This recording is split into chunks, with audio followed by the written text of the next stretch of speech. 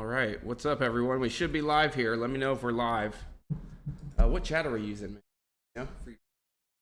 Okay, we're going to be using the free chat and Discord this morning for questions and stuff like that.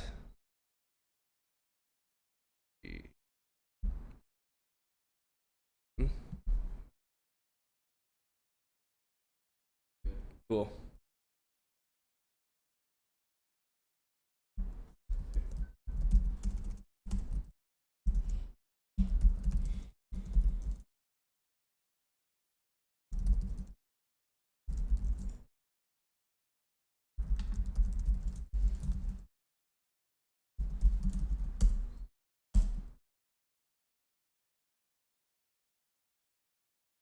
You want to direct everyone there, and then we'll be good to go.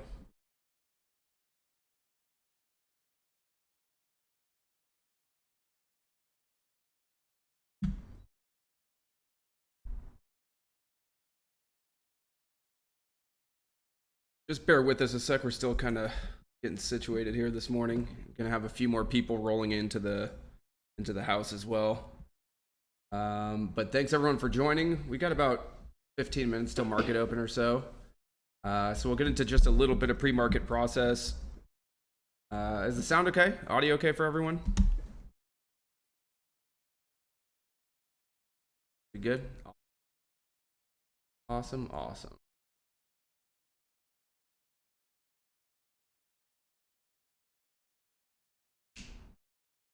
I see. Okay. Is the sign up, was that?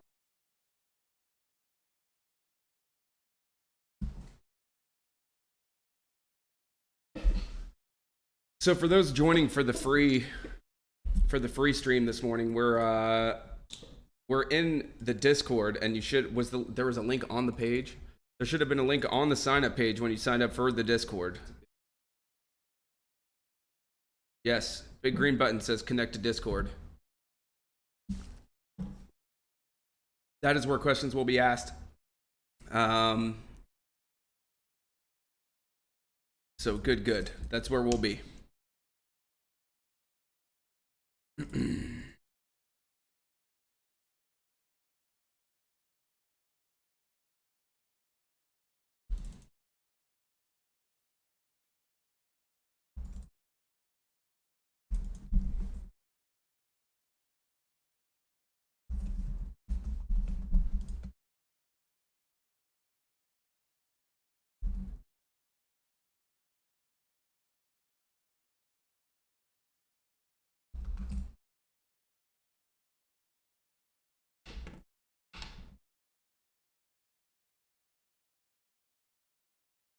All right.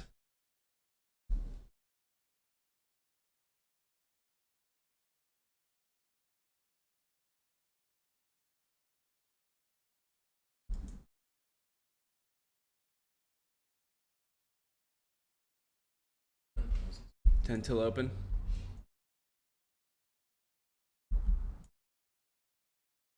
Tomorrow morning, for reference, we're going to be starting. We'll be on time.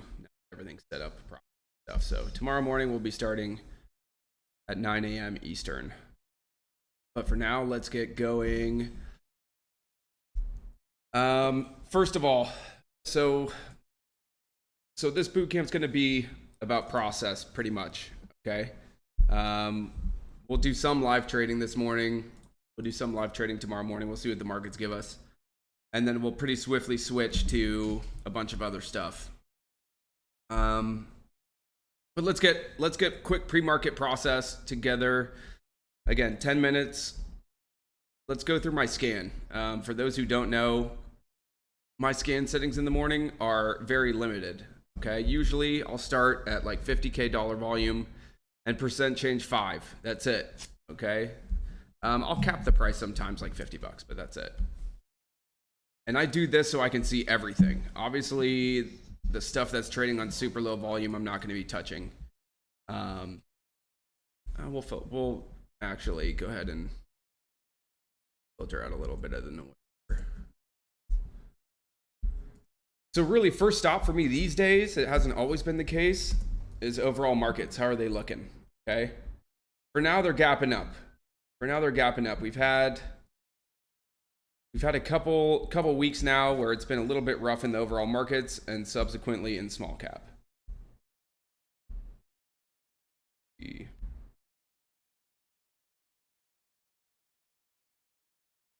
So you can see we had a nice couple days, but then a couple days of fade. For now, we get a little bounce. We will see what the day looks like.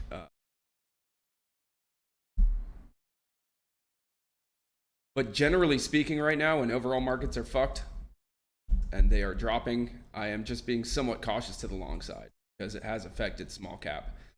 So we got a little gap up on SPY this morning. Good to know. OCEA is our top percent gainer. I'm always starting with top percent gainers. Going to go to the catalyst. Anti-tumor pathway, treatment of non-small cell cancer. And for the most part, most of the runners we've been seeing recently have been biotechs. This one's gapping a ton, okay? Got to check out the daily chart always. Somewhat recent IPO. Already had a big run to 26, and now it's gapping up to 8. The fact that this IPO has already done a ton of volume and ran through here to the 26 range for me means I need to be a little bit cautious. Okay, there are going to be some bag holders there, and it just does funky things to a chart when this happens. So for the most part, you can see this thing ran, right out the gate to 26 last time, essentially a couple holds up before being weak and then never really recovering. On the 30-minute chart, we have pretty much straight gap up or straight spike this morning. Only play for me on something like this on OCA's gap and crap reversal, right? So I'd be looking for a pull, and it's up a ton, so it's dangerous if it doesn't work, and I'm trying to play a reversal in the morning. I would be looking towards like 750, something like that. If we got a pull, maybe 750, and then just look to take it back to high a day. With the markets the way they've been recently, I'm in total singles mode, just looking to kind of slap morning singles. This spikes into the open, I'll just ignore it. If it drops, I may watch for some sort of reversal and single. So that's what's going on there. No concrete plans as of now. I'll only watch for gap and crap reversal and try to get good risk reward, and that's really it. BPTS, they present positive results of phase 2 study. Okay, quickly hold on.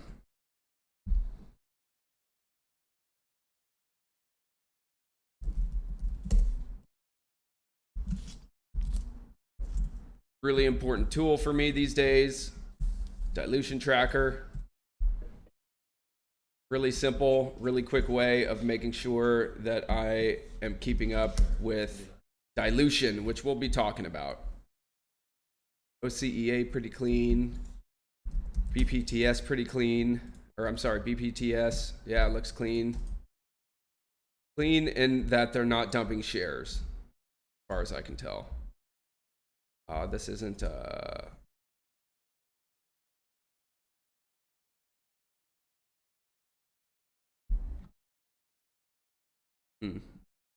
think that's why. Hold on, y'all.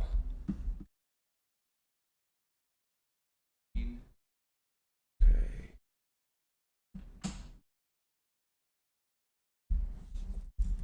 That stream sounds decent.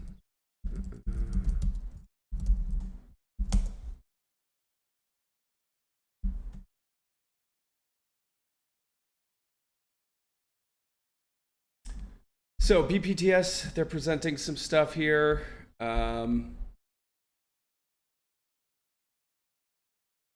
Daily, they've already kind of gapped up and done quite a bit of volume recently.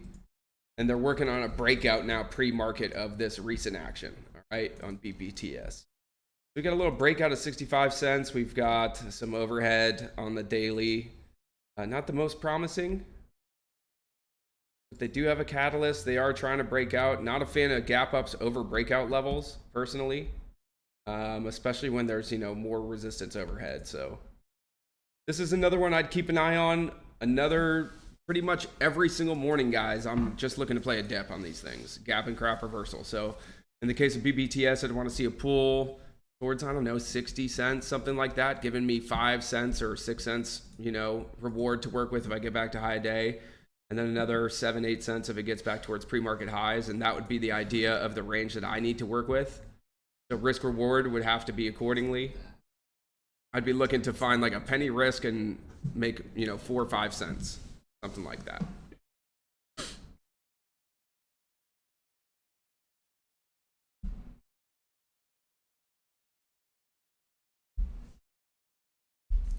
But nothing definitive for now. I will have eyes there. NLTX, let's just go right down the line. Another bottom bouncing looking thing. They're to cut 70% of workforce. CEO steps down. That's kind of the last that we have for them in terms of news. Generally speaking, not good news, but gapping up.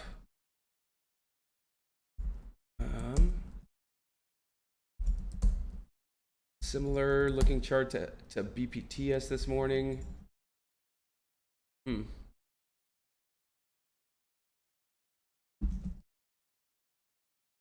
7, kind of similar sort of idea. It's gapping up here into the 60s. No real plans for now, guys. No real plans on this for now. Again, it's about finding good risk reward.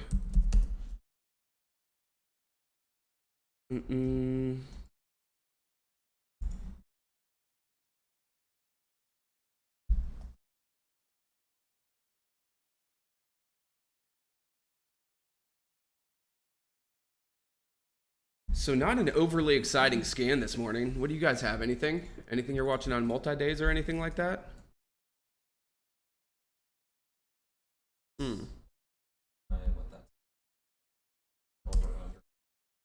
I totally missed the Turka run to $1. That was a nice run for Turka. Really, really nice. Really, really nice. And you guys have to keep in mind, generally speaking, these bottom bouncers, especially like if they get to $1, that's pretty much the best case scenario. You know, these things, when they go from 10 cents, 20 cents to $1, you have to remember someone has hundreds of thousands of shares from like 10 or 15 cents or 20 cents. More likely multiple people or a lot of people, you know. And as they start to get up towards $1, there are people who have hundreds of thousands of shares, and as a natural level of resistance, these things can pretty much top out there most of the time. But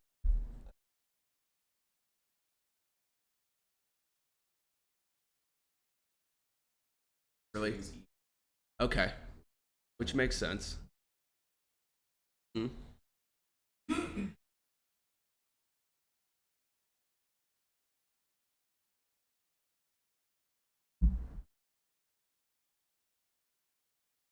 So just a few minutes, just another minute or so into market open. We'll just keep an eye on OCEA. It's the biggest gapper this morning with the most volume by far. Always got to look at volume. Market's open, so we'll kind of keep an eye on this. Let me get to and make sure that eyes on other sell.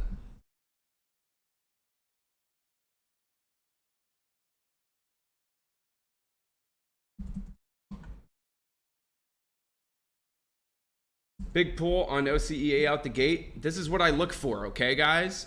This is exactly what I look for when I'm trading in the mornings, are pulls. This is a pretty big panic out the gate. I like to give it a few minutes, generally speaking, 5-10 minutes before I'm going to be placing any sort of trade. Okay, I like to see these things shake out, set levels, set low of day, set high of day. I talk about it all the time. I am watching for low of day. That is where risk needs to be for me. On 99% of the time, I want my risk to be where I deem low of day to possibly be. All right, and I say possibly be because it's never guaranteed, obviously. But that is what I'm watching for. I'm watching for these things to pull. Couple legs down, 1 or 2 legs down. First little perk here.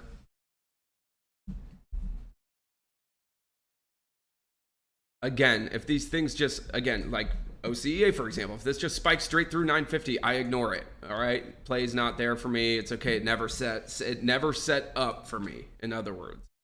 But But I like to give it a few minutes, let the chart do its thing, hopefully shake out a little bit more, shake out the, the pre-market chasers, give the gap and crap short sellers, because there are a lot of people who are short this right now, a lot of people. Give them a chance to possibly be a little bit profitable and then start to cover. That's the idea. That's the idea.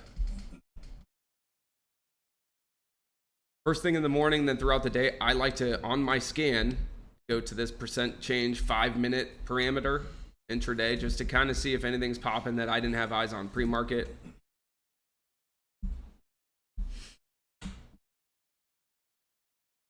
Looks like NYMT's a fresh reverse split to keep track of.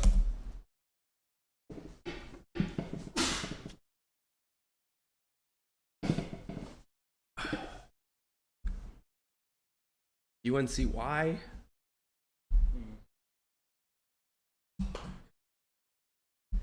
UNCY.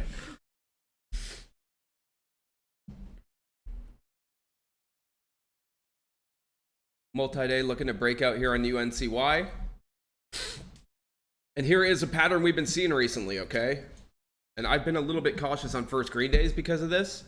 We've been seeing range-bound day ones, and then we've been seeing like day 2, day 3 surges again. So that's something to keep in mind. These day 1 runners haven't been great. They've been, again, mostly range-bound.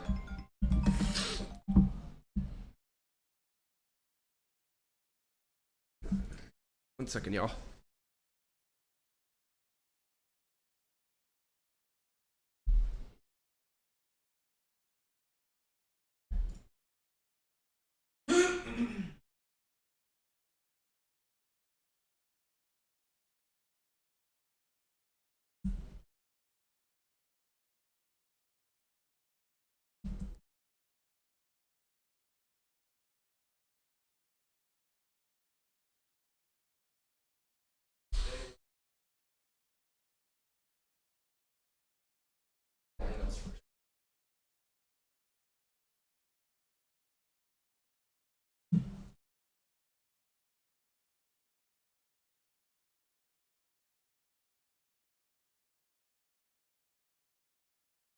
All right, sorry about that, everyone.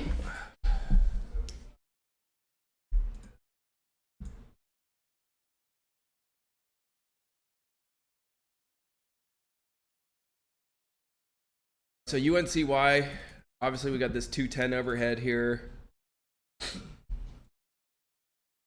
And it's trying to break out, and I hate breakouts. So I'm not gonna mess with it, Here's the thing. If you're someone who's trying to buy in anticipation of this breakout right now, yeah, sometimes it works. Sometimes it works, and you get a few pennies extra on your price. You get a few, pennies discount. But most of the time, what you have to understand is good short sellers and patient short sellers and disciplined short sellers. This is where they short. Period.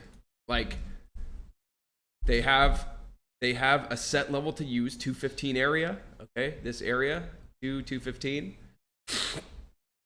So their risk, if this fails, they can get 10 cents, 15 cents risk here with a potential of 20, 30 cents downside today or more, if it's going to head back towards like $1.30, $1.40. That's the idea. This is where I used to buy. I'd be super eager to be buying in this area because I'd be like, it's going to break out. But it might not. And if it doesn't, your risk reward is piss poor. Does that make sense? Your reward potentially, if this fails, is like 5 cents. And then even if it breaks out, even if first of all, you got high a day, 210, but even if it breaks 215, 216, where does it go? Maybe 220 before getting slapped, and then you're sitting around in a choppy breakout. That's for me, okay? I don't really like it. I don't really like it.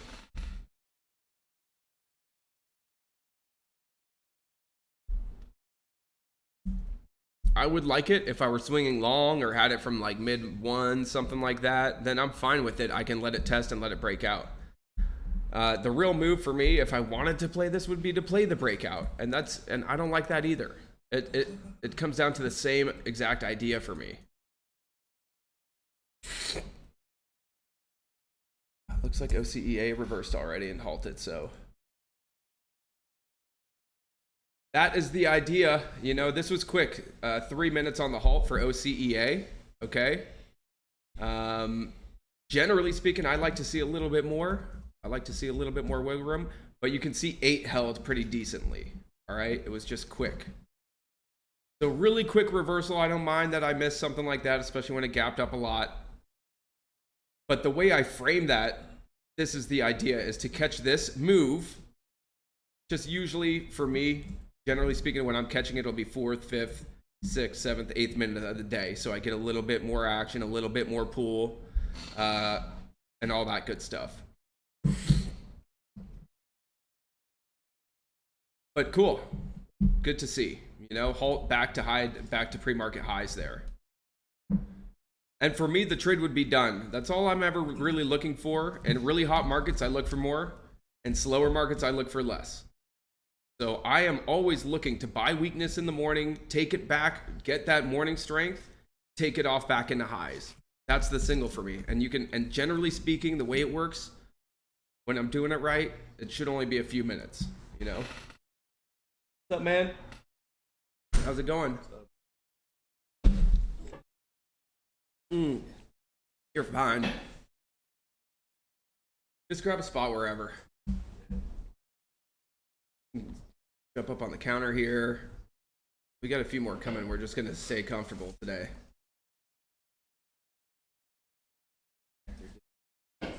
Yes. For people who are joining, ooh, hey yo. So this is amazing. Actually, I love this because it's a perfect illustration of how I have been trying to frame my trading these days, which is low of day or bust for the most part. Okay, like all the mid in between A, B, C, D, all the B and C, and all that good stuff. If you're talking about A, B, C, D patterns, all the dips and the higher lows, risking the previous lower high or higher low or whatever. I've been trying to avoid all that, and strictly use low of day. I mean, if you're, and this is exactly what I've been trying to say, like pre-market highs, low of day, high of day. If you're buying in a high of day, or if I'm buying at 910, 890, 880, 890, 910, 920, 930, my risk reward is not only hard to define, if not definable, but you're subject to big pools like that. But most of the time, if I'm using low a day and I get like 5-10 cents risk off of what I deem low a day to be when I'm watching for turns in the morning, I'll get 5-10 cents risk. And then even if it fails at high a day and does shit like this, I'm still okay. I don't know if that makes sense to everyone. But if your entries are on point and you fuck your exits up, yeah, it sucks. But if you're not fast enough, you're still putting yourself in a much safer position. So I don't have to worry about pulls like this. I don't have to be down 50 cents a share or buck a share in 5 seconds, guys. Okay? There are people chasing that straight up. My original entries were right through 910, right there. It wouldn't even be 860, 878. I would be like waiting for high day to break. So I'm going to be preaching this pretty much for the whole next 2 days about not buying highs, not buying high a day, not buying breakouts. You know, I mean, breakouts are one thing. There may at least be some squeeze there and stuff like that. But when they fail, you're still subject to shit like this. So OCEA, we'll see what happens. It may hold 8 and then push back. You know, we'll see. We've seen these things be range bound, but for now, it's halted twice.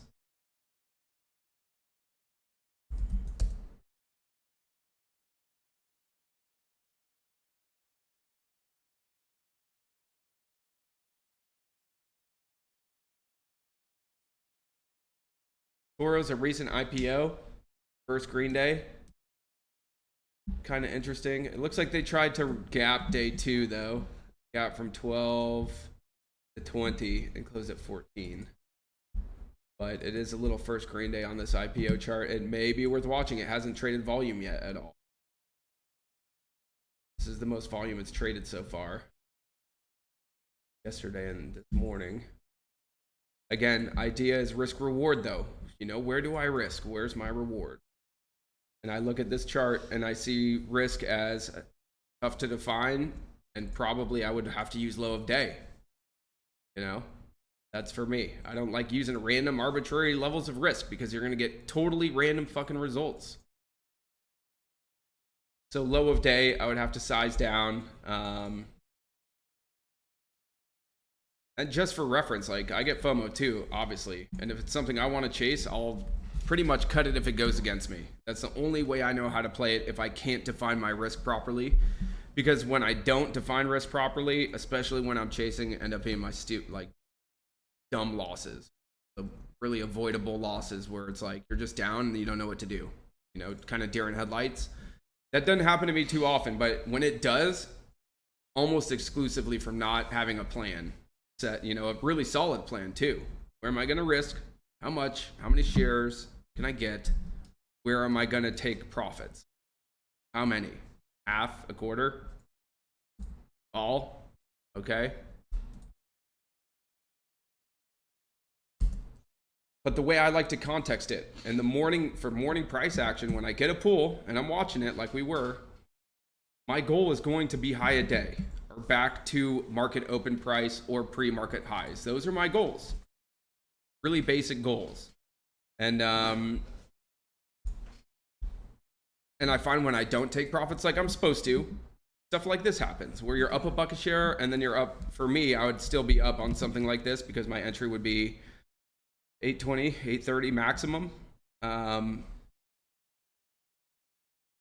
But still, that's the idea. It's always the idea. Try to protect yourself. Try to put yourself in positions where if things go horribly wrong, you're still good. Okay.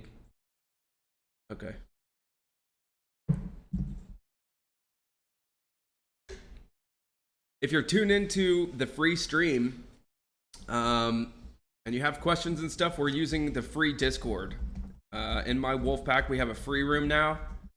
We have a free chat. That is what we're using. All right. Oh yeah, you can see right here. There's Tanner. If you want to join the chat, you got to click the connect to Discord button on your account page.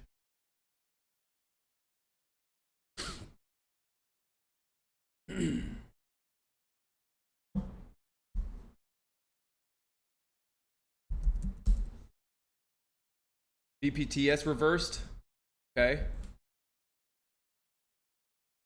I missed that. This was good. This was a good one. It's a pretty good one. You know, pull back towards somewhat pre-market support, you know, somewhat of a level. And I will use pre-market support, guys, when I'm looking at levels for gap and crap reversals. I will use it because they are levels people are watching. They're levels that shorts are watching. So it becomes important to me. And here's another trade where it's done to me, okay? Back in the day, early on, you know, I'd be looking to get in here at like 69, 68. Mostly 69 though. A bunch of, you know, we're just super mature over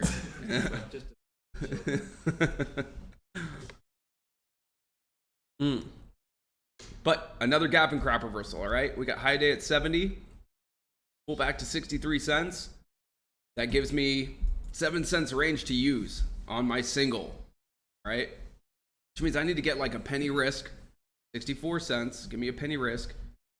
And, you know, I'm getting 65, 66, 67, 68, 69. I'm getting 4 to 1, 5 to 1. I'm on that trade, even though it's a lower priced and not as much range. It's still playable. There's still a single there. And this is the single. When people ask me, like, what's a single? I just frame it as within the context of the setups that I'm using. What are the goals? How far do I expect it to go? A single for me on gap and crap reversal, on this setup where we have a pull in the morning, I'm looking for a bottom, and then I'm looking for a push. Right up in there. But I'm looking to frame my risk reward using the range that's given to me. Does that make sense? As opposed to looking for like 80 and seeing, you know, 90 a bucket in my head, even though I do at times, especially in different markets. And markets like this, I like to take it off in a high day.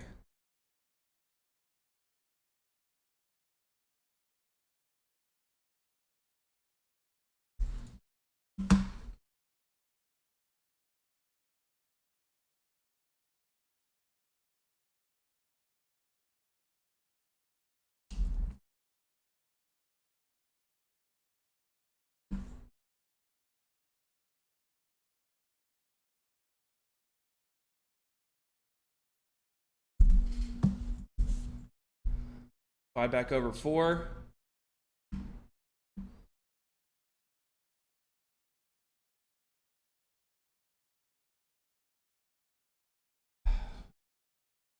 Okay.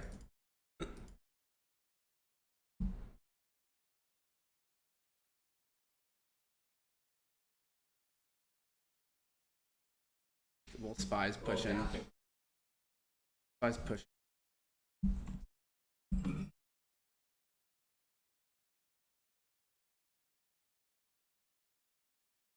A nice push in the overall markets right now.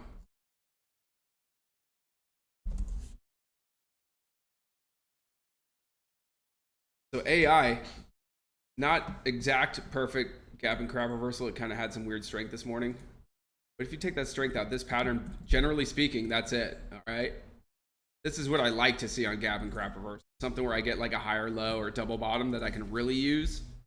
Risking off 24, 30, 24.40 this area. And then high a day, 225.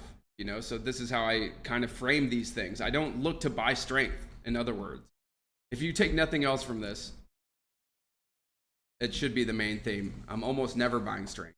And when I do buy strength, it's not as, those trades are generally speaking not as good for me. Both from a win percentage and from a risk reward percentage, more importantly.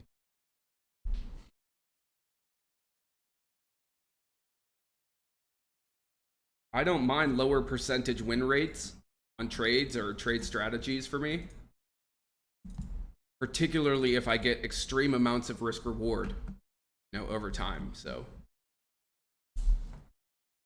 gap and crop reversal, the idea is it allows me to safely play gappers every single morning if I want, or at least have a good entry idea on any gapper that I want to play. And I know it's going to be a better entry idea than pretty much everything else that day. 99% of the time. So again, from a pattern perspective, the single would be done on AI for me. Didn't take anything, obviously. OCEA, unhalted through low of day. Through low of day, halted down to 775. Now we're in the 7s. So kind of dismantled morning action on OCEA, and when we get it multi-action like this, I ignore it personally. I'm not looking for a reversal or anything anymore. I'm sure we'll get it. It will bounce. Stocks don't go straight up, straight down, but it's not predictable, in other words, for me. So I won't be just sitting here trying to, play the price action.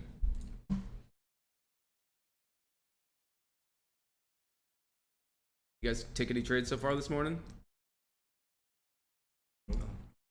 Discipline. I'm watching. Follow, what's that one doing? Oh, sir. Oh, there.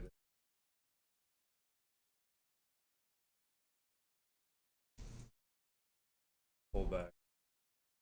Yeah, it's got a little multi-day chart setting up.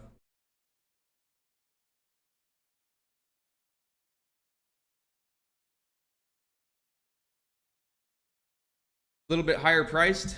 For those who know me, that you know that I'm mostly playing sub $10 stocks, just where I feel at home. Whenever I'm playing, it's just a thing with small cap. When I look at small cap, except for me. When I look at small cap and I'm looking at these tickers and I see a $22 stock, I just see 0 always. So it's kind of tough for me to be long, unless I have a decent macro or something like that.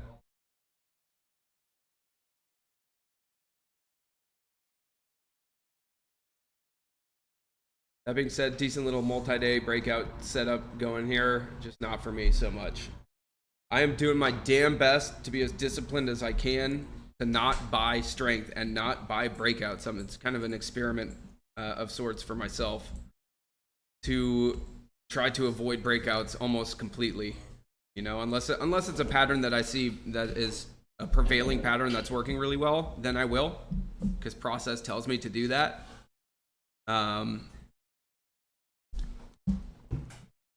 Just not a fan.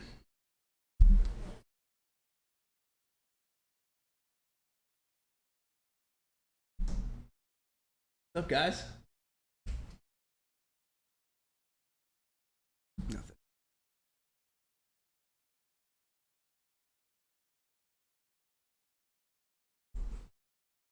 Okay.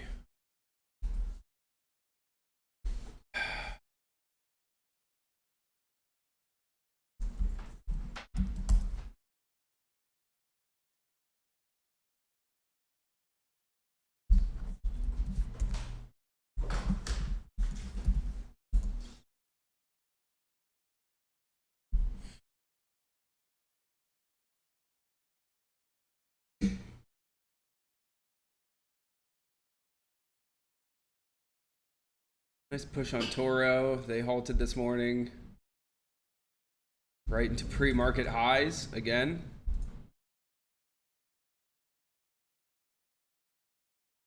And just from just the way I like to look at things again, if I see a stock that's at pre-market highs, I've missed it. I've missed it. I fucking missed it. That's it. Period. And then I go back and see, well, you know, how did it run this morning and why? Because it may affect tomorrow morning's decisions, okay? And to me, it had a little reversal, you know, 440, 470. Nothing really great in terms of entries or ideas there. So, you know, not something I really blame myself for missing. Recent IPO, though, like I mentioned. Recent IPO. It does have a decent pattern in that it hasn't ran with volume yet. And this morning when we saw it here in like the 490s and 5s, it had.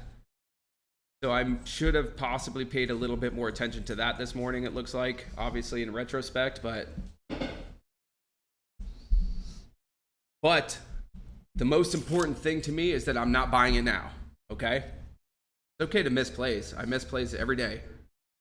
Some days I nail everything. Most days I don't. Most days I'm missing a lot of stuff. So the sooner you can get over that and not buy at fucking 610 and 612 and 613 here, even if it goes to $10 right now, okay? Even if it goes to $10 or whatever. For me, the discipline and the longevity lie in me not buying this now. This is like full-blown FOMO, and it may also be full-blown squeeze, but that's okay to me. You know, I don't know when that squeeze comes to an end. But back in the day, this would be like my main idea. You know, 610, and right now I'd be feeling freaking great because it's about to halt up or something like that, right? And I can sit here and be like, oh, you gotta have discipline. And for me, I don't personally like to play this. I'm not saying you shouldn't or everyone do whatever the hell they want, you know? I just know for me, risk reward sucks here. 99% of the time. You know, that, and just that alone, okay? Just that little pool to like 575 and I'm long 6. Realistically, back in the day, I'd be long 625 or something, right? Because I would have just market order in through high day and it would have filled me in the 620s. This action right here, it's no fun, you know? It's fun when it goes to 7, but it's just not fun. I'm telling you. Not that trading's about fun, but I'm talking about psychologically speaking, being able to stick to a trade, stick to your plan, you know, work on sizing up. You can't size up on this shit. I can't. You know, I can't size up on these breakouts personally because of the risk what happens when they fail and it pulls to 525 in a second. That sort of idea. So again, when I see a stock at pre-market highs, when I see a stock at high a day, most of the time I'm better off fucking ignoring it, you know? Just saying, all right, that's gone. Why did it run? What is there something I can take from this that's going to lead me to the next one? That's all I care about. Take FOMO and turn it into something productive, as opposed to something we're going to be impulsively trading the rest of the fucking day, trying to get in on every dip or every new high a day break and whatever else it is, you know? It's not fun. Don't buy pre-market. I don't buy pre-market high day breaks. I don't like to buy high day breaks either. For the same exact principle and reason, all right? If high day fails, it's a failed high day breakout. If pre-market highs fail, it's a failed pre-market high breakout. And those are short, like those are like bread and butter short setups for for day one gapping, short selling trolls, right? That's what they do. Why? Because they get the best risk reward there. Which is why I do exactly the fucking opposite in the morning. Exactly the opposite. I need morning weakness to buy, get good risk reward, give me range to work with, okay?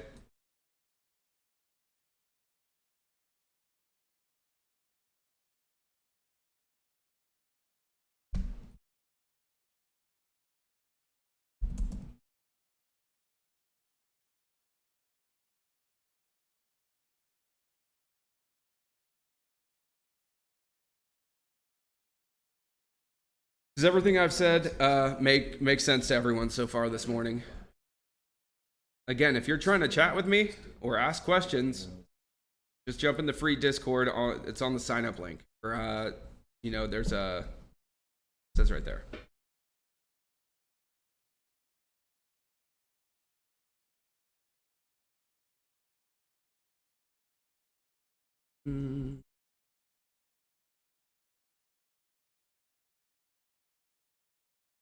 Yep.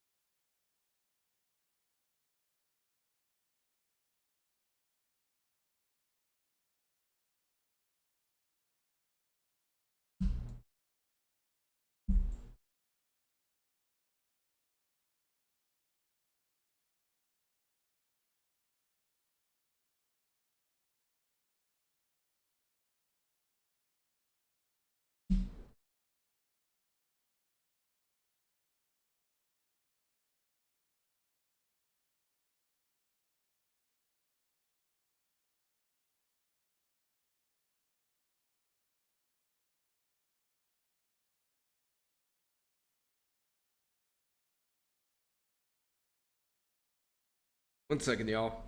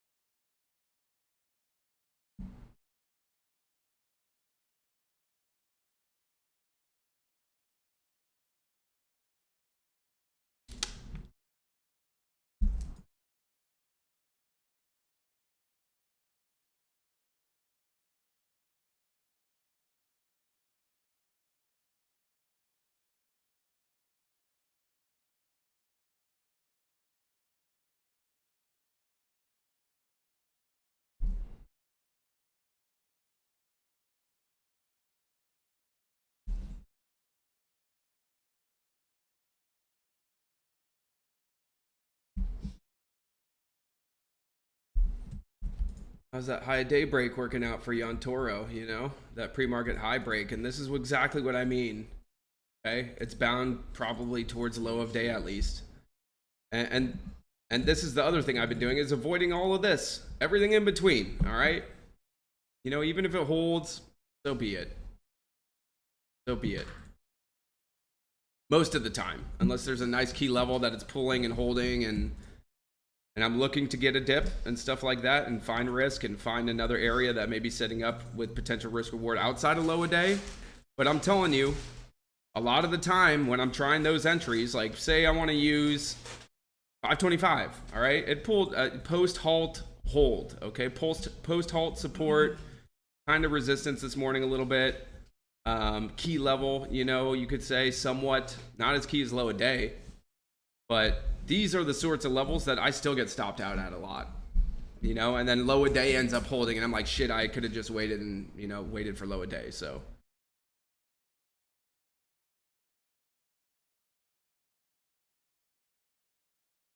Mitnick asked, do I only focus on 1 to 2 setups right now? I focus on whatever setups are in play. Okay, I've got a long Rolodex of setups from throughout the years, and what I realized early on, but what you'll realize as you go along, is that they go away. The setups come, they go. They come and they go, and the more people that know the setup, the worse it is. If that makes sense. So I notice setups, they come, they go, and the key to me is noticing them early enough that I am early enough to profit from that pattern before everyone else realizes that that's the pattern. Does that make sense? That's why the first simp's always the best, the first sympathy play after a big runner. It's usually the first sympathy play is the best, and the next one's not as good, and the next one's not as good. It's a market psychology thing. It's a chart psychology thing, you know? We just saw it with ChatGPT, you know? ChatGPT, so like BuzzFeed, for example.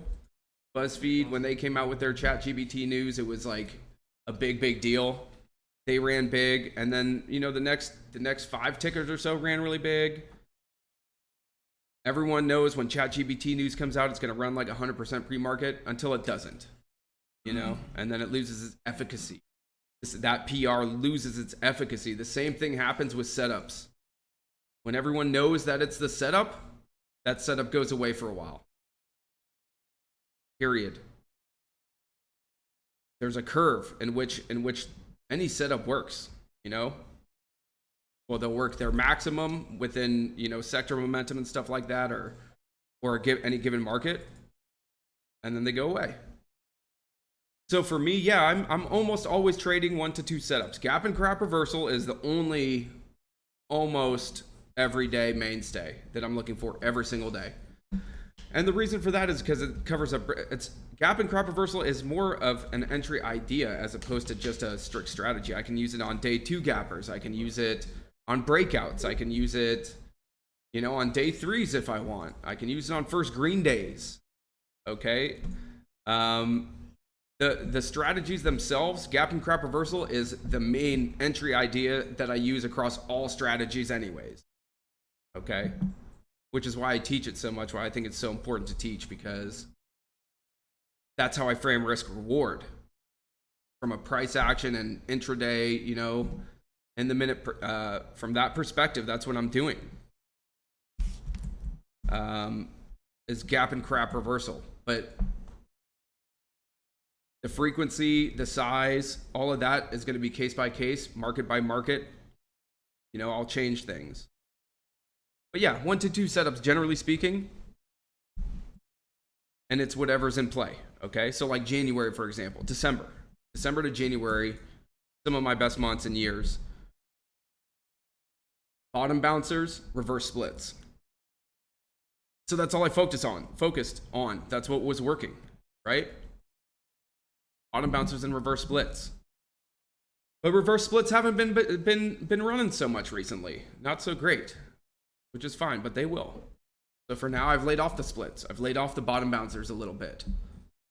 Okay.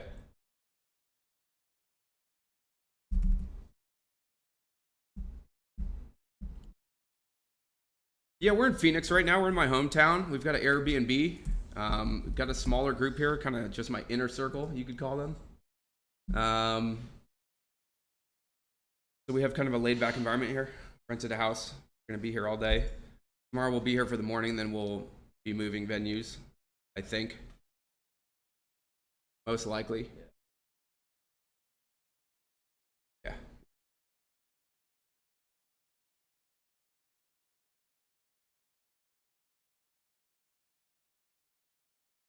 Just about. Questions? Any questions this morning so far?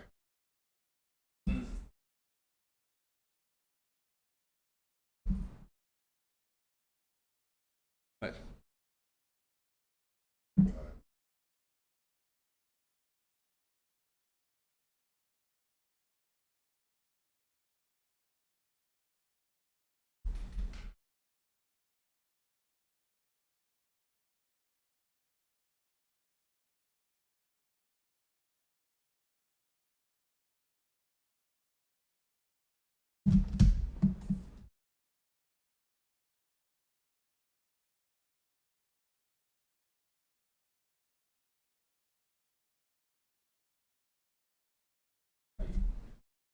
What is that?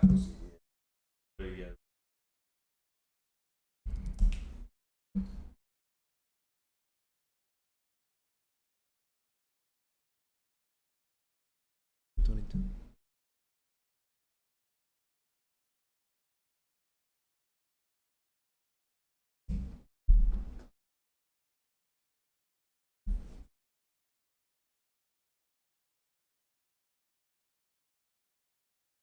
Do I ever trade pre-market? I do. I trade pre-market when I have good tabs on what's running and what's not running, and if I'm specifically sitting around waiting for stuff.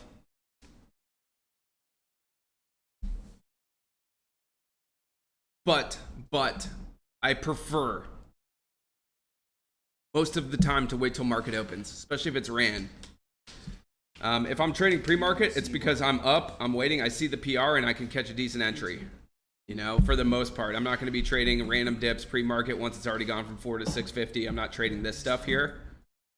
Rarely ever.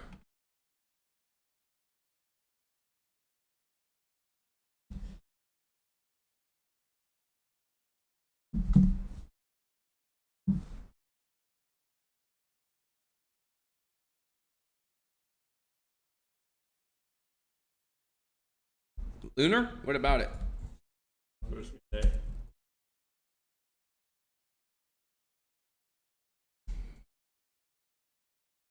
Yeah, kind of a first actual nice green day here on LUNR for sure.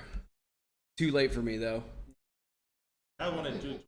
Again, you know, it's just one of those things. When I get to a chart and it's spiked already, it's too late. This morning. Oh, that a pull to there? Oh, the first pull? Maybe. But even there, you know, honestly guys, once it does that spike from like 11 to 13 like that, I don't personally look to just get in on a dip anymore. I don't. Like, I just don't, you know? And it gets tough. It gets tough watching stuff go until it's not anymore. You know, once you get used to the fact that stuff's going to run without you, and once it goes, kind of tough to find good risk reward, and the probability of this holding up, like, I'm not saying it can't go up further. I'm just concerned of like just a candle that goes to 13 in a second. You know what I mean? Like, and you can't control that. And then if you try to mark it out or you set a stop or something like that, it doesn't matter. It's still going to be sucky. You're going to have crappy slippage. It's just not a situation for me. You know? I can trade momentum, but I only trade momentum when there's like solid momentum. I mean, when I know it's a full-blown chasers market, that's when I open up away a little bit from like super confined risk reward discipline, like morning range trading. Okay, I only open up from that when the markets tell me it's okay to do that, and there's going to be less risk and potentially great reward. That's when I will be looking to play like a first dip. Okay, is in a really strong market with a really strong scenario.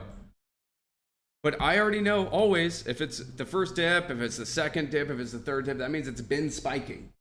You know, and that means every spike and every dip I'm playing, the risk reward's worse than it was at the previous one. Does that make sense? Ugh. Here's the pull to 1275 right there. Let's see. I know you meant the first one, but nothing. It's giving us 1275 again. But that's what I mean. Like first dip, it can spike, but then it's like back. You know, that's just generally speaking for me. And it took me so goddamn long to like just be okay. Just like, yeah, just let it go. Find another one. That's it for me. Yeah. You see that remark. Uh-huh.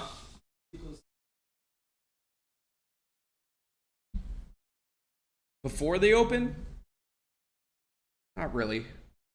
If I'm like getting close to open, I'm getting to the open. Does that make sense? I don't like just sitting in it and then let's see what happens at the open, because that's not the whole point is that I am being patient. I'm letting other people do shit like that. I'm letting levels set up in the morning. I'm letting short sellers step in. You know, I'm letting people, all the noobs who were chasing this thing the first couple minutes on UNCY get shaken out. All that good stuff. I let all that stuff happen, and then it paints a picture, and more importantly, lets me frame that risk reward on my trades. All right? In a manner, because I know I'm trading sketchy stuff. You know, I know that most of this stuff's dilutive. I do my best to put myself in scenarios where they're less dilutive, but it's almost impossible to, if you're trading small cap, to be in stocks that are non-dilutive every time. Most of the stocks are dilutive. Look at that, right back to low a day on UNCY. And you can see these charts, what holds and what doesn't hold. Low a day holds, you know. Here's UNCY. How does that high a day breakout working for you? Huh? Is it working? No, it fucking sucks. Okay. Again, take UNCY. All right, take UNCY. I'm up. If I'm buying this, I would end up at like 212, 213, 215 entry on something like this. Because inevitably, once it's going through high day, you have to chase it a little bit. And that's why all these fucking people that I can just feel it when I see these charts, the anxiety of the noobs who bought through high, you know? And they don't get it. One of the things people tell me all the time is like, it always goes down when I buy it. Probably in the wrong places, but really, like if you're someone who's buying it and you're always red, guarantee you, just because you're always buying strength and you're always buying like high day breaks. That's what happens. It's not fun. But if I have my $1.90 entry, right now I'm still fucking green. I'm only green a penny or 2 pennies. You know what I mean? That's the beauty of this too. If you can frame it correctly and be super disciplined about it, is that when it pulls back to low a day, maybe you didn't take profits appropriately, you're still safe. You know? That's why I love it.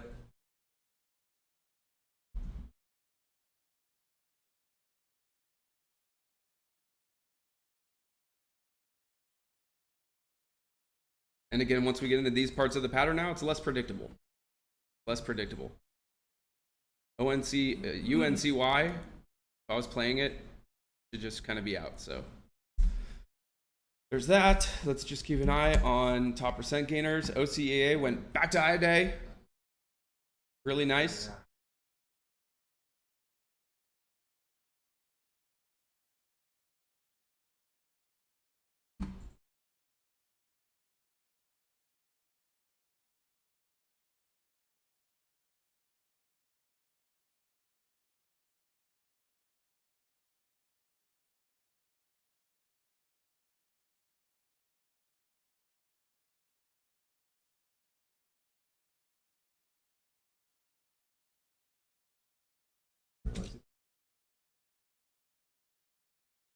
New high a day.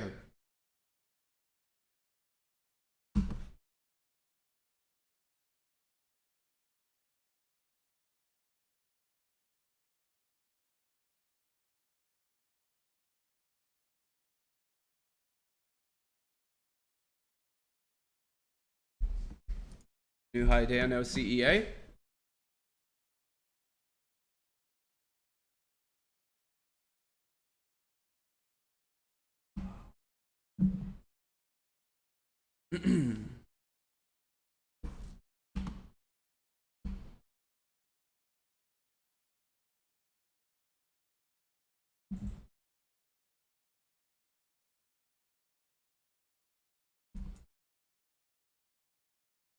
Big ass pull. Again, don't buy high day breaks. Like, how fun is that? It's not fucking fun. You don't buy up there. You buy down here, you don't buy up there. It's like so simple, but it's so difficult because the only time we get excited and we notice stocks is when they're spiking, you know? That's the problem. That's fugly as hell. I mean, the more you see it, and when you look at it from that frame, the more it totally makes sense that you shouldn't be buying high day breaks. You know, don't use the one time that it works to justify like that being a setup, in my opinion. I think it's the worst. I think it's the number one worst thing probably that you can do. Buy intraday high day breaks or pre-market high day breaks. And it's not to say that this doesn't go to like 10 later. I don't think it does. But it's just to say, even if it does, it goes there without you because you bought high day, got shaken out, or you know what I mean? It doesn't matter if you're right at the end of the day if your entries aren't correct and on point, because you won't be able to sit through it and, you know, get large ranges of reward buying in the wrong places. Buys pulling? Oh. Yep, to Laud's there.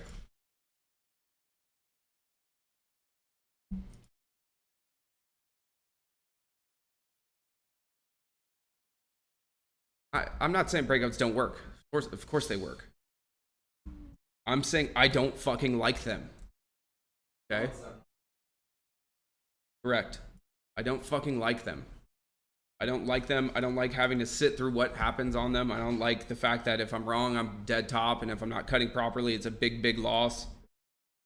I don't like the fact that I can't define my reward most of the time. All that good stuff, you know?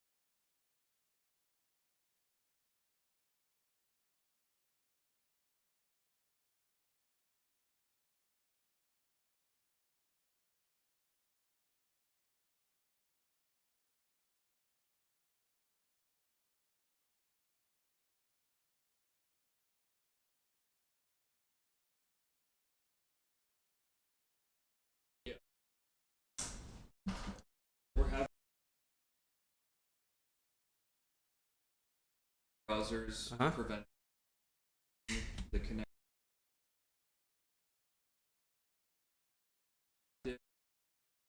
But temporarily, and you'll see the Ah, on your sweet. account page. Okay, so for those who are trying to connect to the free Discord and can't, that is generally speaking because you have an ad blocker up. So if you've got an ad blocker up, take it down and you'll be able to get to the Discord. Okay.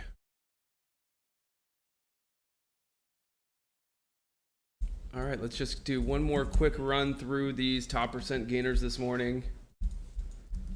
I can already tell you, there's not anything really setting up for me where I'd want to be taking stuff into midday.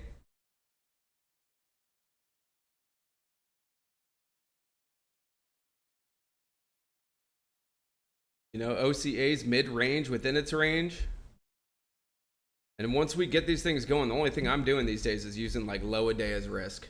And as it gets there into like midday and stuff, low a day can be a little bit more sketchy. It may just break down. So I get a little bit more scared as we get in towards midday. But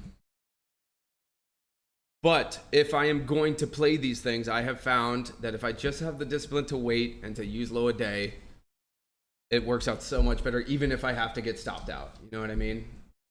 And I like to frame each trade like I am going to be stopped out. If you can think like that, for me at least, I frame trades way better.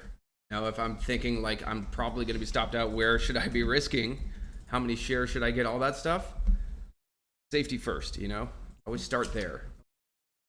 Cut at your risk. Do it, Make sure you're cutting. That's the one thing that if my trading is really struggling and I'm taking bigger losses than I should be, then I'm struggling with that alone. I'm not being disciplined enough with cutting and maybe a plan. But most of the time I find if my trading's really struggling, it's because I am buying strength. It's so weird like that. Like if I'm chasing buying strength, like anything that reverts back to what I used to do as a noob. It's weird like that.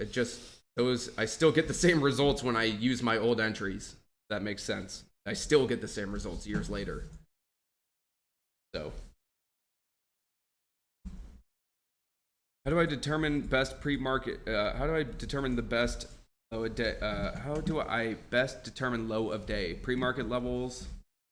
There are so many tickers that keep on going or do a quick bounce reversal and then keep going down.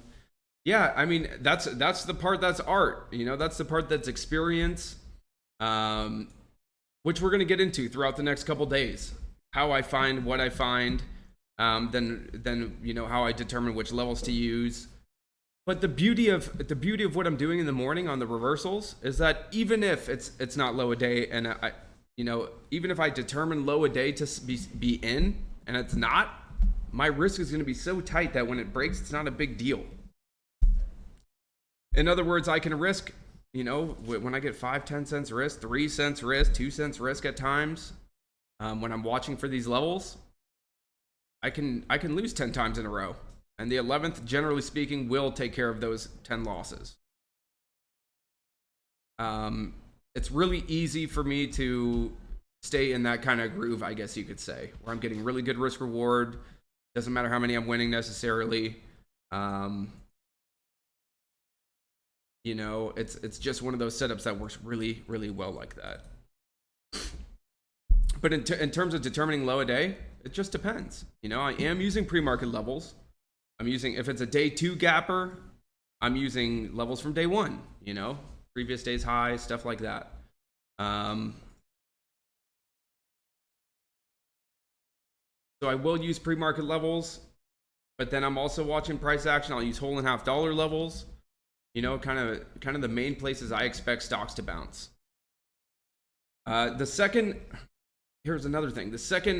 When I'm watching these charts in the morning and I'm looking for gap and craps and I'm looking for reversals, I am looking at all of these charts from the viewpoint of I am short. If that makes sense too. I am looking at it to see where are the short sellers going to step in? Where's the best risk reward if I were short? High day, right around high day. Shorts love nothing more, a lot of the ones I know, than when this happens here, okay? High day break, pre-market high break here. They love nothing more than that. A 20-cent spike through high day and then back through high day or pre-market highs here. I know a lot of people where that's an automatic, like they're going to be putting it on. You know, and they may not have even cut through high day, some people. Some people give it like 20, 30 cents wiggle room because they understand this exact thing that happens here. Okay? In these areas. Right now, again, Toro? Same. High day is a sell. It's somewhere that if you're doing the right thing, in my opinion, as a long, you're supposed to be taking profits into high day, not buying. That is how I look at it. That is how I look at it. This is an area where a profit taking area, high day. Low a day, high a day. I take profits into high a day. I'm long from low a day, period. If I can frame my trades that way, man, I promise you guys will be just way, way, way, way, way ahead of the crowd. In terms of longs, it's tough to long. But it's way, way more difficult if you're buying strength and buying high day break. Shit. Way harder. In fact, almost impossible, I would say. To be like a high day break buyer, momentum buyer, and do well in small cap all the time. It's not possible. Grab one more water.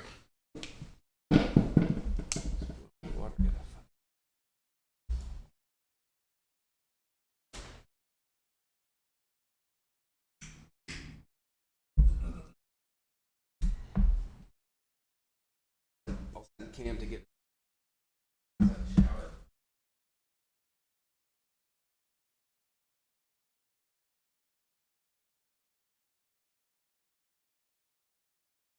Looking at the new high day on Toro.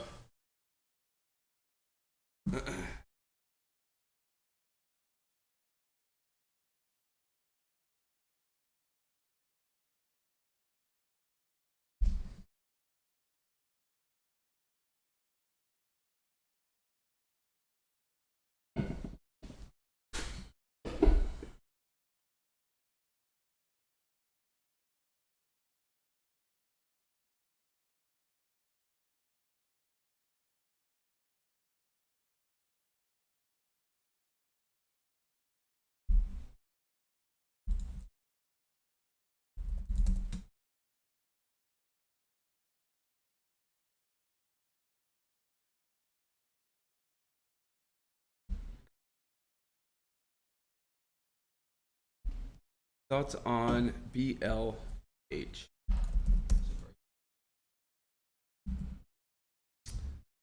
I mean, my thoughts are that it's too late for me to do anything along with it, personally. Look at a chart like that. Goes red every day, goes green every day. Breakout a few days ago. So not, you know, nice multi-day move and nothing for me. So this principle that I use for gap and crab reversal, buying weakness, not buying strength, it goes from the 1 minute all the way to the daily. The daily looks like the daily already spiked too, for the most part. I take that same mentality in, like, okay, I don't want to be buying this day necessarily, or trying to get in or whatever else. Always keep in mind, someone's been long from 2 and 3. Someone's smarter.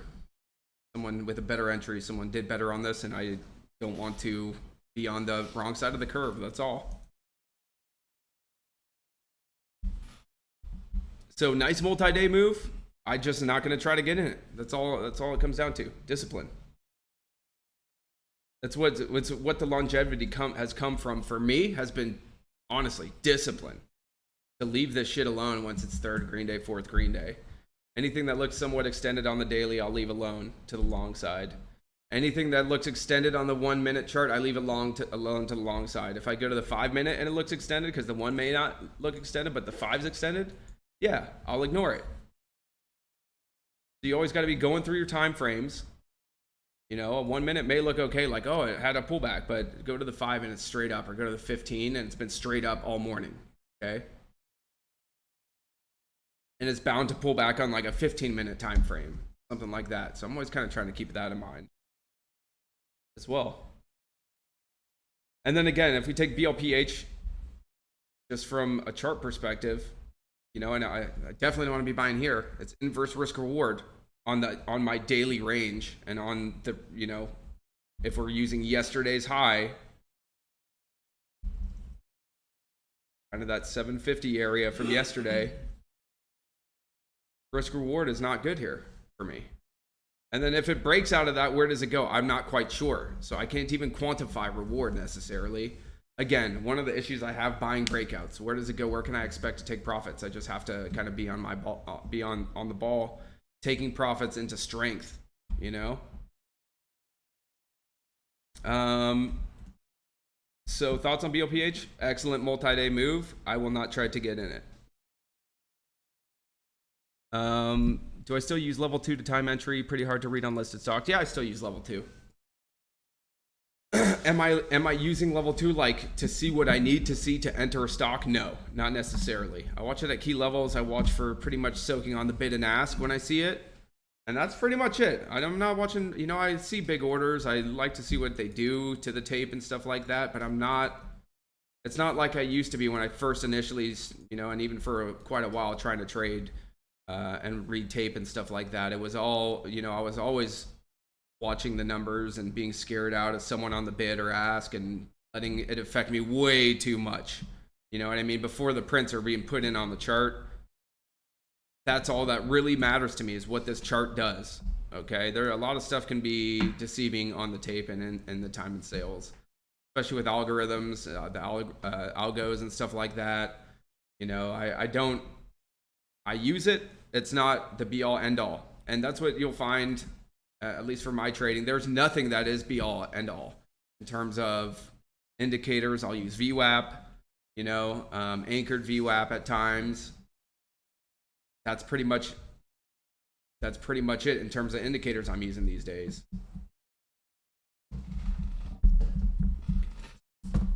Sorry, I'm just gonna move this way a little bit. You're good, bro. Okay.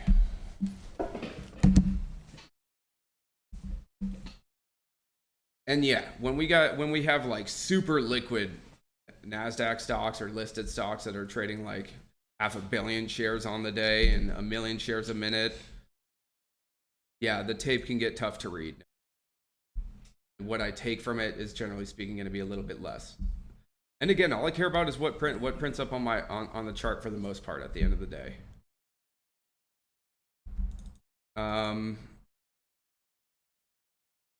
Everything to me is just another tool in the arsenal.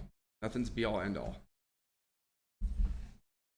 Everything's weighed against everything else, against the markets and individual setups and the catalysts and stuff like that. So PLPH, yeah, nice multi-day move. Nothing for me. Level 2, yep, we're using it. Do I ever trade the Qs? Very rarely. I'm rarely trading the Qs. I traded them a couple times last year in 2022. Kind of out of necessity, you know, just kind of because I saw, you know, some of my colleagues doing it, some of my friends and some of the people I respect. But at the end of the day, it's a dice roll. You know, the Q's just trying to play the overall markets, to me, is a dice roll. It's a game where, yeah, you know, especially you can do really well on options, trading SPY and trading anything else. But you can also just get raped, you know, take terrible losses. I've seen firsthand, you know, buddies, students who have done amazing, you know, who have had amazing runs trading the Qs or trading SPY, only to watch a lot of that get wiped away in a handful of trades. So I only go there once in a while. You know, I'll go there if there's some decent volatility and I'm able to find a decent entry and stuff like that, or if I'm trying to play the overall markets, yeah. But as a rule of thumb, it's not what I'm doing every day. No. I'm telling you, you know, And the people who sell that online, like they just trade SPY, that's all they trade and whatever. I don't know. I'm always weary of that. I'm always weary of that because someone who maybe just trades the Qs, you know, there's an inverse. They could have two accounts. They could trade, you know, I could trade the SQs and the TQs and just literally show you the winner from that day and be like, look, every fucking day. So I've always been weary. I mean, I've been around a while, so I've seen pretty much all the scams. Not all of them. We get new ones every day. But to me, that's one of the main red flags is like someone only trades one pair. You know, I only trade one pair, or like one set, and they're inverse. That's usually a red flag. I'm not saying that, you know, it's not doable and there aren't people who are really good at it. Just as a general rule of thumb, in a space that's so full of scammers, that's probably one of the easiest scams, I'd imagine.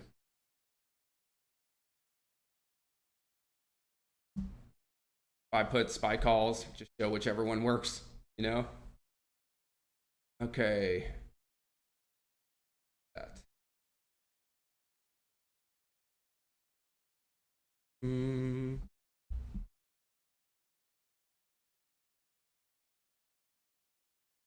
Look at level 2, already addressed that. If OCA reach low a day again, would I see an entry as gap and crab reversal? Gap and crab reversal is first thing in the morning. Beyond that, I would just call it like a low a day hold, post spike. This is gap. This is the gap. Here's the crap. Here's the reversal. This is the reversal. That's the setup, and then it's done to me.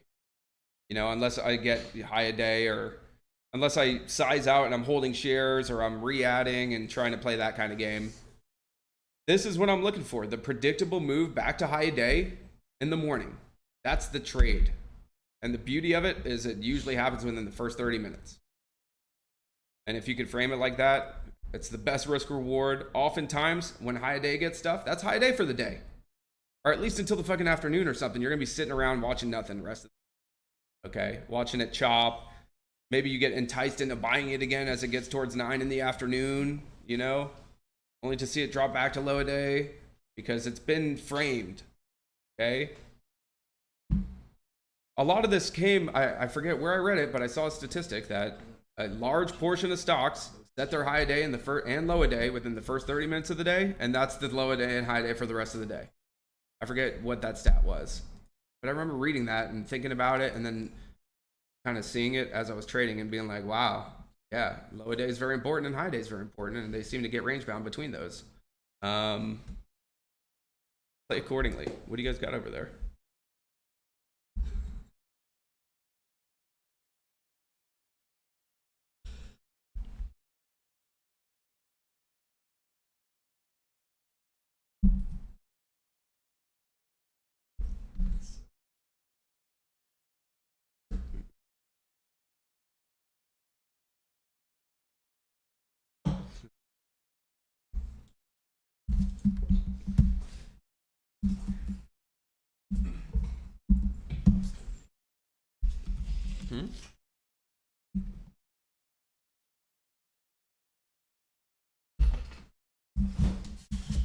What's up, Sleeping Beauty?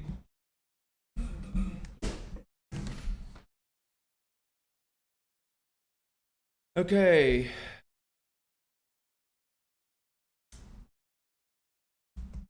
Have I tried futures? No. No. Hold on, guys. I got to take this call really fast.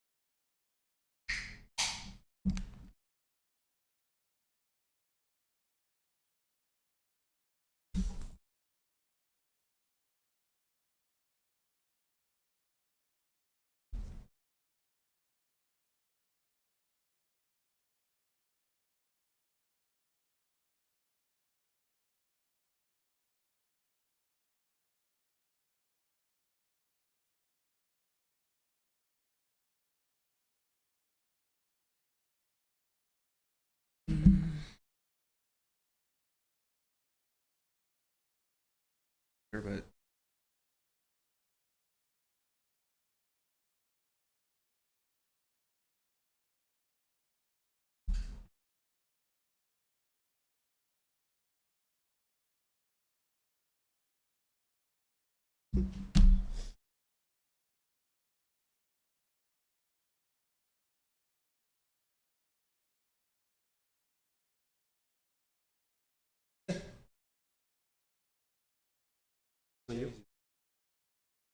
oh, that's an Butte. Nope.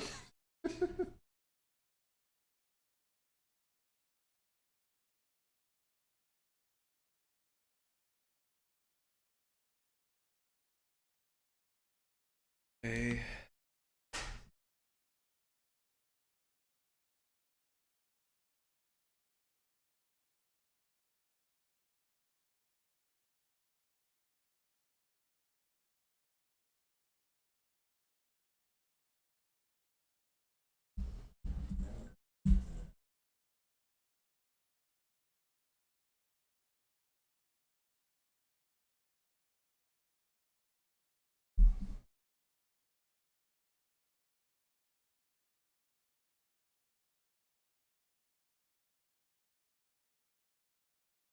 Okay.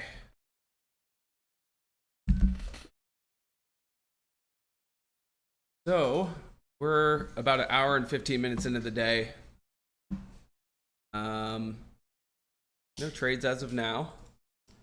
OCEA, low day 726.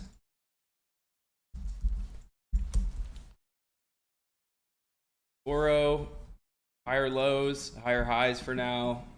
Some nasty rejects of high a day though. Mid range between low a day and high a day, 450, 650. It's at 550. So adhering to those principles of like low a day, high a day being the most important at the moment. If I want to play it, I'm like 1-to-1. Okay. That's how I look at it. It's not to say I can't risk 550 and get 8 cents risk and play that game and you're still getting good risk reward and stuff like that. I get that. And I still play it like that if I'm going to be playing a dip. All right. Find a level of risk and do the same thing. Try to get nice and tight to it in as many shares as setup calls for. But I like to frame it differently. I like to use the macro levels. I like to use high of day and low of day. And if I'm at 550, I got a buck upside and a buck downside. If it panics, I got a buck downside. And if it perks really hard, I got a buck upside. And I like to say to myself, well, and if it goes through high day, it probably gets smacked because that's what it's done the last 2 times. And maybe it squeezes that time, but I don't really care, okay? That's how I look at it. You don't have to look at it that way. You look at it however you want. I look at things in ways that's on purpose, okay?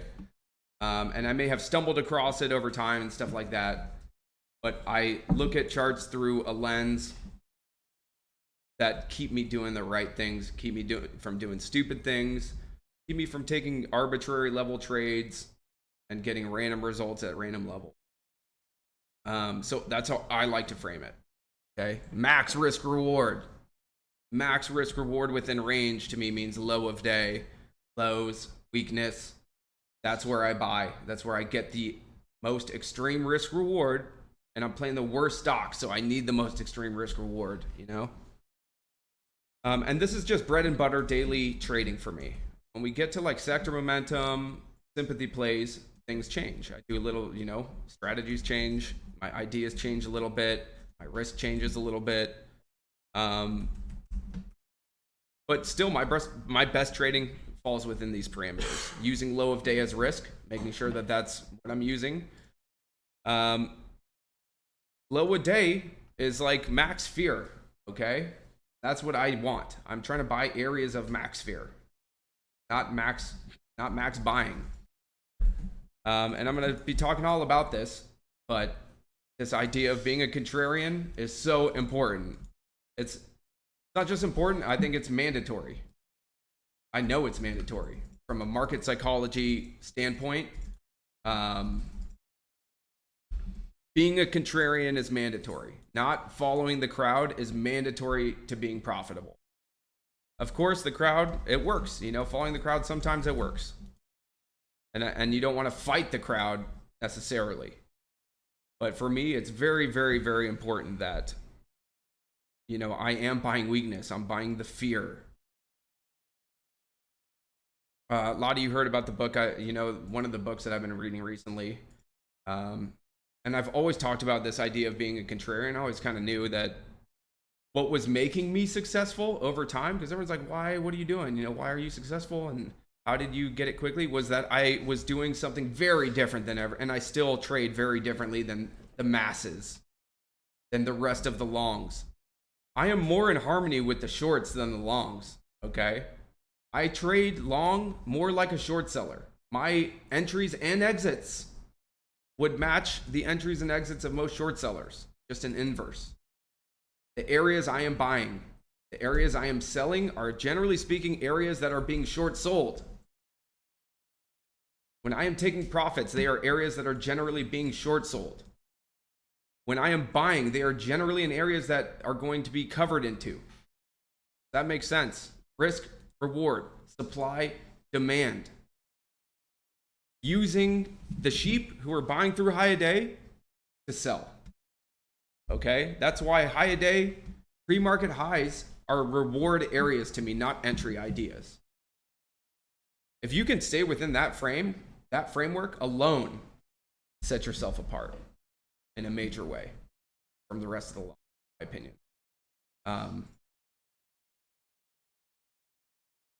Max risk reward. I am buying the max fear in the morning. That's why it bottoms out, because people are finally done selling. Short sellers are done selling. The longs who are long pre-market and underwater, the longs who are chased in the morning, all of that stuff, and finally capitulate, that's generally the turning point on that stock in the morning. Just at least a high a day, okay? Excuse me. Does that make sense to everyone?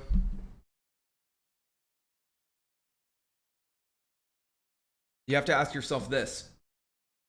If everyone's buying it, who's left to buy it, right? If everyone's bought it, how's it going to go up if everyone's bought it? And that's what happens. Once the sheep buy through high day, everyone bought it through high day. Now who's going to buy it? Unless shorts are being squeezed, then who's going to buy it when everyone's trying to buy it high day, right? And most people aren't trying to buy it 20 cents, 30 cents over high day. I mean, there are tons of people who do that. Don't get me wrong, noobs, especially shitty traders. People covering still. There's still people covering there. But that's the problem. Like, where's the rest of the buyers? And not to mention what we always talk about, which is like these dilutive stocks. If I'm someone who has millions of shares to dump, what do I need? I need liquidity. And the best place to sell would be through high day breakouts and shit. If I had 1 million shares to dump and you're like, okay, dump these to the best of your ability today, that would be what I would do. Be like, wait till high day and then market all of it right into high day. Seriously. So all sorts of dangers through high day. That's why they don't work. And then everyone's buying it through high day together, and then they all panic together. It doesn't work. Not all the time, of course, but as a general rule of thumb, that's how I frame it. Not buying high day, not gonna buy through high day or near it. I should be selling there, or I didn't do my job on that ticker, and I got to move on.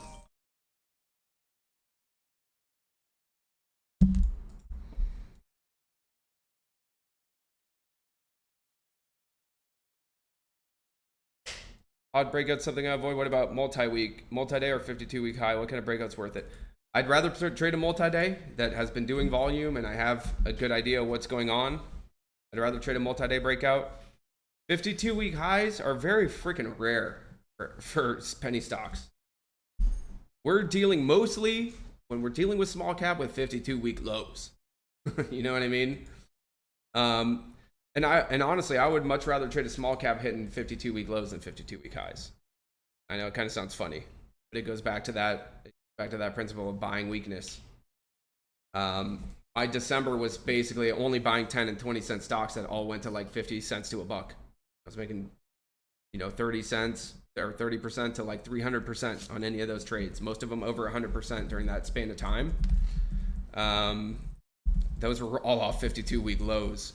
I don't see very often 52-week highs, and it's not a strategy I trade. almost ever over time. It's just the nature of small cap, right? You'll never see me just like buying I won't say never, because maybe one day, but rarely do you see me trading, very, very rarely, and saying, hey, this is a 52-week high breakout that I'm trading. I don't remember the last time that was. So, not something I really play. Didn't Lucci say he was watching his P&L swing half a mil per penny or something with options? Yeah, that happens. That happens. The last big options trade I had was years ago on Beyond Meat, on BYND, when they went to like 220. 220? I believe it was 220. Yeah, back in the day. Look, 220. I had $200 puts expiring on that Friday or whatever, the week puts. And it was like the day, I forget which day it was, but I was up and down 40K like every 5 seconds. Like, what the hell's going on? I was really confused and scared. I ended up making 40K. But yeah, not a big fan. I think options are a great tool. I'm just not versed in them. And I've just seen horror stories, you know? Of course there's great upside, but anywhere where there's great upside, there's great downside. Which is why I like what I do, because I'm able to trade stocks with great upside with minimal downside. Does that make sense? To my trades. It's minimal down, like when a stock gaps 30%, you know, and then drops and it's only up 15%, and that's where I am entering, you know, and then it pops again. By the time, if it fails back at 15% at low a day, downside's not that bad. You know, there's not too much juice left there for shorts to get out of it to the downside, in other words. But if a stock spiked $2 in the morning, there's a lot of downside for shorts. You know, shorts need range as well to make money. You know, everyone thinks like the bear market of 2022, like that whole year, that shorts were just smoking everyone. But at least the day trading shorts that I know, you know, the short-term shorts and stuff like that, small cap shorts, we're struggling because we didn't have runners. We don't have great upside. We don't have great downside, so it's not going to be a good market for anyone. We all need each other at the end of the day, you know. Longs provide the runs for shorts to short. Shorts provide the squeezes for longs to play, and et cetera, right? That whole ecosystem. Danny said, from what you said, your entries near low day and exit near high day, sometimes low day. It takes a while to set up. Just curious to see if you have a favorite time frame I'm looking at. 1 minute. The 1 minute time frame is what I'm watching in the morning. 5 minute time frame. There are times, particularly if it's a bigger float, there are times where it will take longer to reverse, just based on the shares that are out there being traded, I think. So there are times where I will switch it to a 5 minute time frame, see if it's going to reverse on a 5 minute time frame as well. But mainly the 1 and 5, you know, because once I get to 15-minute candles, I'm only have so many candles to work with. And then once, you know, you get a couple candles into the day, 8, 9, 10 candles, you're already a couple hours into the day. And you're getting into midday, and then it changes. Gap and crop reversal for me is supposed to be a morning setup. Potentially hold some shares into the afternoon. Potentially add to my core, stuff like that. But 1 and 5, generally speaking, in the morning. As the day goes on, I'll switch to 15 and 30 just to clear up levels. Hey. Go chat in another room. So a few weeks ago, I had the Midas touch. What was my mindset after that hot run? It was awesome seeing those beautiful trades almost every day, but I was wondering, how did that affect my trading mindset? Sometimes I feel like I have a few good days of trading, then I'll give it back with paper cuts over the next few days. Thanks for the webbing. Yeah, you know what? I was just, when I get on runs like that, the goal is to push it as hard as I can until it stops. You know, and that's pretty much what I did. And generally speaking, it'll take one lot. If it's, okay, first of all, it depends. If it's one setup, I'm like hitting hard and hard and hard, I'll just wait for the one loss, like to tell me that setup's no longer viable. Or maybe the one I missed that doesn't work. All right, if maybe I miss one and it stops working, I just notice it stops working, I try to pump the brakes as fast as possible, even stop completely on those setups. If I'm just trading and everything's amazing, then it's going to be P&L mixed with process, man. It's always process to me, you know? When I want to run like that, it's because process is leading me from one stock to the next, to the next, to the next, in a really flowing sort of fashion, and everything's working. And then it's usually pretty apparent to me. It'll be something on the scan, generally speaking. Maybe the scan doesn't produce what I want to see in the morning. Maybe it's been a bunch of bottom bouncers I've been playing, or reverse splits, and now there's none of them. That would be my first sign that I need to stop and reassess and see what is working, what's not working now. It's either that or it's my P&L. One or the other. If I start taking losses, pump the brakes. If I'm on the back of a big run, size down. You know, just protect yourself. For me, what I like to do is be really premature to do that too.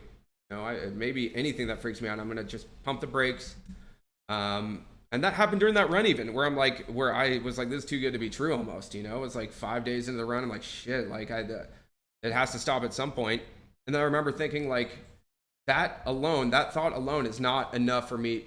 Should not be enough for me to stop. Okay, but at that point it did in December. I remember it was like a Monday, and I came in thinking, it might be over, with no reason to think it would be over, but just thinking it would. And that Monday, again, another one, boom, same thing, like same what I was watching, it worked how it was supposed to work. So on Tuesday, I came back to it and started pounding away again, you know. And then I let the markets eventually tell me it's not working anymore. But that's the key to me. It's super key if you're on a good run and not, to let that build, to protect it, let that confidence sustain you, as opposed to just leaking it away trade by trade, which I did. We all get in these cycles, and I still do from time to time. But as I got better at trading, I got way better at recognizing those ebbs and flows within my trading and pumping the brakes when I need.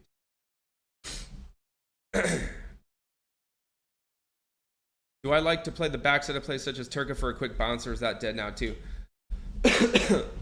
I like first green days. But to me, this one's just really, really ugly. You know? And I'd have to have been long already. I really have to try to get a good entry, and I sell really quickly when it's backside. I'm never sure. There are a shit ton of people holding this, I promise. There are a shit ton of people. This trade so much. There are a shit ton of noobs who are long from 40, 50, 60, 70, 80, 90, 95. And I guarantee you there are some still long from 99 cents right now. Okay. And they're just going to hold it even. And when it pops back up to like 40 or 50 cents, some people are going to sell there because they're break even. Some people are going to sell if it gets back to 60 cents. That whole idea. Price action, you know?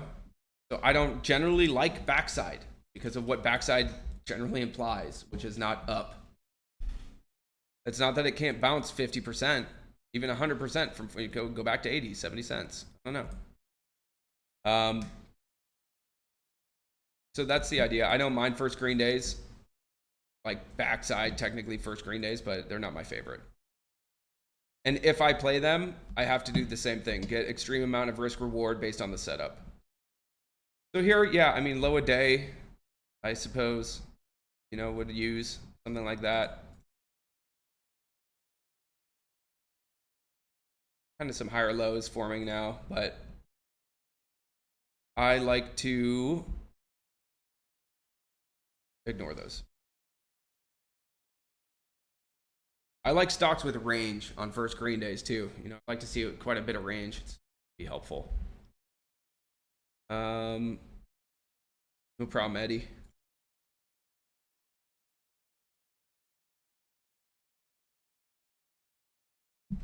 No problem, Win Walter.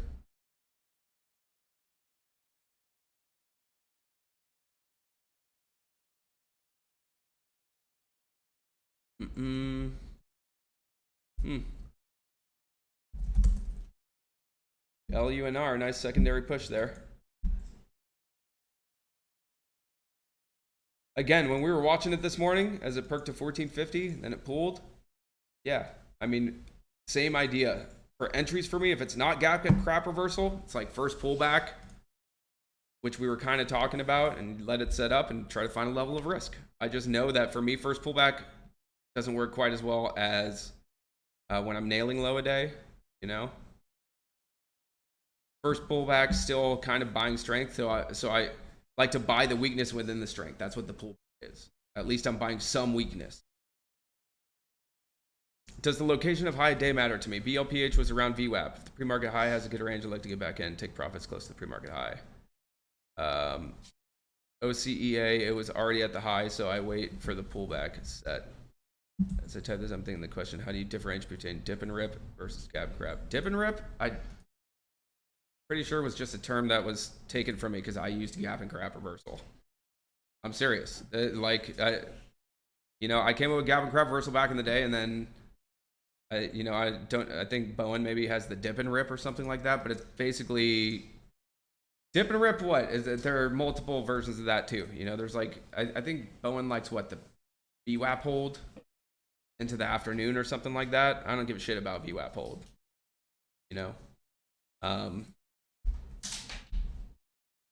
I don't even know what the dip and rip really is.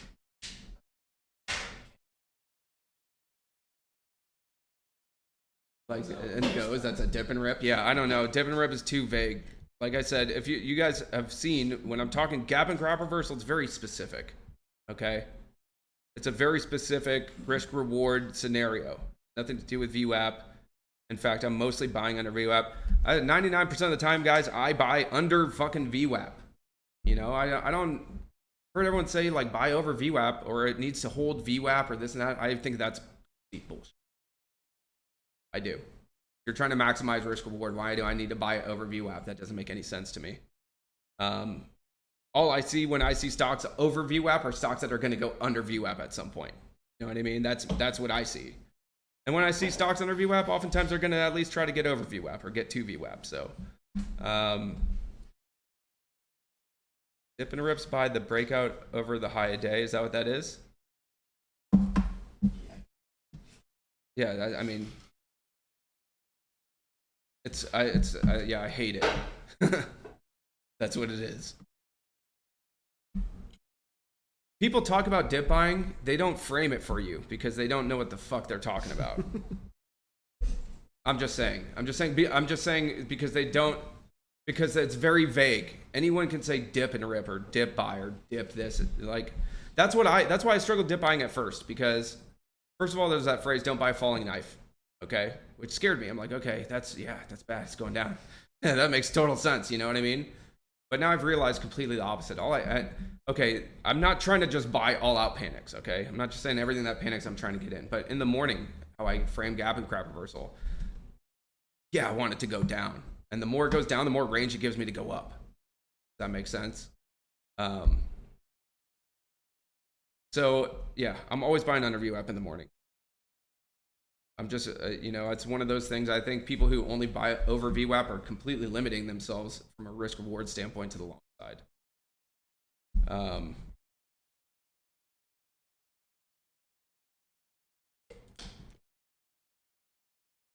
Dip buying's vague. Anyone can just dip buy random shit. And that's what I did for a long time to get to how I trade now. I just bought every fucking random dip I could over time. Trying dip buys, trying the first dips and the second dips and the dip back to high day. And then I still play breakouts this way. If it dips back to the breakout, that's where I'm going to be maybe adding some. Always trying to play dips. But it's so fucking random, I don't like random. I don't like random when I'm trying to figure out setups and figure out strategy. I want risk reward. I want repeatable setups. I'm buying weakness. Yeah, I'm buying under VWAP. All right.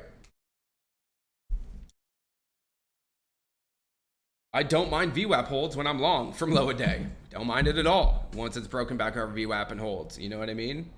I love that. I'm not trying to buy it there because it's just holding VWAP. I don't care.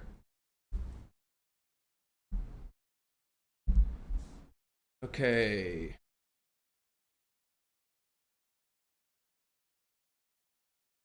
What you guys got? Anyone trade anything yet so far? OCEA, what'd you do? Bought the dip.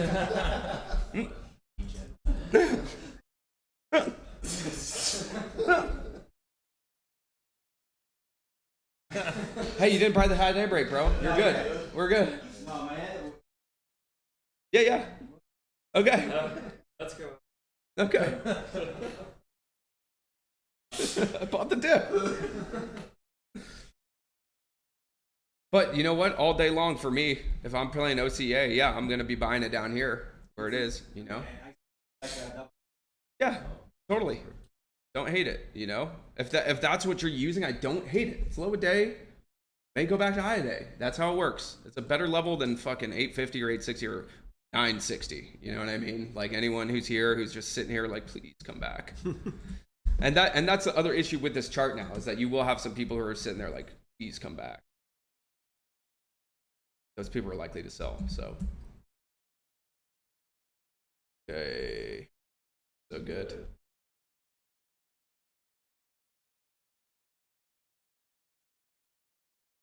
That, yeah.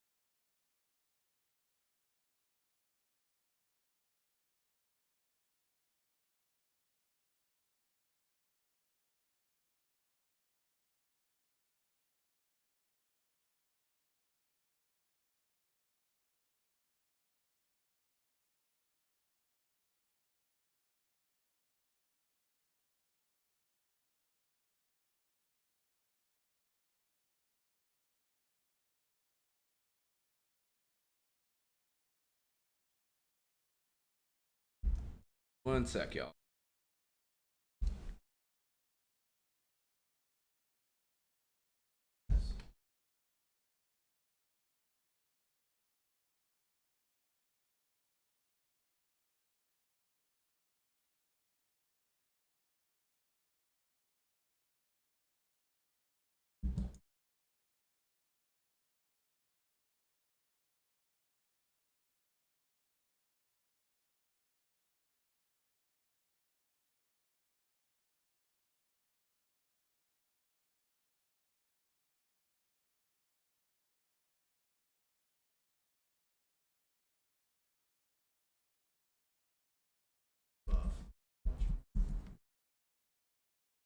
So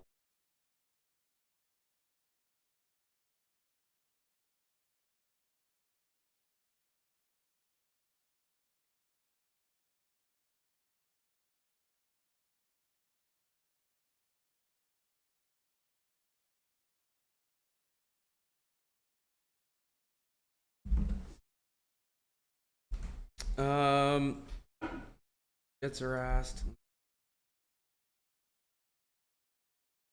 For today's run, do I still try to check if they did a recent reverse split or analyze their share structure before I trade it? No, I mean, I'll know if they do a reverse split, you know? That's why I go to the daily. Go to the daily chart. You know, OCAA, boom. I know it's an IPO, LUNR, boom. I know it's SPAC uplisting or SPAC or whatever. Toro, same thing. IPO, NLTX. If they have done a recent split, I'll know. I'll know just from the chart.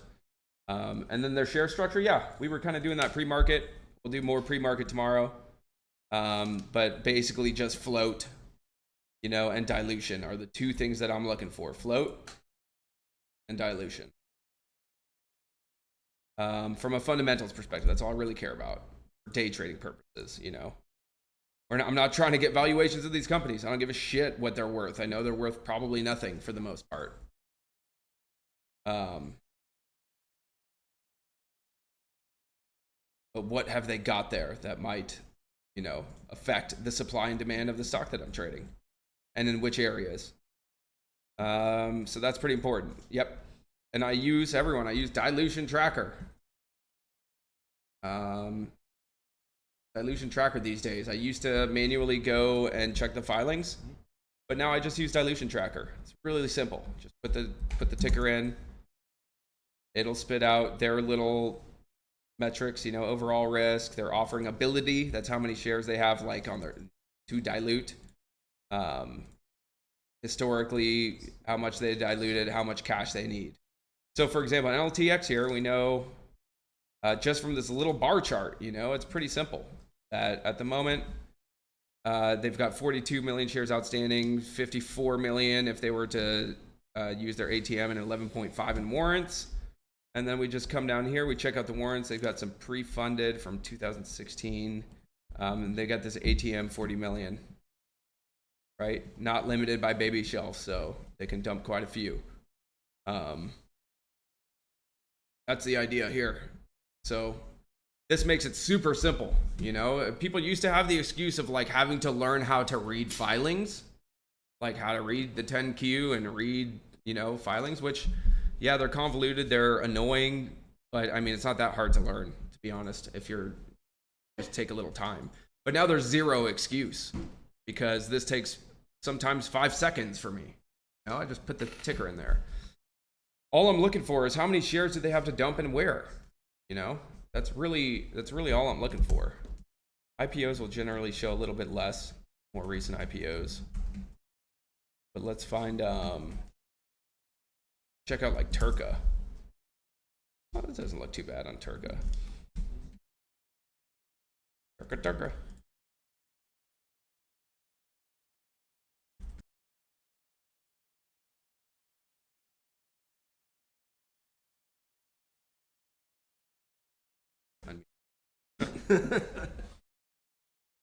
America.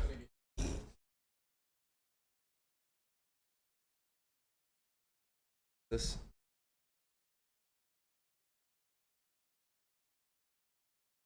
So this is what I use. I use dilution tracker. I find out where the warrants are, what their exercise price are, how many they can dump. If they have an ATM, if they have a convertible preferred shares, these can be super toxic. You know, so what's their conversion formula? What's their conversion price for dumping? And they'll show, and you know, price protection, stuff like that. So that's the idea.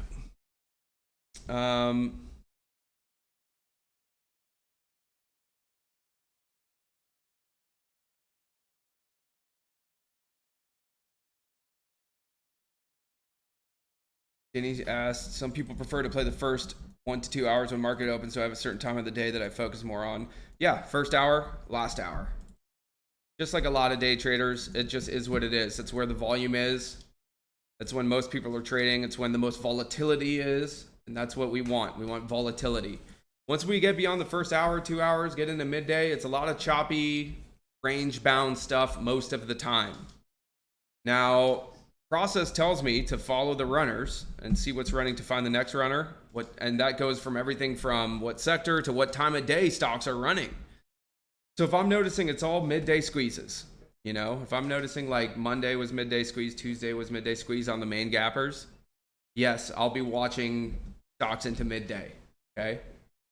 If it's mainly like big pre-market runners, we get no action during the market hours, I'll be up earlier watching pre-market. You know what I mean? I change what I do. I'm not just stuck in one thing. If you're stuck in one thing, you'll be stuck. You won't evolve, and that's not good. We always have to be adapting.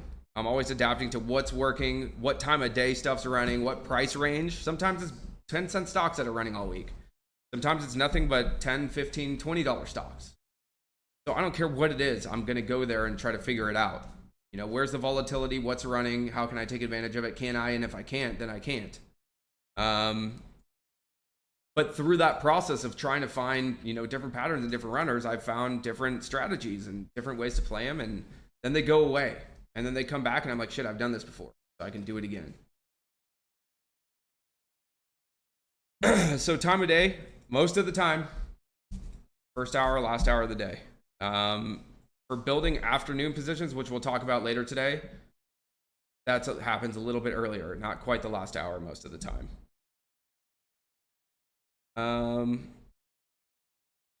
Gap and crop reversals near open. What are the main indicators that give me conviction that low a day has been set for good RR? I struggle entering too early and get stopped out almost immediately with one more leg down before the bounce. So you already know. You already kind of have the answer, okay? Patience. Plain and simple. Don't anticipate the bottom.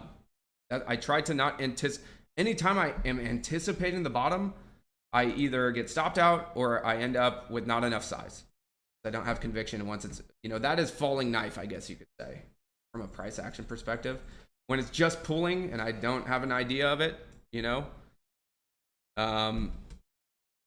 what I find with gap and crap reversal is that 9 times out of 10, wait an extra minute. Just 1 minute. Just wait one more minute. 9 times out of 10.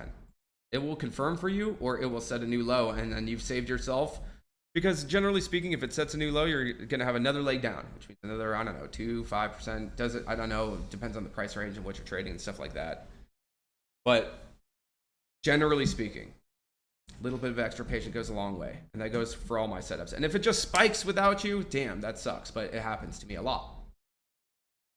It happens to me a lot. And you get over it. You get used to it. The fact that, well, that one went a little too quick.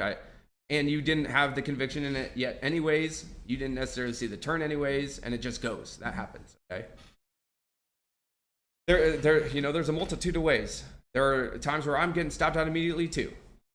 But I get stopped out less than most people on this setup, probably because I'm a little bit extra patient than most people on this setup,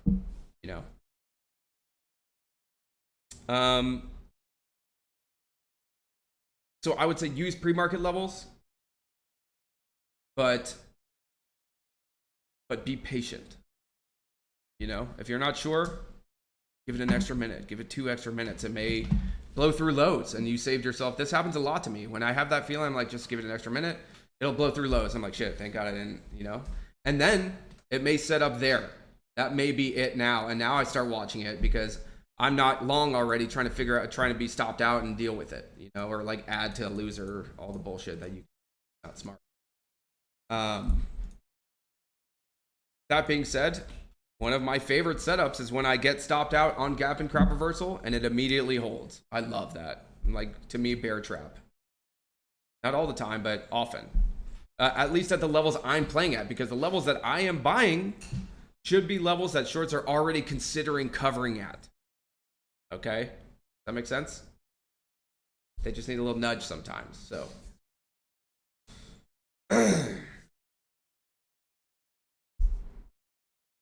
Yeah.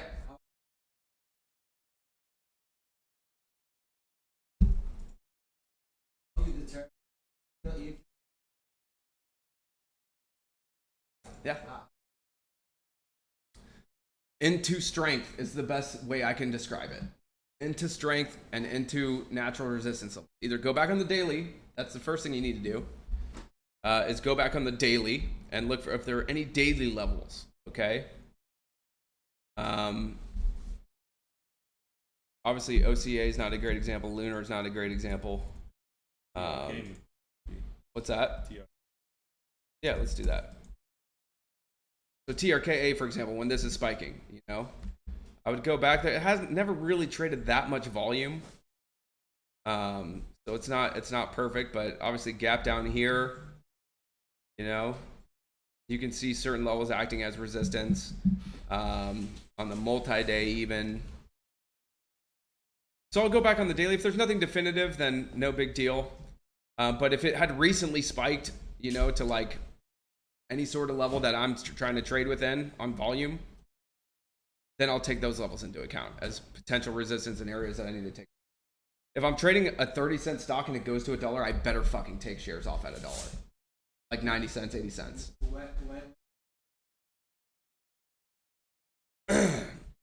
Macro based, market based, like good markets, good macros, good sector. And then even then I need a good entry. Not all the time, but I try my best when I'm trying to have a afternoon swing trade into tomorrow to be up on it going into the close. 10-15% already. Seriously. Because then I can sleep well. Worst case scenario, it gaps down tomorrow. And I can add if it opens weak and I think it has more legs. There are things I can do, but I'm not have to worry about being down like 10%, gap down 10%. You know what I mean? Partials.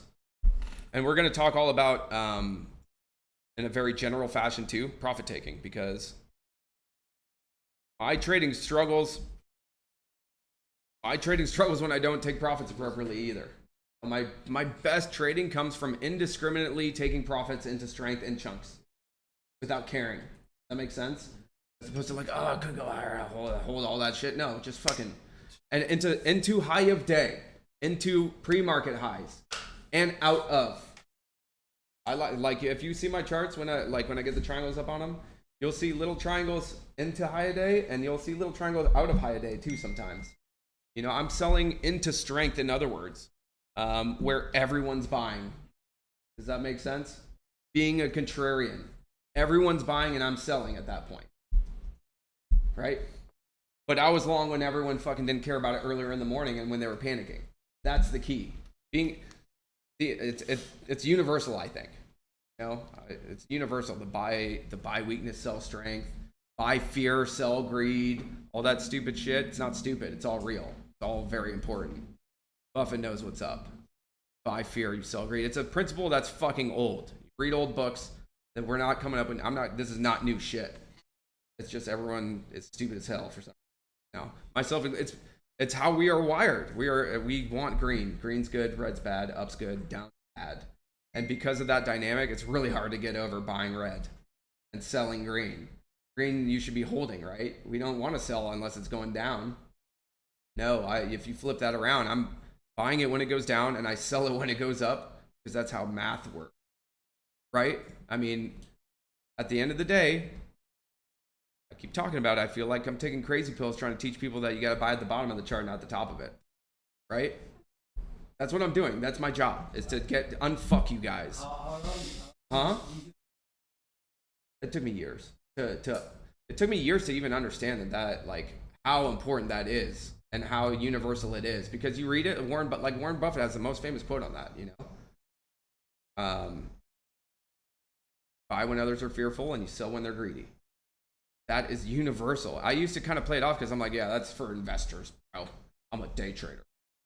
No, it's exactly the same. It's market psychology. That doesn't change. We have computers and shit we trade with now and stuff, but market psychology doesn't fucking change. So that's why it's so powerful. On a 1 minute chart or on a fucking weekly, 4 month chart on SPY, it's all the same. It's all the same.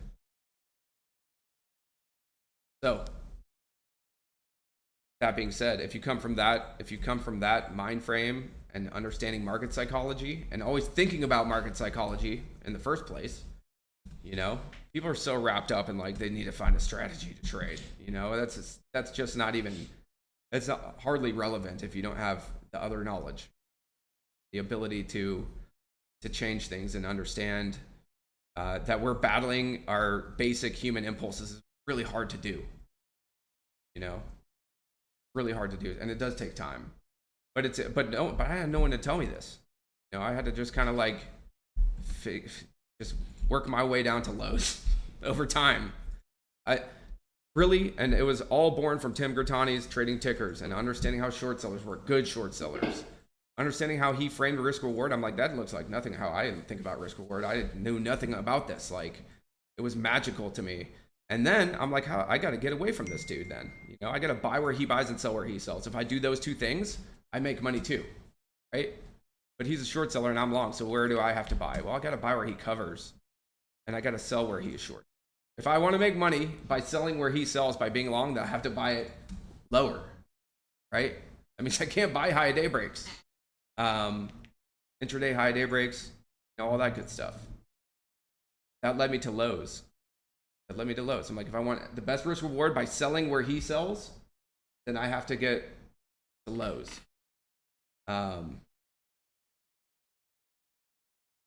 So much better.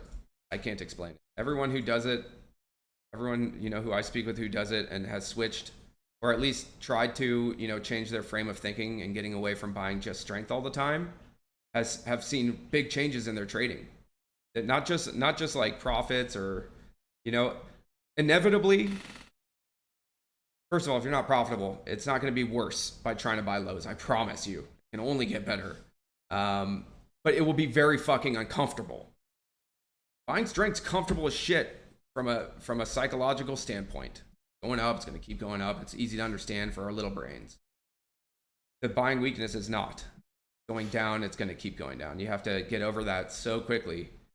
But once you start, you'll see the magic. Once you start buying weakness and selling into strength and feeling the psychology behind that, holy shit. There's no manic buying. There's no chasing for an entry. You know, I'm not competing with fucking everyone to get into a stock. I'm not, you know, fighting everyone to get into a stock. I am sitting, I'm waiting. Come to me, I'm patient. I can get the amount of shares I want with the exact amount of risk I want, with the exact amount of reward that I want. All of that stuff. That's how I frame it. It makes it so much easier psychologically. And then I'm buying lows. And when lows snap, it doesn't snap too hard. I'm not looking at a dollar pool most of the time, you know? Shit. Kind of a no-brainer. Both. I'll use a mental stop when I'm watching.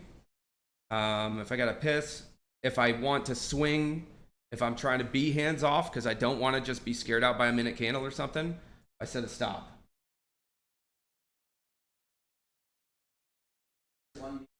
Yes. 1.515. 1.515. I don't get scared because of the levels I use. I get scared if I'm risking random levels because I know it's random. I gotta sit there and I just don't I don't know how to explain it other than it doesn't psychologically impact me when I know my risk and I know my reward. Unless I'm sizing in too bad or too heavily or doing weird things where it's gonna throw me off psychologically, it's so easy for me because I know I'm gonna cut here. I know I should take profits here, here, here, and here. That's it. I usually have 1 to 3 goals or something. Gap and crap reversal, high a day, or the open price and pre-market highs and beyond. That's it. Let me see, because you were initially just asking about profit taking. I don't think it is a great high a day. You know, like I said, high a day, pre-market highs, and then if this were to like break out and go to like 950, 960, I would take profits into high day break probably, into 10, take some into 10, I don't know. And then they'll pull back, okay? This is what happens. Stocks, when they start to run, they start to do stair step or do whatever else.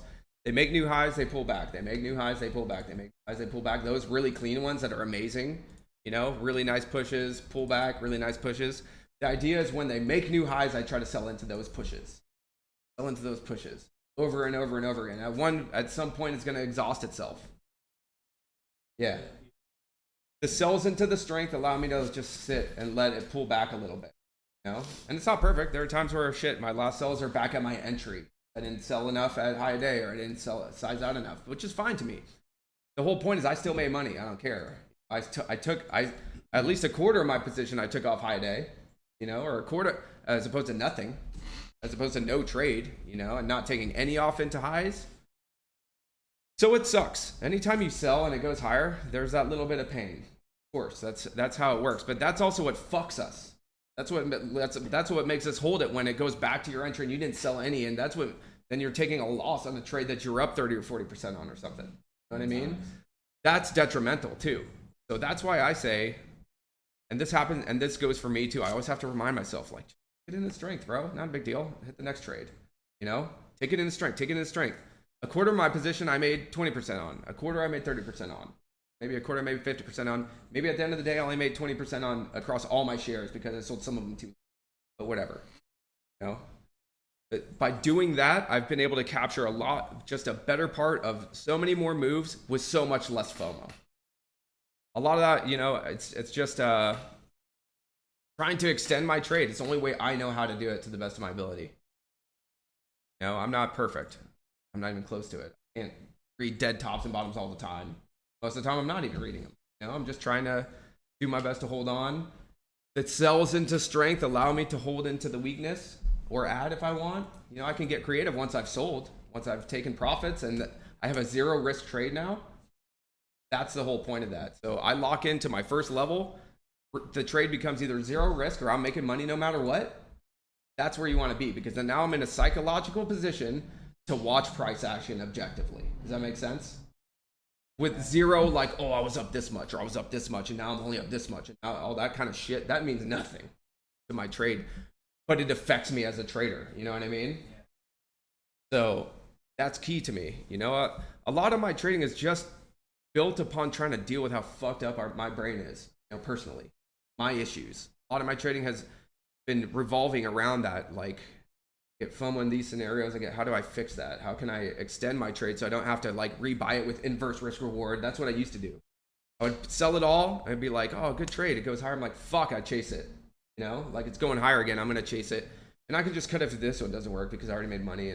But inevitably it would just like go the other way on me, that trade. And I'd have inverse risk reward buying in high days and like all that shit. Because it would go back to towards low a day, you know, but now I'm rebuying it at high day. As opposed to just taking off half, you know? And I used to not recommend that for smaller accounts because like, but I do that now, even with my small account.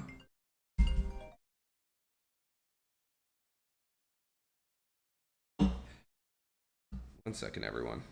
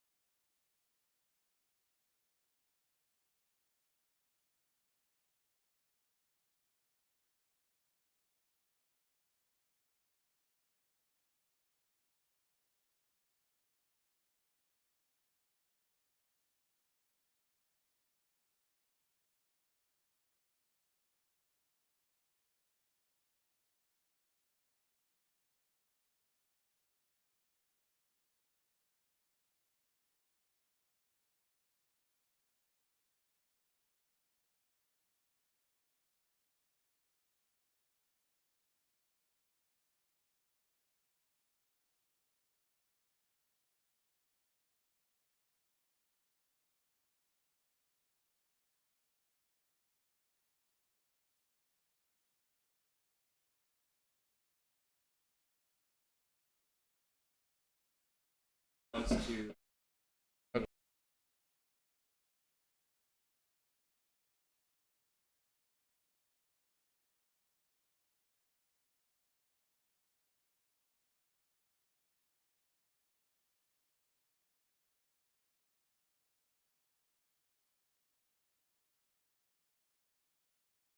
All right, we're back. Okay,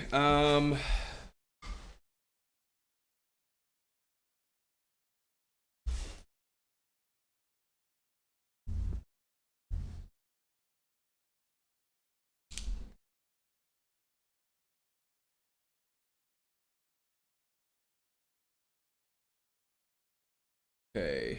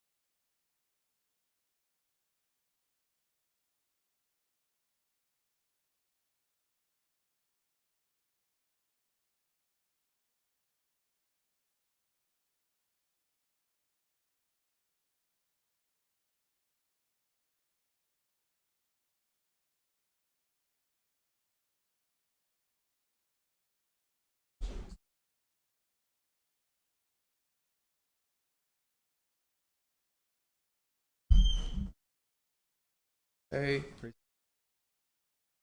Middle of, what's that? like it's running like that in the middle. Yeah.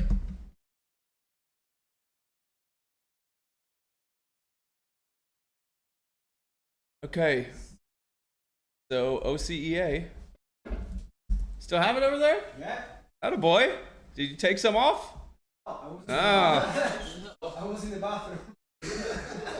Now I do. Now I do. Beautiful. Discipline. Honestly, guys, discipline. Like, it takes discipline to sell it when it's spiking towards high of day. That takes fucking discipline because, again, it goes against our nature. When it's spiking, we don't want to sell it. You know? Why would I sell it when it's going up? It's going to go up further. You have to understand the dynamics, the market psychology, the way to profitability, especially if you're trying to be long. You must sell some. For me, I must sell some into high a day. 50% out? I mean, it doesn't, that's perfect. You know, if I'm half out into highs, I've locked and I'm good. You know, I'm good. I can be patient. Be patient. Now, the patience for me, whether to be patient or not be patient, from a very basic perspective, comes down to the markets. Have we seen runners lately? You know, how far have they been running? What's been running? Is there a catalyst? You know, the volume, all of that good stuff, the daily chart, the dilution, all of that comes into play still. All of that comes into play. But if I'm not locking into highs, you know, I talked about entries being important. Exits are equally important. If you're not taking shares off where you're supposed to, you know, then the trade's moot when it comes all the way back down. A lack of discipline will really screw you. For me, if I'm not taking profits appropriately into highs, then I'm not maintaining the integrity of my risk reward on these setups. Same for when I'm not cutting losses at lows. If 725 breaks and I'm cutting it at like 7 every time instead of 725, 724, 723, and I had like 1 to 5 risk reward if I was getting it back to 8 something, you know, that slippage over time is dramatically reducing my risk reward ratios across my trades, you know. So there's like theoretical risk reward and what your actual execution is. What did you get executed at? Discipline. It takes discipline. Discipline, cut losses where you're supposed to, and to size out appropriately like I'm supposed to. Only thing that changes are the markets. Shittier markets mean I take all of my shares off into high day or even prematurely. Better markets mean I may wait for pre-market highs. I may wait for a break of pre-market highs, and then I get to play my favorite game, which is bonus I call it bonus territory, where I've already locked in at high day. I've already locked some in at pre-market highs, and now it's blowing through pre-market highs and spiking a buck. Yeah, I get to take that's home run bonus land for me. It's hold on for dear life, sell into strength, sit through pools. Okay, that's what that game then becomes. That's where I want to get to on every trade, but the markets don't allow that all the time. And that's what's so amazing for me about this setup in the mornings and just in general is it doesn't matter. I can still hit it. It's just, do I take it off in a high day, or do I take it off in a pre-market highs, or do I try to hold some to see if it goes? In a really good market, A+ setup scenario, A+ catalyst and stuff like that. Hey guys, we're live streaming too, so we have to just bring it down a tiny notch for side talk. So that's the deal, you know.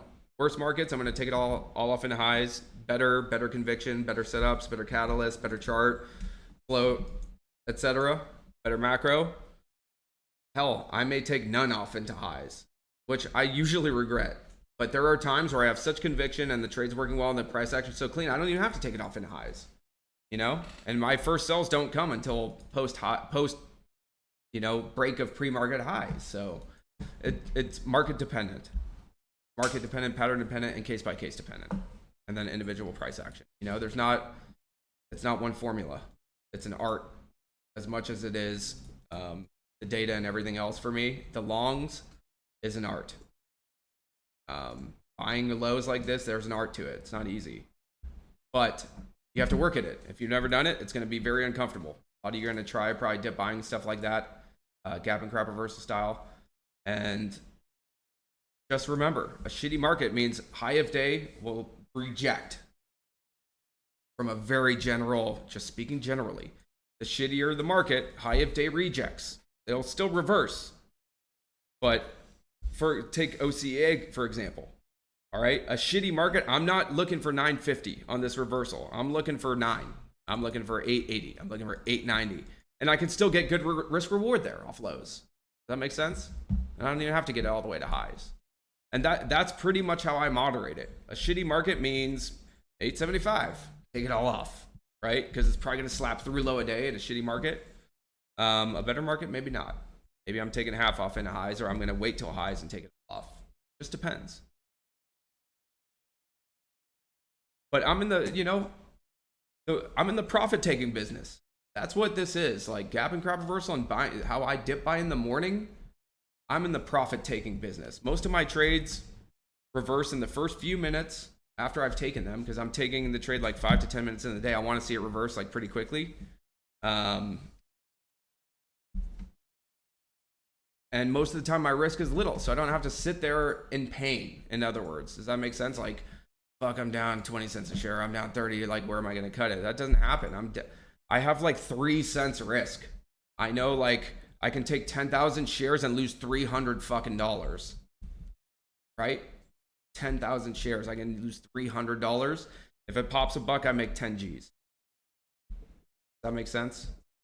That's what I look for. You know, that's the kind of scenarios that I look for. And then the more you watch it and realize how shitty the stuff we trade is, how dangerous it is, the more it makes sense that you should probably try to maximize risk reward as much as possible to the long, right?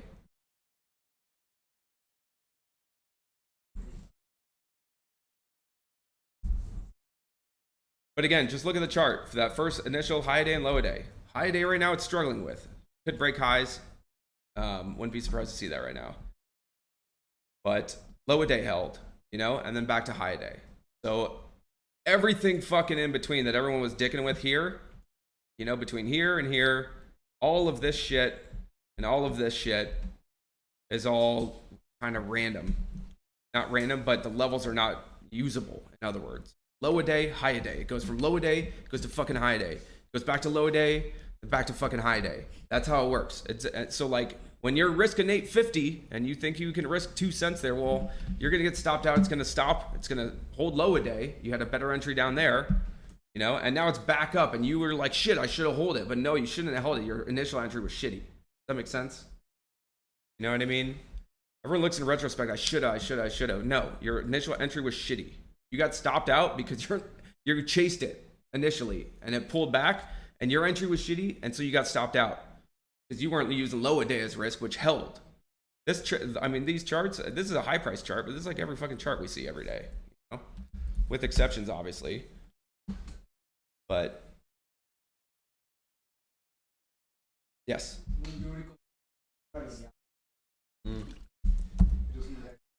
Not really.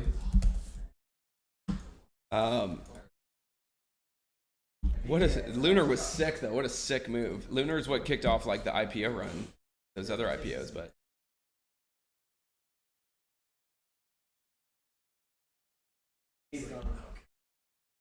What's that?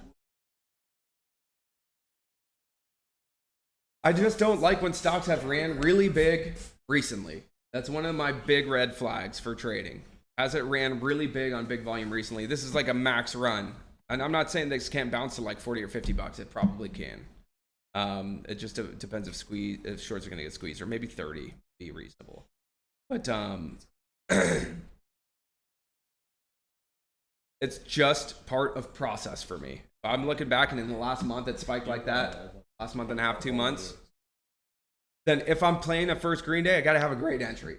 Have a great entry. I'm not going to chase it up $6 already a share, or $7 up a share, or $10 up a share. You know, that's for me personally. And again, I'm not saying it can't go higher. It totally can. It's just a safety thing. And once you realize, like, this could go, I might miss that, but it's okay because there's going to be something else to play. And everyone's going to fucking forget about this, you know, at some point. It makes it way easier. I just got to move on to the next one. That's it. So this is a pretty decent morning spike, first green day.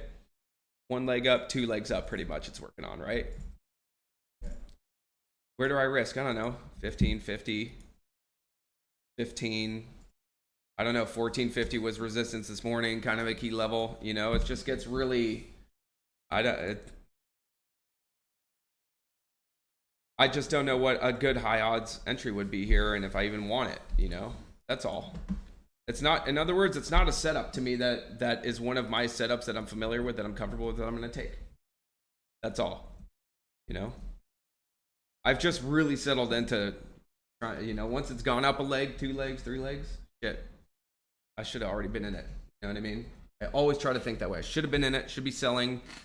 Find one where I can be in it, where I'm supposed to be in it, and sell where I'm supposed to sell. You know what I mean? It's all FOMO once you see it spiking. And now, if you have your own ideas and you can find good risk reward, and you see things, I see things a very specific way that matches my psyche. I'm, you know, how I like to look at things. And I know people who just can't fucking buy weakness no matter what. Just not built for that. Even like Tui is a good example of like, just, he loves strength. What he buys. Momentum, edge breaks. Price Tui. Price. He's a good example of someone who trades momentum. But it's also, and he does it well. There are people who can trade strength. I can trade strength too. I'm not saying I can't. I'm saying that I don't like it as much as buying weakness. And the more that I'm realizing this, the more I'm really gonna fucking try to settle into it super hard and maximize it. Because I think with the risk I get over, especially on gap and crop reversal, especially when the times are right, there's no reason I can't have like really liquid. That's the one issue I have, is that when they're crapping, they will start to get illiquid. As buyers get shaken out and shorts are kind of closing up, whatever else happens, you'll see that kind of lull in the action. And you're never quite sure if that's going to be it, and maybe a little perk and it's going to all day fade, or volume ever is going to return, you know? So liquidity is important, but my goal is to try to hone in on this as much as I can, extreme max risk reward, and then figure out how to size better with that tight risk, because I just have a lot of conviction in this idea right now, especially. That's what I'm going forward, but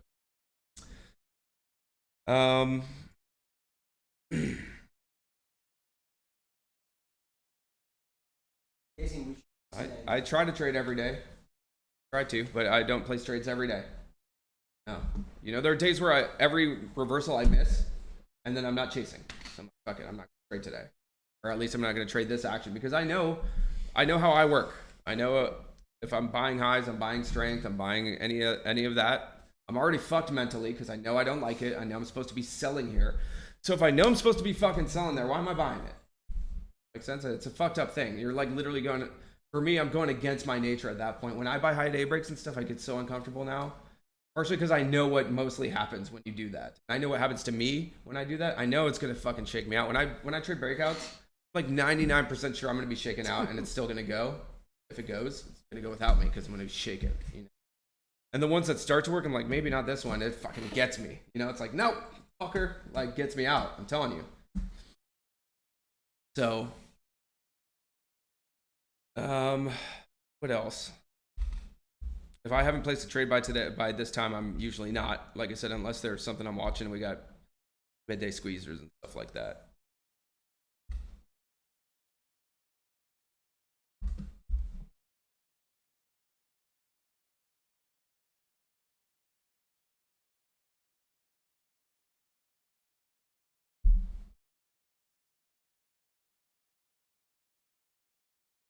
Did you remember Stephen Duck said he always sells when people buy and vice versa? Good. There's a reason. There's a reason Stephen Ducks makes money. Because exactly what he just said, what you just said there. And that's why a lot of shorts make money. Because from a basic perspective, they are going against the masses. The short sellers are going against the grain. There are way more buyers of stock than short sellers. You know? Retail is made up mostly of longs. I mean, there are a lot more shorts than there used to be. But still going technically against the grain to be short. And you get big fucking squeezes when they're wrong. That's why we get big squeezes, because when everyone's shorting, it goes up. Does that make sense? When everyone is shorting, it fucking goes up. When everyone is buying, it goes down. From a very basic perspective. That is why that works. That is why being a contrarian works. Okay? It's what I said earlier. If everyone buys, who's left to buy? No one. It goes down. If everyone sells it, short sellers included, if everyone is short selling a stock, which way does it have to go? Only up, you know? At least temporarily. So that's the idea from a price action, excuse me, and like market psychology standpoint. When everyone is shorting, it goes down, because now they are not the minority anymore. They are not being contrarians. They are with the crowd short selling. Everyone shorting it, it goes up, right? Which, you know, and then you get your like HKDs and you get your crazy ass moves because everyone wants to short it. That one was a little bit different because it was liquid, but everyone who was trading it was shorting it. So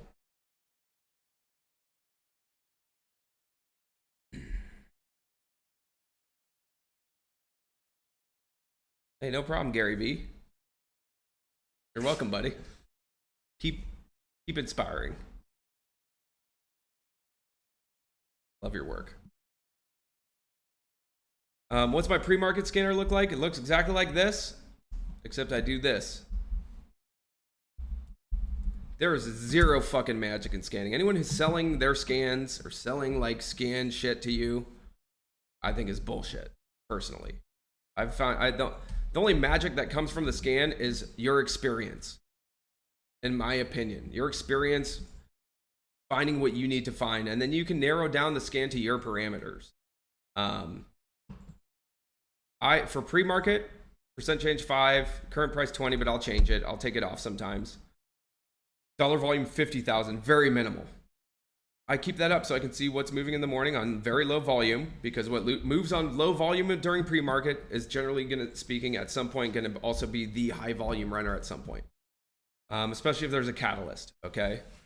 So this is my scan parameters in the morning. Very fucking basic. An open net. I want to see what's running. I want to, and for scanning, that's what I use this for. You know, I use my scan to find patterns.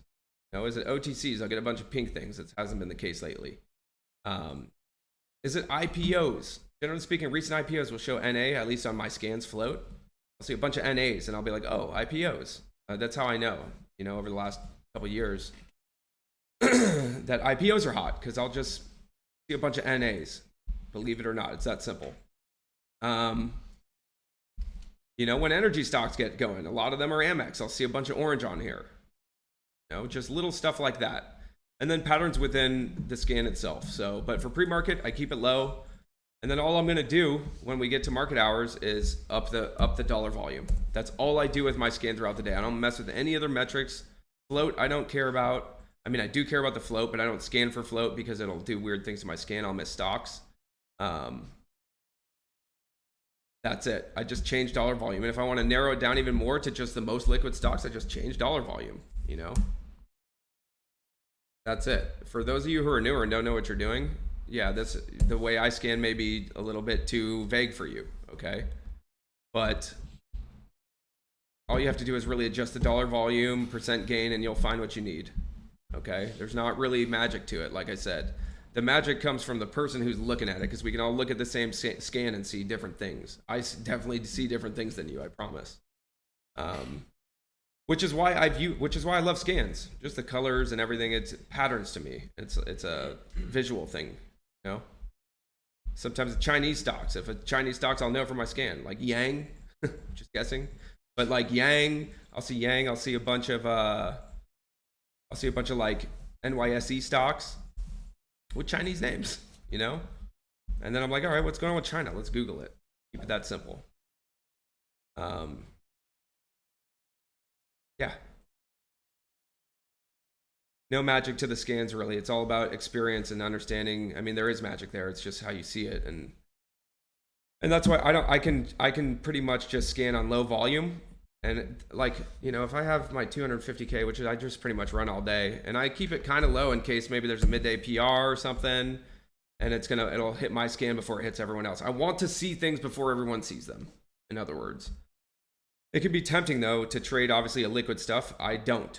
I try my best not to, unless I have a reason to. So, that's what that's all about.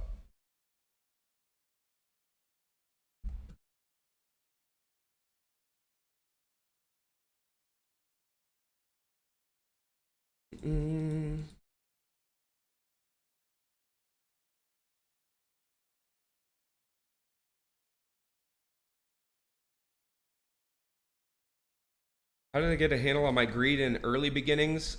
I didn't, I was just like anyone else early, just too greedy. Pretty much through lessons, man. Once I realized like the greed really does kill.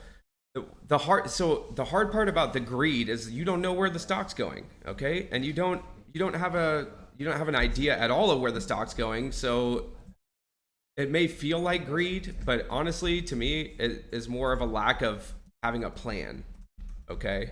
Anytime I'm overly fearful or greedy, I usually don't have a good plan involved in that, okay? My worst greed comes from positions that I'm up huge on, honestly, and I don't know exactly where to take it off. And then may pull back big, and now I'm like fearful, and I was just up a lot, and now I'm up less, that sort of stuff. So really, if you have a plan, that is the most important thing, and and then it's about discipline, sticking to the plan. The greed comes in for me when I don't have a plan most of the time. I can deal with it if I'm not taking profits and then it pulls back, that I struggle more from that. Greediness is comes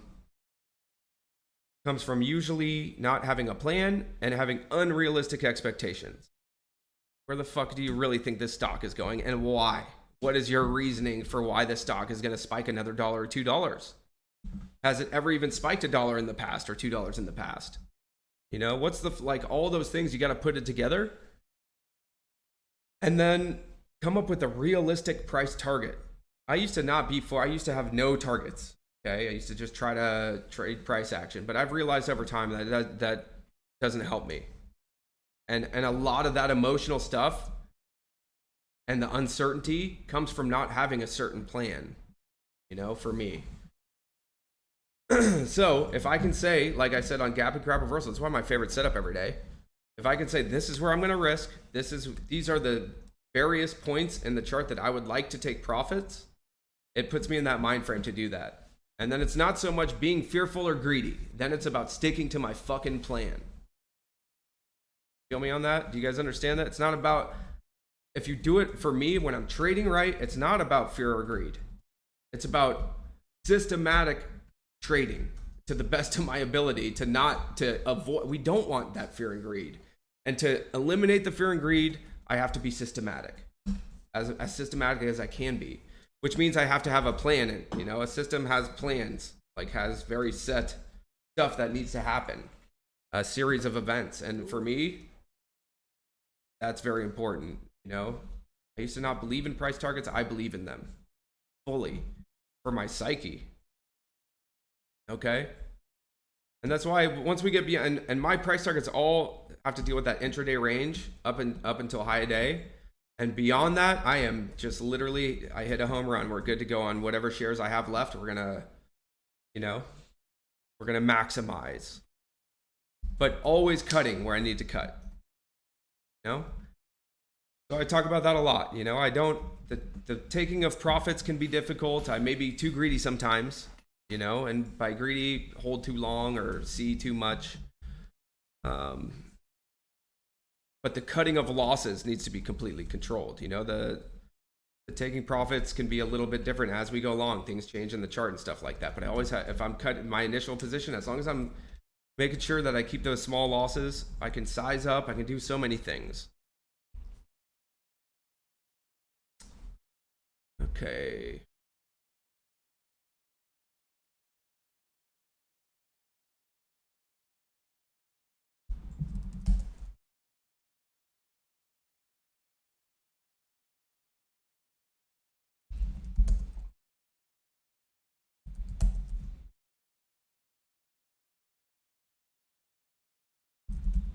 Boring ass day so far, in my opinion, for the most part.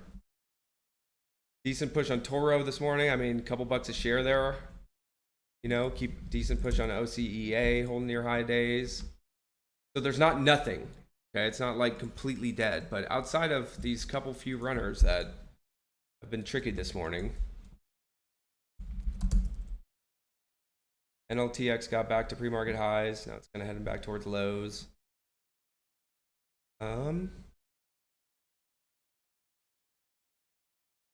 That's it. If I were alone, I'd shut my screens fucking down for the most part right now. I'd be done until the afternoon. Go work out, get some food, work on business, work on anything else other than trading. Or if you're not profitable, you can work on trading. You can shut this shit down and work and study, do other stuff. You know, that would be me today. It's not the case now because we're going to be together. But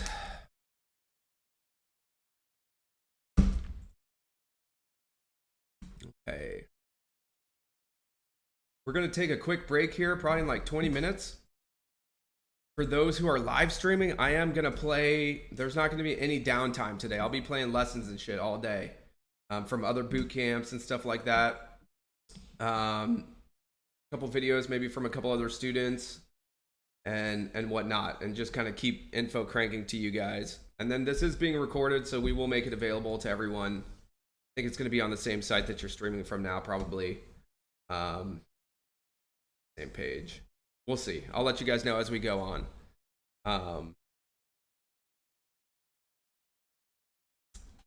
Yeah.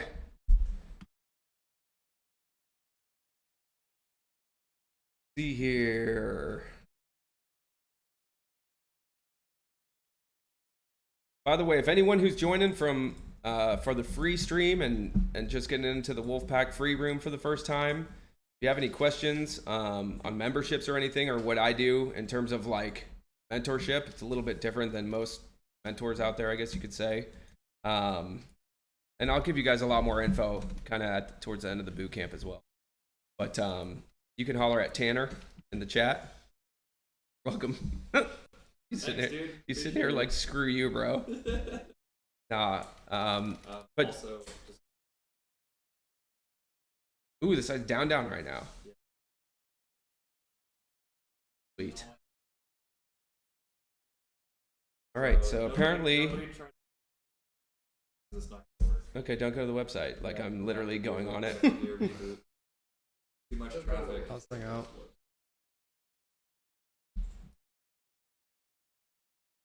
Okay, so apparently we're crashing our server. And we just switched to like our own server, so that's kind of lame. Can you get, are the people in chat, are you still have access to the stream? It can reroute.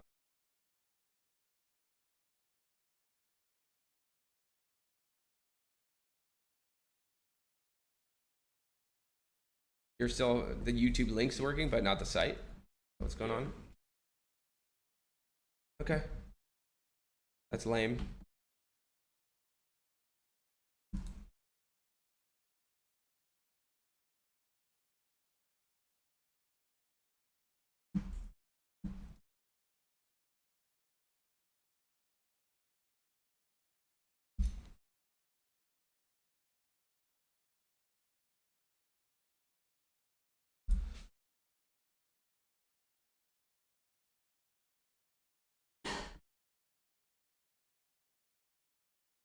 For who? Everyone's just using YouTube? All right, just be on YouTube then, that's fine.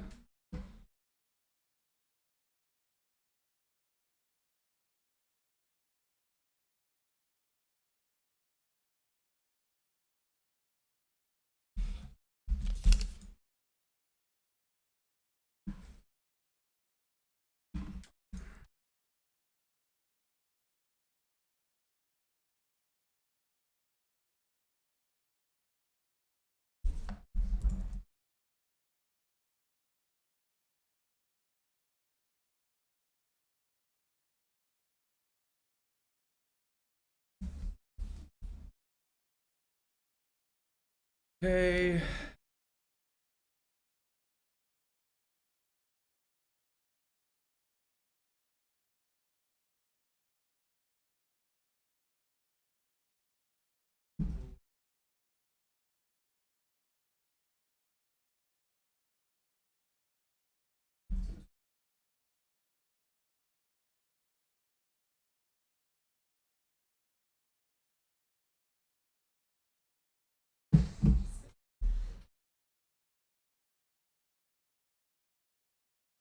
All right. You guys crashed my site, thank you. Okay.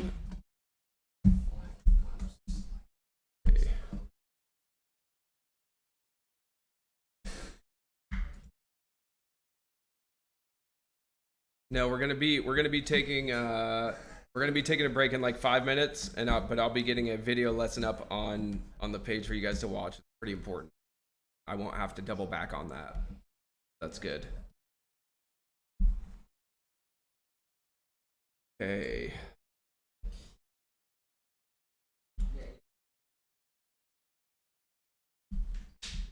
Okay.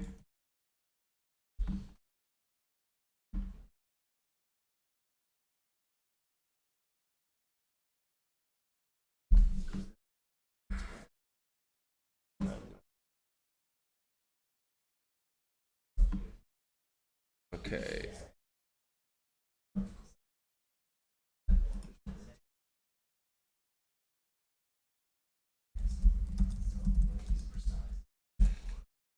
Okay.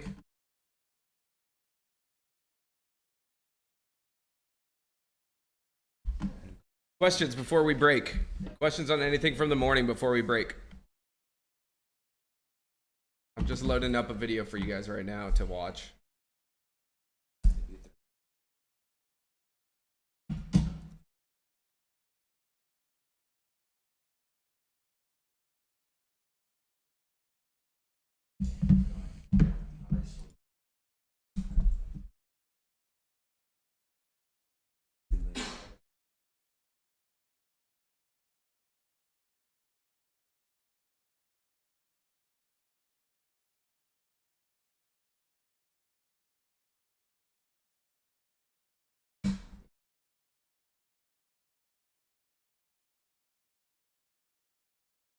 Okay.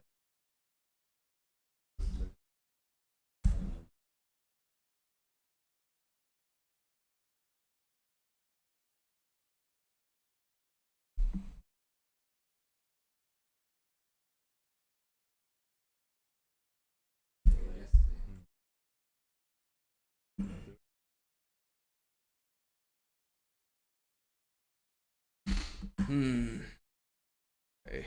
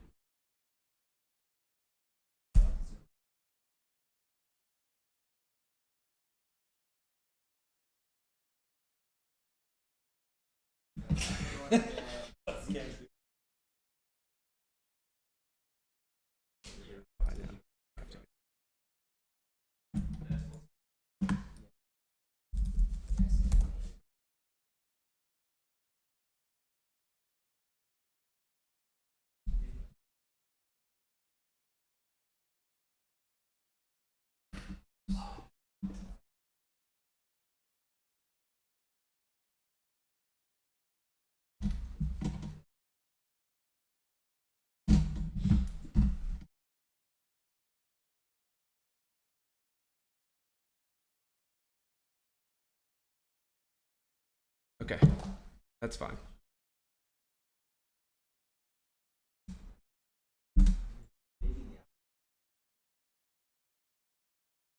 Okay.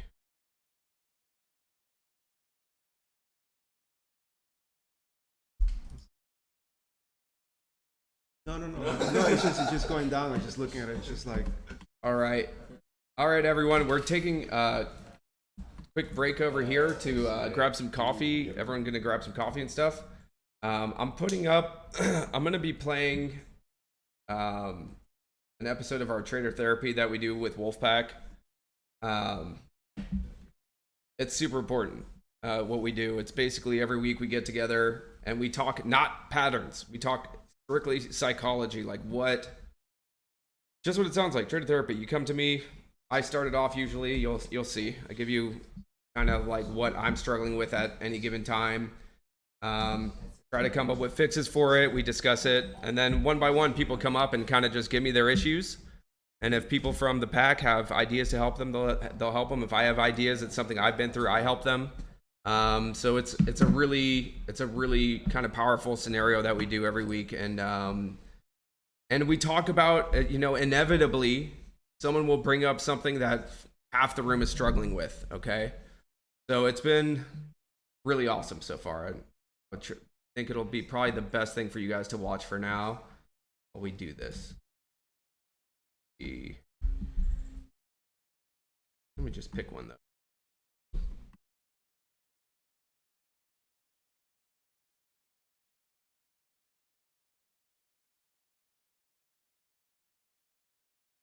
Okay.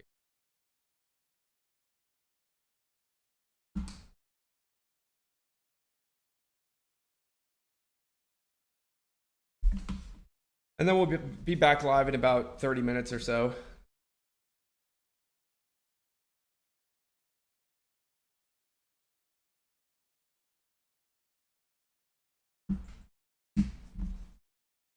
Okay.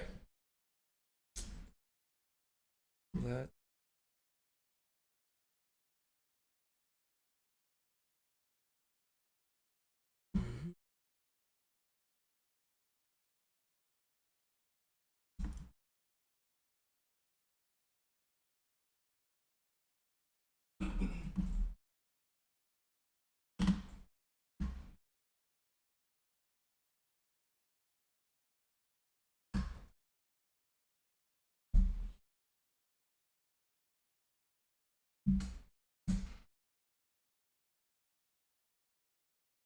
trader therapy. Best time of the week. It's the time.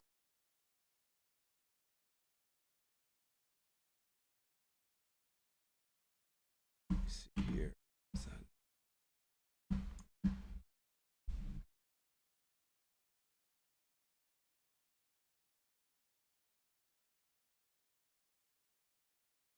You guys know the deal, but we'll make this available to you as well. And when there's particularly good ones with like really good lessons and stuff like that, I'll try to make that available to you as well.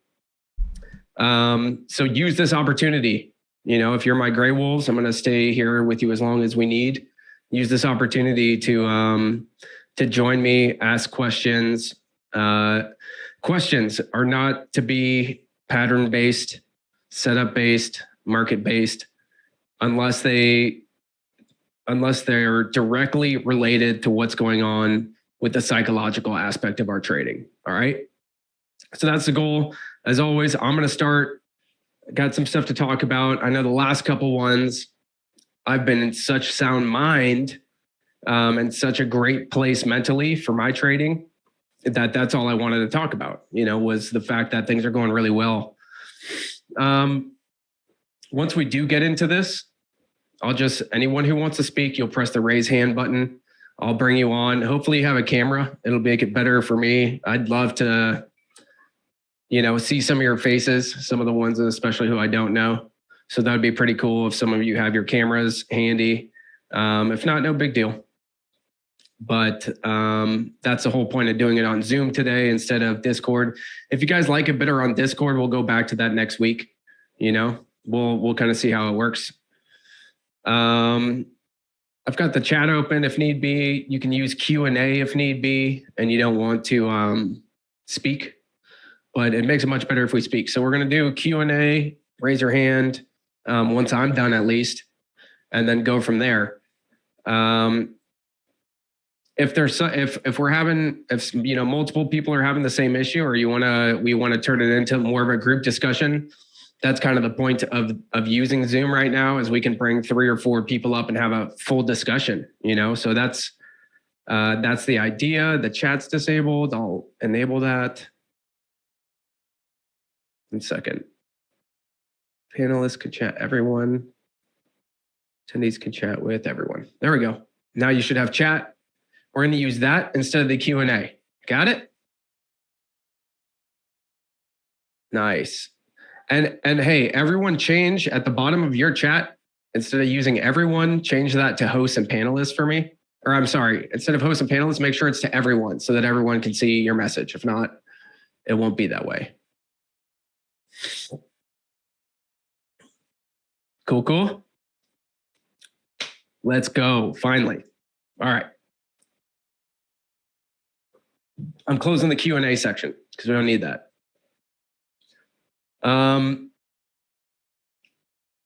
So really disciplined trading, really amazing for me. No sound stops and starts. Right now it's stopped. If you're having an issue, it's probably your internet or something like that, but it is being recorded, so don't worry about it. So for me personally, and kind of after I speak, you'll see the vein in which I want everyone to kind of approach this session with. Really controlled trading from a discipline standpoint, patience, all that good stuff. And in terms of sticking to my setups, making sure I'm hitting lows of day, getting great risk reward on my trades, taking what's given to me and that kind of thing. I was in such a roll to the point where like everything I touched was gold, and everything I thought about and then didn't touch was even better at times. All right. I got thrown off tilt a little last week in terms of that. And a lot of it is set up and market driven, but the AI sector in particular, I got a little hyped on it last week. I'm still, and here again, hi Faye, we're not talking about risk right now and stuff like that. That's not what this session is. That's what I'm trying to tell you guys. It's not about that. I'm going to keep going. But that is not what this is about. So for me, really controlled last week, definitely got me into a different mode, which is sector momentum mode. It's a totally different thing. You know, it's a totally different thing. And I have a hard time not being really aggressive when I see a good sector forming. All right. So that's what's happening for me. I'm in partial aggression mode. I've got like half of my position sizes or less across the board from now. Took a loss on BBAI this morning. Took some, you know, kind of some stupid, I wouldn't say stupid at all, but you know, 8 or 9 tickers that I was spread out across the weekend. Still nailed a couple decent trades this morning. But from a discipline standpoint and from a perspective standpoint is where I need to make sure that tomorrow is right, which is that go back to my bread and butter in terms of gap and crap reversals. Make sure that I'm going about my business like I have been.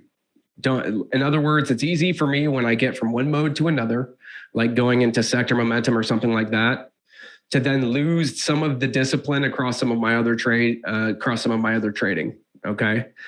And then I also am in a weird place psychologically with that sector now, where I'm down on some trades, nothing crazy, not even at risk. In terms of what I'm trying to do with the sector. And I knew if we didn't get gap ups today, or if the markets got beaten up today, that I might have to be in a little bit of pain while I build these positions up. So that's the idea there. I'm in that. Today was kind of difficult psychologically just because watching 9 positions and then also trying to kind of gauge what's going on with the markets. In other words, it was not comfortable. All the trading to me has been really comfortable up until now. So that's kind of the mind frame I'm in. I have a firm grip on the psychology behind the swing trading right now and what I want to do with the AI, but I'm also trying not to just go gung ho and be too overly committed, or too overly stubborn. So I haven't added yet to these positions on the dip. I'm within a perfectly acceptable risk realm for me, which is like the 5 to 10K mark in terms of risk to make 100K on the sector, something like that. So that's the idea. But it's put me in a spot that you haven't heard me be in a couple weeks, and I'm totally cool with it. I just know for me, if this sector doesn't pan out, I'm going to, I'll keep revisiting it daily and kind of see how it works. And if I need to cut, or if I'm able to add and build the positions that I want to, because I'm seeing the momentum that I want to and stuff like that, we'll see what happens there. But it definitely threw me for a little bit of a curveball in that all I've been doing is like hitting what I want to hit every day, really clean, taking the pieces of moves that I want to. But that's really for me, no real FOMO. For me, it's going to be more about letting things shake out over the next couple of days, seeing what's going on with overall markets, and then adjusting. And right now, the adjustment I need to make is kind of just going back, shifting perspective a little bit, pulling back just a little bit on some of these gappers and stuff, which have been somewhat sketchy. And singles mode, in other words. That's kind of what my trading's telling me at the moment. Get back into just hitting a couple singles on some gap and crap reversals and getting back in the groove of just hitting singles. And I'll keep an eye on AI. So that's what I got. I'll keep an eye on BTC, and just try to be really present and disciplined and make sure that on the daily basis, I'm hitting my setups as well. So I'm in a little weird in-between spot where I want to press so hard and I want sector momentum so bad. But today wasn't that. And the other issue I've been having is that like BBAI has been the leader and all they did was gap up like 500% and they get beat up. You know what I mean? So, and then what are the overall markets going to do? So I'm in a spot where I think I need to just be patient, be careful, be careful not to do anything stupid that's going to set me back for the month. Already having a fantastic January and just a much better start to the year than last year. So that's where I am. I'm in a spot where I know there's some danger of me getting undisciplined, in other words, because of what I'm trying to do. It's hard to compartmentalize something like sector momentum for me and then my day-to-day trading. It's hard to compartmentalize that. And that's what I'm trying to do right now, because I see those as potential swing trades where I'm able to build some serious positions and then take some sector momentum and have maybe not career making, but some career trades there potentially. If the sector were to get going, because I'm ready to put on career size. But I don't want to put that career size on until I see exactly what I need to see, which I haven't yet. And pretty much what I need to see is one of them actually run and squeeze. AI news, any of these tickers, just squeeze for me. And that would be enough for me to go really hard. And if I'm still in some of these swing positions, add to them, so that's the idea for now. Okay. You guys understand where we're coming from? Any questions on my stuff right now? Brian nailed it in chat though. Brian nailed it in chat earlier when he said, where you at? He said, I wanted to trade BIOR this afternoon on the dip, but he was saying he's trying to stay very disciplined about just sticking to his setups. It's beautiful. That's what and the second I read that, I was like, yeah, me too. And I had literally just been thinking of that. Like I've gotten away from just my bread and butter because there's been sector momentum that's kind of like lured me away, but get back to bread and butter. And it's simple as that. Like tomorrow, that's the idea. Tomorrow, that's the idea.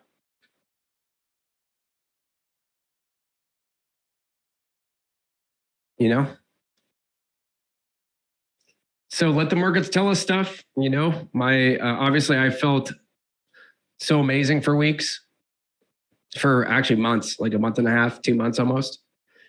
And then this last week, I'm like, okay, this is the biggest red I've been on anything in terms of a couple positions. I lost like 3K today on BBAI, which I don't know why I was long. It didn't even have like a proper green day. And then they did an offering. So it was kind of sketchy. None of it was bread and butter. And then we've also got like multi-day breakouts happening on some of the cheaper stocks, which lure me away from lows. And you guys know I don't like breakouts. So it's one of those things where I am going to be, and if you guys watching the breakouts today and yesterday and intraday breaks, they've not been pretty.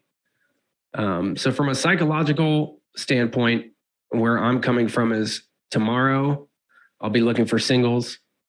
I'll be looking to get back to just gap and crap reversal, smack it, take off, be done. Unless something else arises and there's something to trade that makes total sense. And that is a setup. That is a setup. It's really easy to just chase shiny objects right now. Am I still in HEPA? No, I've been out of HEPA for a long time. I sold HEPA, I made like 20 or 30 cents or 40 cents on HEPA or something like that.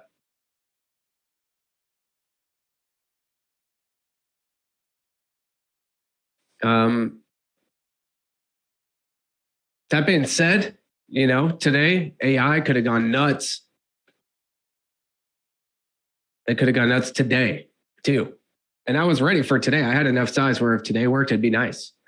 But I also remember building these positions on Friday with the idea that if it doesn't work, A, that I have a bit of a cushion, which I did.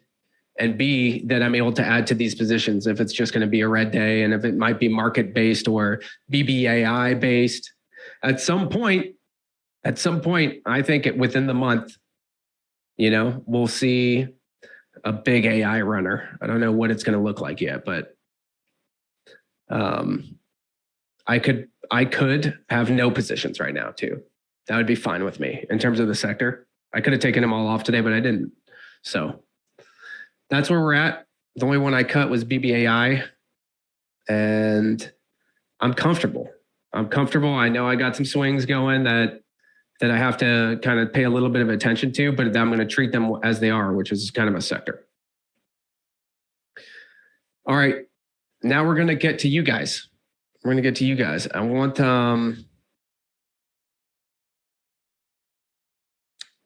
you guys to join me. Raise your hand. Let's go. Someone raise their hand. Max.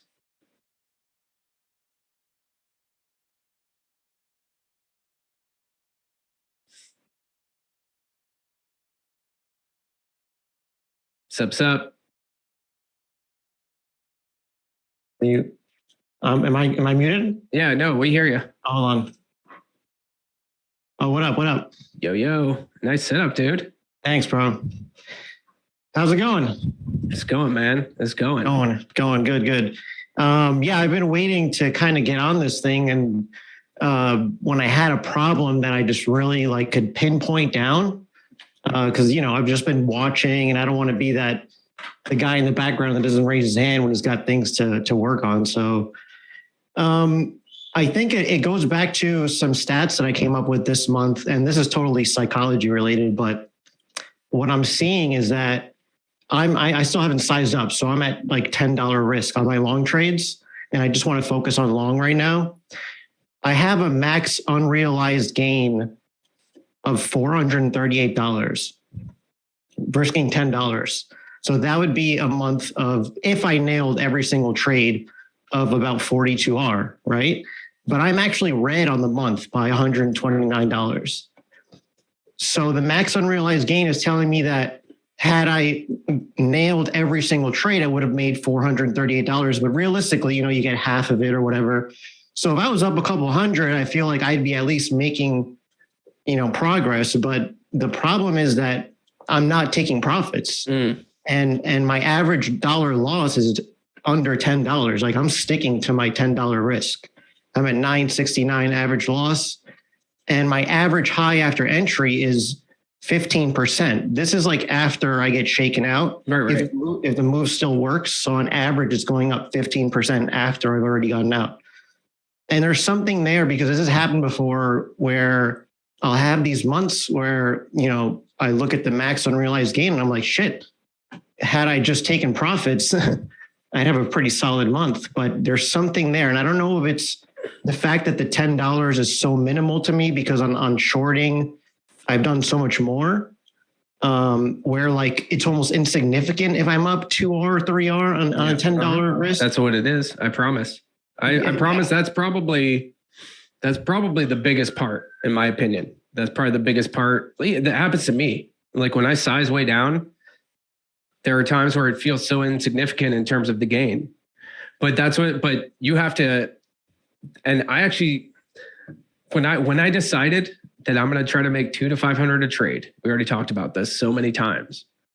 But like, when I decided that's what I was looking to make was $200 to $500, it just like the perspective changed. I can't explain it, but in other words, if you're trying to risk $10 and you're up $30 or you're up $40, that's the trade. That's your 4 to 1. Yeah, that's happened several times. Yeah, I'm sure it's happened way more than several. It probably happens a lot of the time, and it doesn't even occur to you because you're only up $30, but then you're down. Yeah. But then you lose $9 or you lose $10. Exactly. Yeah. So really, if your goal is to get your numbers right, then you really have to think of the reward being so small that when it gets there, that you're taking appropriate profits. Like, you have half of the mentality right in terms of you're just playing small risk right now as you kind of learn the long side. That's perfect. Yeah. But then it's about also making sure that you're taking profits. You're taking small profits. You know what I'm saying? $10 risk, $50 trade is phenomenal. Seriously, if I'm risking $1,000, I'm making $5K. That's a good trade to me. Yeah. So you have to keep that in mind, and then try to play it objectively, and then realize that once that same $10 risk, once that's $1,000 risk, then it's $300, $400, $500 every 10 cents, depending on how many shares you get and stuff like that. It's just a matter of, if you're trying to build confidence through small size, then you have to, that unrealized gains that you're talking about, we have to figure out how to sort that number out. It's a good number to know. You know what I mean? It's a good number to know. Yeah, because I'm doing something right. Is something's happening right? Because if the move's not going in my favor, then the stats would show that. But it's just a thing about not taking profits. I mean, yeah, like if I'm up, it's I have like these lofty profit targets, I guess, at times, but also, and I don't look at my P&L. No, I'm not looking at P&L. I stopped that a long time ago. Yeah. But I also know in the back of my mind it's $20. Like, and we all know. And if I lose, it's like $10. It like doesn't really matter to me. So is the answer on a small account to raise my $10 or to just figure it out? That's for you, man. You can either. So here's what I would do. First of all, I am just not a fan of one risk size. when you're first learning, yeah, totally. I get that. And it's really smart to have very minimal risk that you're going to stick to. As the setups develop, I mean, you see me, my risk now can go anywhere from like $50 if I'm trying to make 200, or $40 even if I'm trying to make 200, to like 10 G's if I'm trying to make 50 G's or 100 G's. You know what I mean? That's as I'm trying to be that mobile this year. I'm literally trying to be that adaptable. So when my sit-ups, A+ is there, when I get actual sector momentum, when I get what I need to see, I'm going to hit it so hard, it's going to take care of my year, because I know that those are the times that take care of my years traditionally over the years. Yeah. But I get it, dude. Like, and that's an issue I have. I had that problem for a long time where if I sized down to I couldn't make less than $1,000. In other words, that hurt me all year last year, because I wanted to make like at least 1,000 per trade. And oftentimes I wouldn't even get to that. And then instead I'm cutting $500 risk or $200 risk, or sometimes $1,000 risk. You know what I mean? Because even once the cutting losses came, I'm like, it's not that big a deal. You know what I mean? And I would let trades slip that way. So at least you're not doing that. That's not a good thing to do. But that's all. I think you either have to, maybe take a little bit more size, but I think the right answer would be obviously taking profits. You know what I mean? Sizing out, even with small size, if you're able to with your broker, make sure you're sizing out. That will honestly, that takes care of everything for me. And even on my smaller account now, and when I have small amounts of shares, my goal very, very consciously is to treat it like it's big size and still size out a fifth here, a quarter, half here, because that's what my trade tells me to do. That's all I'm trying to do. Small size, big size, I don't give a shit. You know, I'm trying to treat every single trade like I'm going to maximize this trade. So maybe it's only 100 shares here, and maybe you're only risking $10, but you get that. And then 2 months down the line, it's like $20 risk or $50 risk. And you start getting this kind of repertoire of conviction, risk, because that's all it comes down to for me at the end of the day. How much I'm risking, how aggressive I'm going to be is going to be perspective. And it's a dial. It's not like, it's not set in stone, and it can change hopefully any minute. You know, hopefully I'm able to change my process when I see things I need to, or if I don't see the things that I need to, or see things that I don't like, I'm able to dial that up and down and be adaptable.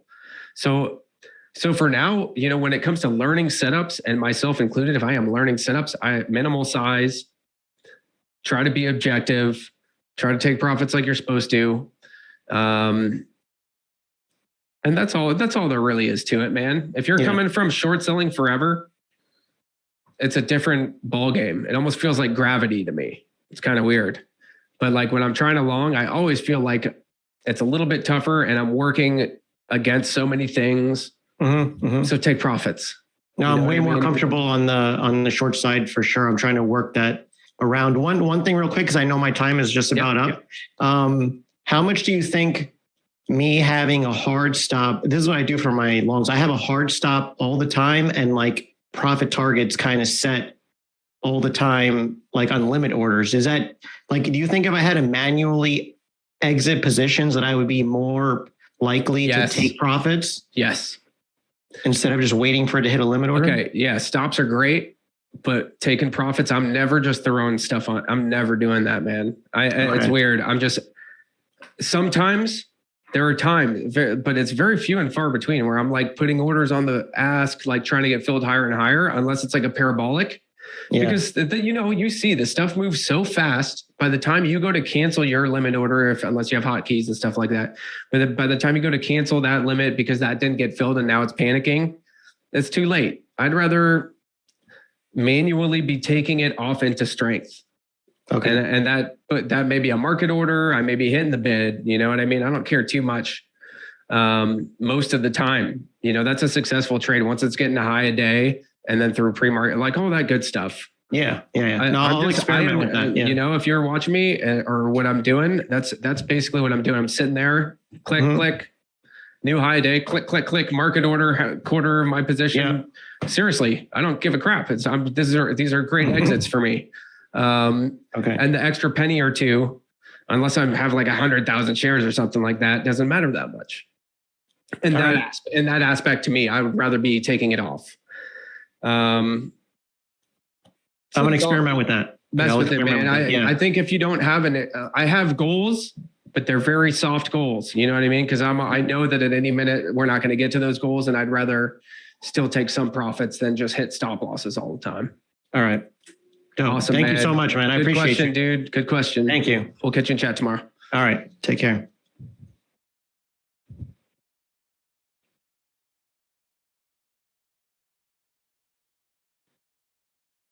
Okay. Boom. Okay. Yeah, but I mean, at first, guys, you know, I like I said, I'm not a fan of one size risk. It has to be dialed up and down based on strength of setup and market.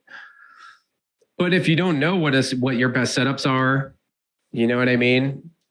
If you don't know, then you don't know. And then, yeah, one size fits all is fine. Keep it low, get some data behind you, see what you're comfortable trading, what you're not comfortable trading. And then you can start pressing size when you're like, oh, I've done this before. And this worked last time perfectly. And it meets all my criteria and process and the markets. So maybe instead of $10 risk on this particular trade, it's going to be $20 risk. It might be $50 risk. You know what I mean? If that's something you can stomach. If you got $50 risk down, you're looking at, you should be making $250, $300, $200 on that trade, you know? So that's the idea for me, is stay safe. One size risk fits all when you don't know what a good setup is. But once you do, and once you've seen it and your gut's telling you, then yeah, you know, those are the times to start messing with it. When you know something works for you, you've seen it and it's doing it, that again, that's all I did throughout my career. That's how I found every single setup. Most of the setups I was not taught. I mean, I was taught all the basic setups, but everything beyond that, all my other entry ideas and everything else was developed by myself or with some students, you know, by going through stuff together or seeing what this person's doing or that person's doing. You know what I mean? As opposed to like just breakouts and shit and random dip buys, which no one ever, it's always general. So that's the idea there. Let's kind of just get through these real fast.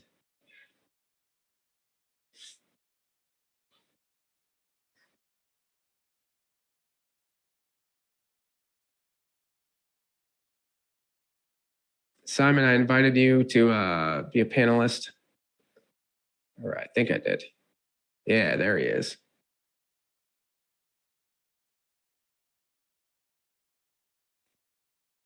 What's up, man? Hey, what's going on? What's up, bro? How's it going? Not too bad, not too bad. Man, wow. It's just cool to be on here talking with you, man. I've been following your journey for a very long time. When I met you in Sykes Challenge back.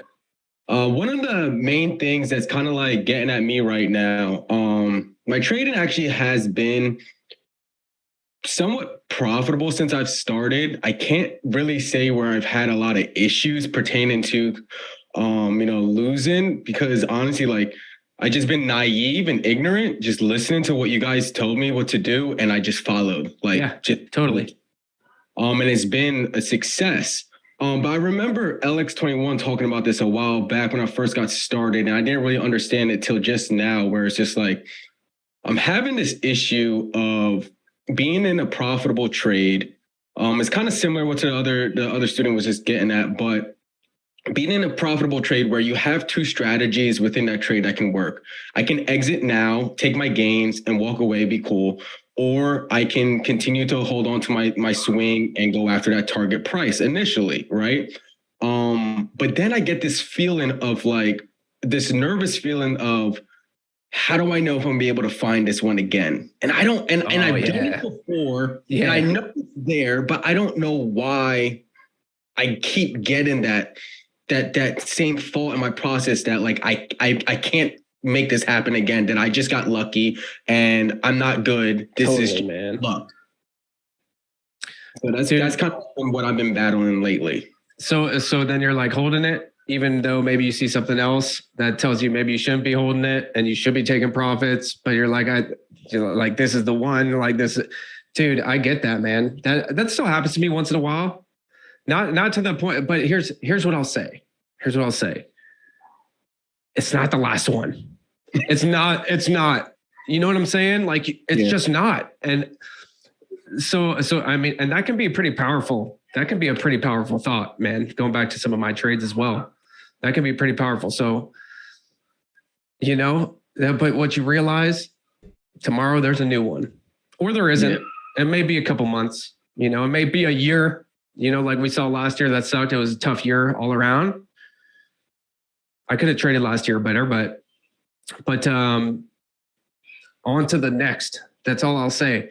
And then, and in terms of that trade, whenever I'm having those kind of thoughts, like if it's hold or try to meet my target, take part off. That's literally the answer to all. Half of the FOMO for me is just taking a little bit off. It just eases the burden because now money in the bank. If the trade doesn't work out, money's in the bank, and you have to know 99% of the time, man, it's going back to where it came from. You know what I mean? And most likely in the next couple of days. So it's one of those games, unless we get true sector momentum or unless the markets continue to bounce and we have some swings and stuff like that, we compartmentalize that. And then, yeah, but I get you. I get you. You know, that's, it's not real. You know, that's one of those feelings that's totally not real that can affect our trading. Dude, but think about this, like your capital's tied up in that and the swing's still going because but now that one's been fading for days and you're like still holding on to this hope because of whatever your weird thoughts are. That capital, meanwhile, there's 100% gainer today, there's 100% gainer tomorrow. That setup that you love, it's actually back, but it's like the perfect start of it next week. But you're still sitting around and now that trade that you're up on is back to zero. But like in terms of your P&L, and now you're just like dejected, you know, like, and that leads to all those other things, man. So that's what I'll say. I stopped doing that where like, cause I know that feeling where you're holding on to a loser. Like I've definitely stopped doing that. And I mean, from where my journey started at to where I'm at right now, it's just like crazy from just like $800, man, to just like now over, you know, just like, you know, 5 figures. It's like insane. Nice, bro. That's sick. Be able to do that. Like, that's amazing. You know, so that's amazing. Hey, that don't fucking discount that, dude. Yeah. Because don't discount it. Okay. Don't discount it because 5 to 10, that whole thing where you're like, am I getting lucky? Maybe a little bit of luck. 5 to 10 is not easy. It's not, man. 5 to 10 is not easy at all. 5 to 10, I never did 5 to 10, 500 to 10 G's, bro. So don't discount that. You know, what I would do is run with that. Like take confidence of the fact that you could go 5 to 10. Okay. You know what I'm saying? But that means you go to 10 to 500, bro. You know, absolutely. That's what I think. That's what I think. I need to hear that. I need to hear that from someone else because, you know, I don't have any really, you know, besides all you guys that this is it. So that from you is just actually, that felt good listening to. So good, my man. Yeah. Keep that. Hang on to that. Know that the next play is always around the corner, or it might not be, but you'll be ready. That's all it is. And if it's not tomorrow, then we chill and we go for singles again, and we go for singles again. And when it comes, you know, you'll know. You know, if you've gone 5 to 10, you felt it. And here's the thing about long trading too. A lot of it is discretionary, man. It just is. And the best long traders I know are the next play discretionary is always around the corner, man, because or it might not be, but you'll be ready where you just sit there. That's all it is. You know what I mean? And if it's not tomorrow, then we gotta be creative. We have to see things. And go for singles again, and we go for singles again. Swing or and when it comes, you know, you've already.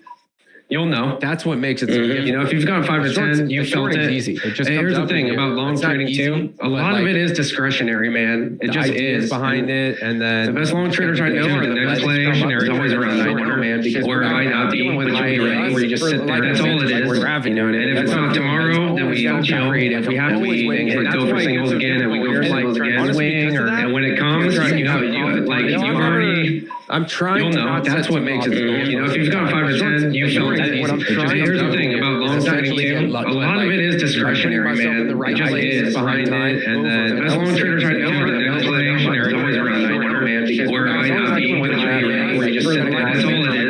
You know, and if it's not tomorrow, then we have to trade. If we have to wait, it's every single again. We go like when it comes, you have to do it. Like you already. I'm trying to know. That's what makes it. You know, if you've got 5 or 10, you felt that easy. Here's the thing about long time too. A lot of it is discretionary, man. It just is behind it. And then as long as traders are doing it, the explanation is always around 9 man. Because where I not be with where you just sit there. That's all it is. You know, and if it's not tomorrow, then we have to trade. If we have to wait, it's every single again. When it comes, you have to do it. Like you already. I'm trying to. That's what makes it. You know, if you've got 5 or 10, you felt that easy. Here's the thing about long time too. A lot of it is discretionary, man. It just is behind it. And then as long as traders are doing it, the explanation is Just real always quick, like it was crazy. where I not be with where you just sit there. That's all it is. You know, and if it's not tomorrow, then we have to trade. If we have to wait, it's every single again. When it comes, you have to do it. Like you already.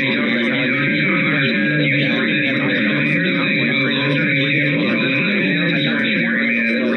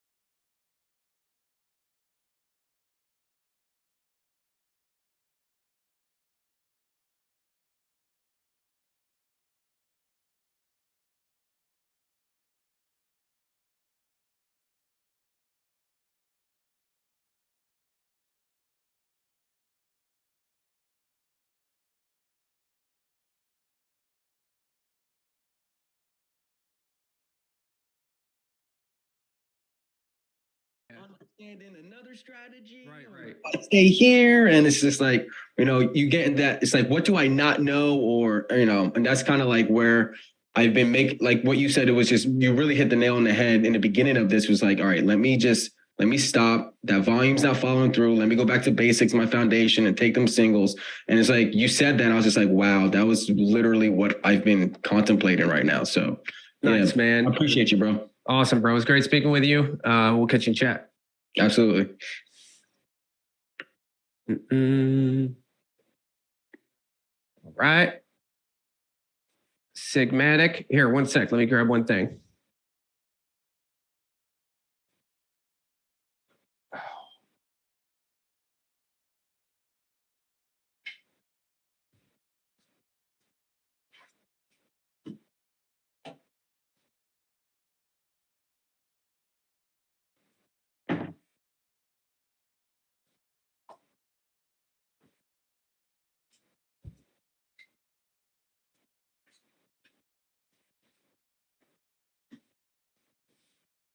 Yeah, man. Hold on.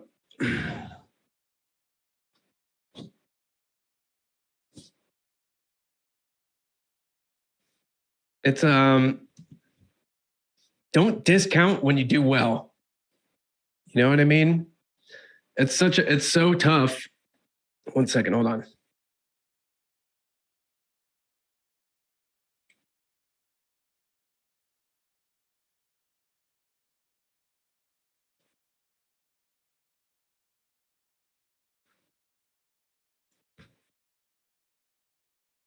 Do the other ear. Okay. Sorry, just had to eat a little bit. Don't discount when you do well. You know, hang on to that because it's a tough game. It's really tough. So we have to, you know, I see trading very much like I used to see sports. It's a confidence thing, man. You know, we have to build confidence. We don't just want to come to the markets and get our asses kicked every single day, which is what everyone does. I don't know how there's any traders around other than a bunch of degens. But really, you know, I honestly, bro, and to everyone, there were multiple times in my journey where I was wondering if I'm getting lucky. But you know what I did? I kept my head down. I kept grinding. That's it. I kept my head down. I kept grinding. And then one day I looked up and I was like, holy shit. I've made like $150,000 somehow. You know what I'm saying? And that just came from grinding. Head down. Fucking head down. Foot on the pedal. 100% effort. 100% dedication. And then I looked up and I was at $500,000. You know? And I was swinging like Bitcoin stocks with impunity and making like 200, 300% gains and growing my account by 6 figures multiple times over and over and over. So, you know, but then I hit a patch last year where I'm like, shit, I might need to find another fucking profession, which is what's crazy about trading. And then when I look back at it, man, I just wasn't in control of what I was doing. And I was not in a good place mentally.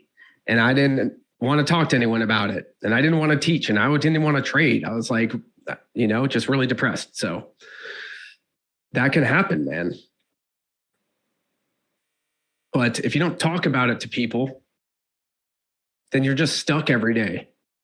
You're just stuck every single day with the same bullshit, with the same habits and the same ideas every single day. And don't know why it's not working.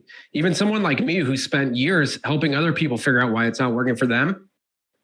You know, I just couldn't get my finger. I knew intuitively that what was wrong. And I knew from a factual standpoint that the market sucked balls. But I've been able to make money all the time. It doesn't matter what the markets have been. I've been able to grind it out when I need to grind it out.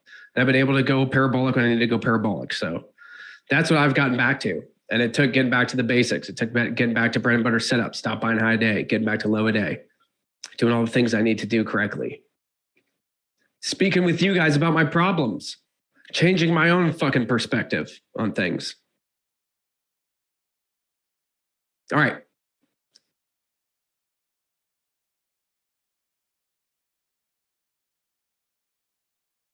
Sigmatic.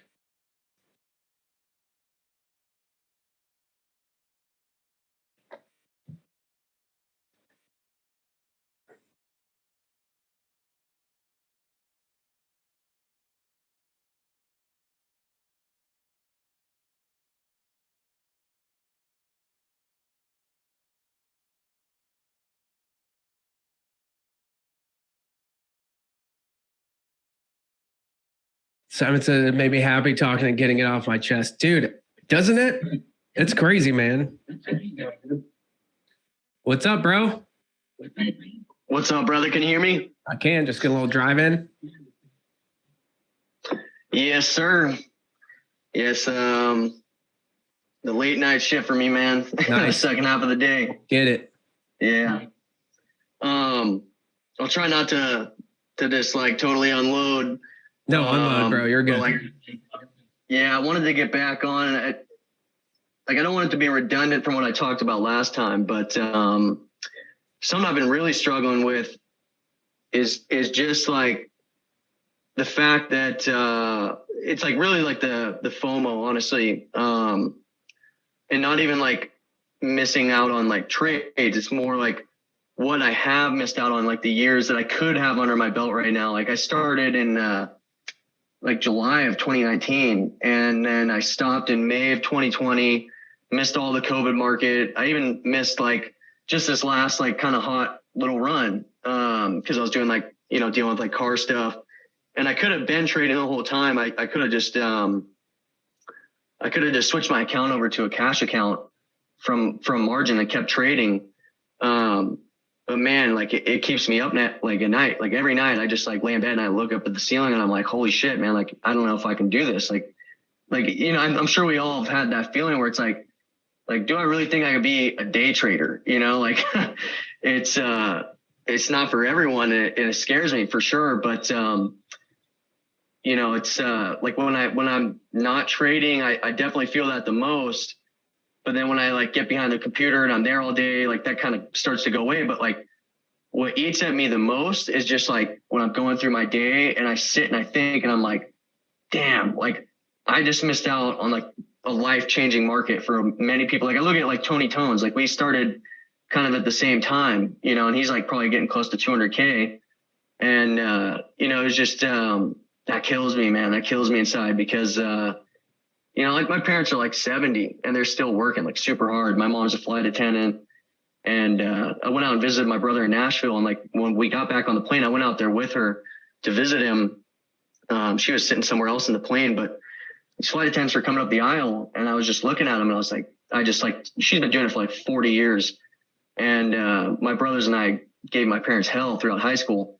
And I was just like watching these flight attendants come up the aisle, and I was thinking like, damn, like, she's still doing this, man. Like I saw like the last like 40 years of her life, and it just like kills me because I'm like, man, like I've just wasted so much time on all the wrong things, like friends, like messing around. I built that van, and just like, you know, that's like, as I've gotten older, getting closer to 30, I'm realizing like, man, you just can't get time back. And it's kind of like a double-edged sword in a way, I guess, because now I'm like more driven than ever. I've pushed like all my friends away. I don't hang out anymore. I literally just like work, trade, and go to jiu-jitsu, and that's it. Yep. And, you know, but it's like that's what I struggle with the most. And I don't think it's like really getting in the way of me like making my decisions when I'm at the market. Yeah. I think nowadays I've slowed down as far as like trading wise goes. And that's helped a lot. I've sized down, learning how to like scale in and scale out of positions. But, you know, I'm sure you've had times where like, you know, you feel like, oh man, like maybe like you were talking about the other day, you're saying how, when you like during the COVID market, you were seeing Jack just like go on this crazy run, and you were watching that and you're kind of like, damn, like, you know, what am I doing wrong, I guess. So how do you deal with like, I guess even just like more is just like a life question, even beyond trading. How do you feel like deal with that feeling of like, oh, I've missed out, or I've wasted time? I resonate with everything you say. Got the fucking goosebumps, bro. For realsies. Got the goosies. That's what I was telling you. I was like, man, you can't vote on you right now. Bro, first of all, a lot of dwelling in the past, homie. First of all. And you know what that is? Sign of depression, my friend. You know, not that you're depressed. I'm just saying. I was depressed. Yeah, okay, dude, all these thoughts about wasted time. Guess what you're doing when you're thinking about that? You're fucking wasting your goddamn time, dude. That's what I was doing. You know, literally 4 months ago, dude, 5 months ago, I watched my business and like kind of like disappear for a long time. I watched my social media following just dwindle. No one gave a shit about me, or knew I was even teaching or alive, bro, because I didn't give a shit. And I was like a hater on social media, like fuck all these people and all these new people who don't know shit and they're teaching. And like, and I was watching, dude, I watched people who I know are legit scams that I watched go from 0 followers like 3 years ago, but because I wasn't doing it, I watched people now they got 250,000 followers or 1 million fucking subscribers. You know what I mean? Like, I've watched that happen bitterly, like a little bitter bitch, thinking about all the things that I should have done over the last 3 years. First of all, I'm about to be, well, I just turned 37. You know what I'm saying? So this happened to me in my late 30s, dog. You know, I feel you on that, man. I do. I feel you on that completely because it's totally real to you. You know what I mean? But the fact is, it doesn't. Yeah.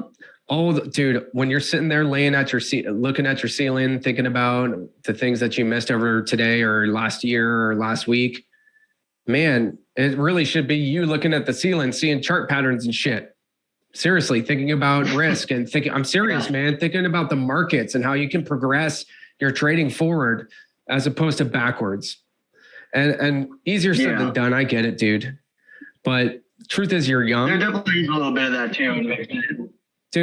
My parents are, my dad's 82. He still works every day. And I know a part of that is keeping him alive. He'd probably be dead without his job, but he's also working out of necessity to support my mother still. You know, part of what I would love to do is blow up so big and make so much money trading now I could retire him, but then I think he might die. So I might, you know, I wouldn't necessarily want to, unless it's something he specifically wants, I'm going to let him work until he dies. But I get you, bro. I get where you're coming from. I tell you what, the work I've put in, it's the only answer. It's always the answer. And that's what I'm learning. That's what got me to where I got to in the first place, was like an insane amount of work, dude.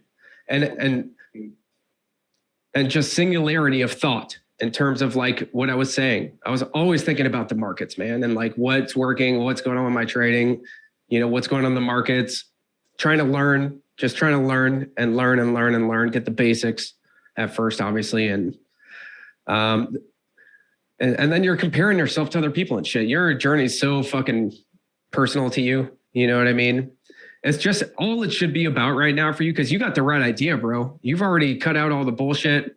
You got the right idea. Just make sure that from a mental perspective, it's just not healthy. It's just not healthy to be looking back like that.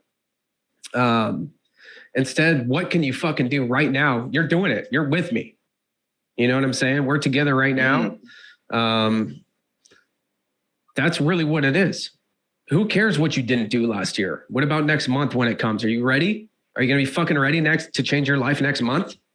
That's all that matters, dude, is that you're present enough, that you're progressing enough in your personal life, in your trading life, and your psychology. Just trying to improve, man, till we get to that point where the things align for fucking you. You know what I mean? Not for Jack. Yeah. Not for fucking me. Not for Simon, who just spoke, or Tony Tones. Fuck Tony Tones, bro. Fuck that guy right in his butt. Okay? I love Tony Tones. I'm just saying, dude, Jack didn't do shit. I threw myself off. Feel me? I threw myself off by comparing myself to someone without kids with a totally different trading style to me, who was doing something I wasn't, that wasn't what I do. I don't give a shit anymore what anyone makes. And I don't think people are better traders than me necessarily because they make more money than me. I don't even look at it like that anymore. It's not a competition. I'm here to support my family. I'm here to trade to the best of my fucking ability. And here's what I do now. I use my friends. I use Jack as inspiration to size up a little bit when the time is right. I ask him, I want to get better. So I'll talk to people and just try to get better myself without trying to trade like anyone else other than myself. Got me? Yeah. I think do you, bro. Focus on you just like you're doing now. Fuck your friends. Just hustle. Make that money. You're old, but you're fucking so young. You're not old at all, really. Not today. At your age, I had barely become profitable as a trader or whatever. Think about it. When I was your age, I had just got this thing. So I'm sorry. Fuck. When I was your age, I was just starting. Think about that, bro. When I was your age, so when I was your age, you know more right now about trading than I did at your age today. Feel me? You're you're still young, bro. Fuck everyone else. Do you? You're on the right path. That's what I think. And so it's a matter of like when you start slipping into any sort of thought of the past that's negative, fuck that. Move forward. You know, it's easier said than done, but over time, that shit will go away.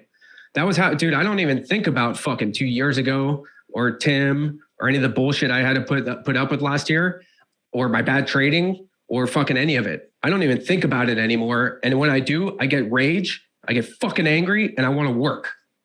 You know what I mean? Yeah. Cool.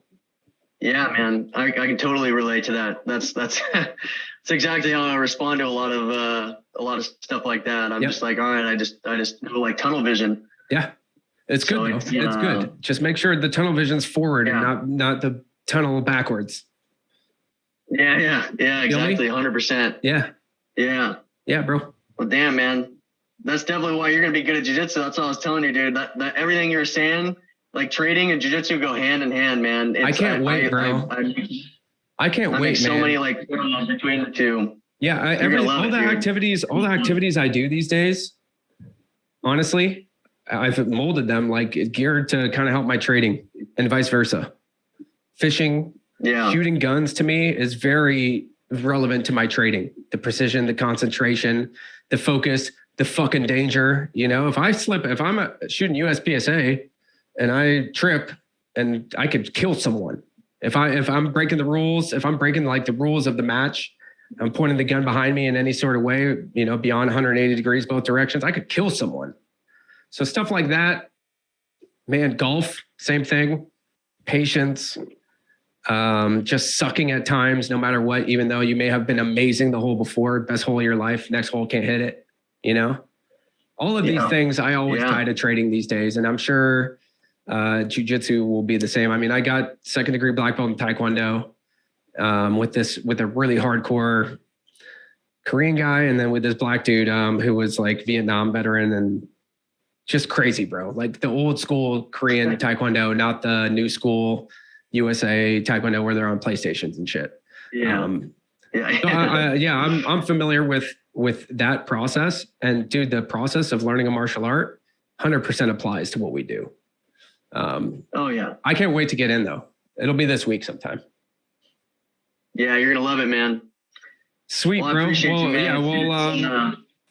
Dude, yeah, your problems, you'll move right past them. You'll move right fucking past them, dude. With just doing what you're doing, just grinding. Just don't lose belief in that because we got to have the belief. Just don't fucking lose belief, man. I was like, I didn't know what the fuck to do with my life, dude. 6 months ago, you know, I mean, no, not boo-hoo. I'm not crazy. I've been homeless. I've been a fucking homeless drug addict behind a Walmart dumpster. I've lived behind a Walmart dumpster for a couple of days. I've squatted in my old fucking apartment.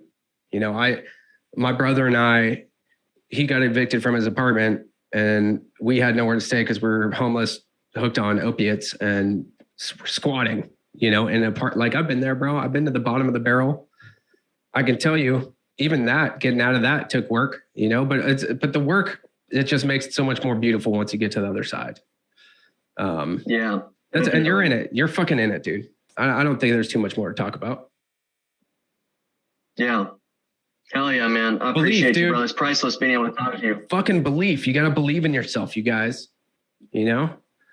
Even Simon, just before, he's like, I don't know if if there's going to be another one. That's a totally legit psychological thought. It comes from a lack of belief in yourself, bro, and what you've just done. So, and for you, bro, you have the benefit of not being fresh. You know, we spoke. You've been around a while. Last year sucked. It didn't even matter that you didn't really trade that much last year, to be honest. Yeah, you missed some stuff, but it really is irrelevant. You know, I mean, I could have just not traded all year and came back in December and been amazing because it was like all my strategies and shit. So it's all good. It is what it is. We'll move forward. We always got to just put in work, believe in ourselves, you know? Hell yeah, man. Awesome, bro. Yeah, I appreciate it, brother. Hey, keep grinding, dude. Dude, will do, man. Will do. Thank you, brother. No problem. Drive safe. Hell yeah. Yes, sir.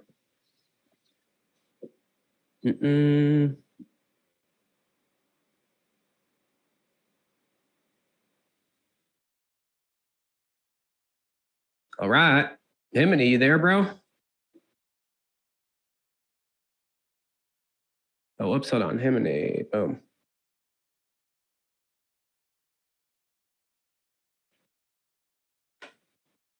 Yo, one sec. Hold on. You hear me? I got you. All right, let me see if I can get my camera on. There we go. Yeah. All right. What's up, bro? Roland? Hold on one sec.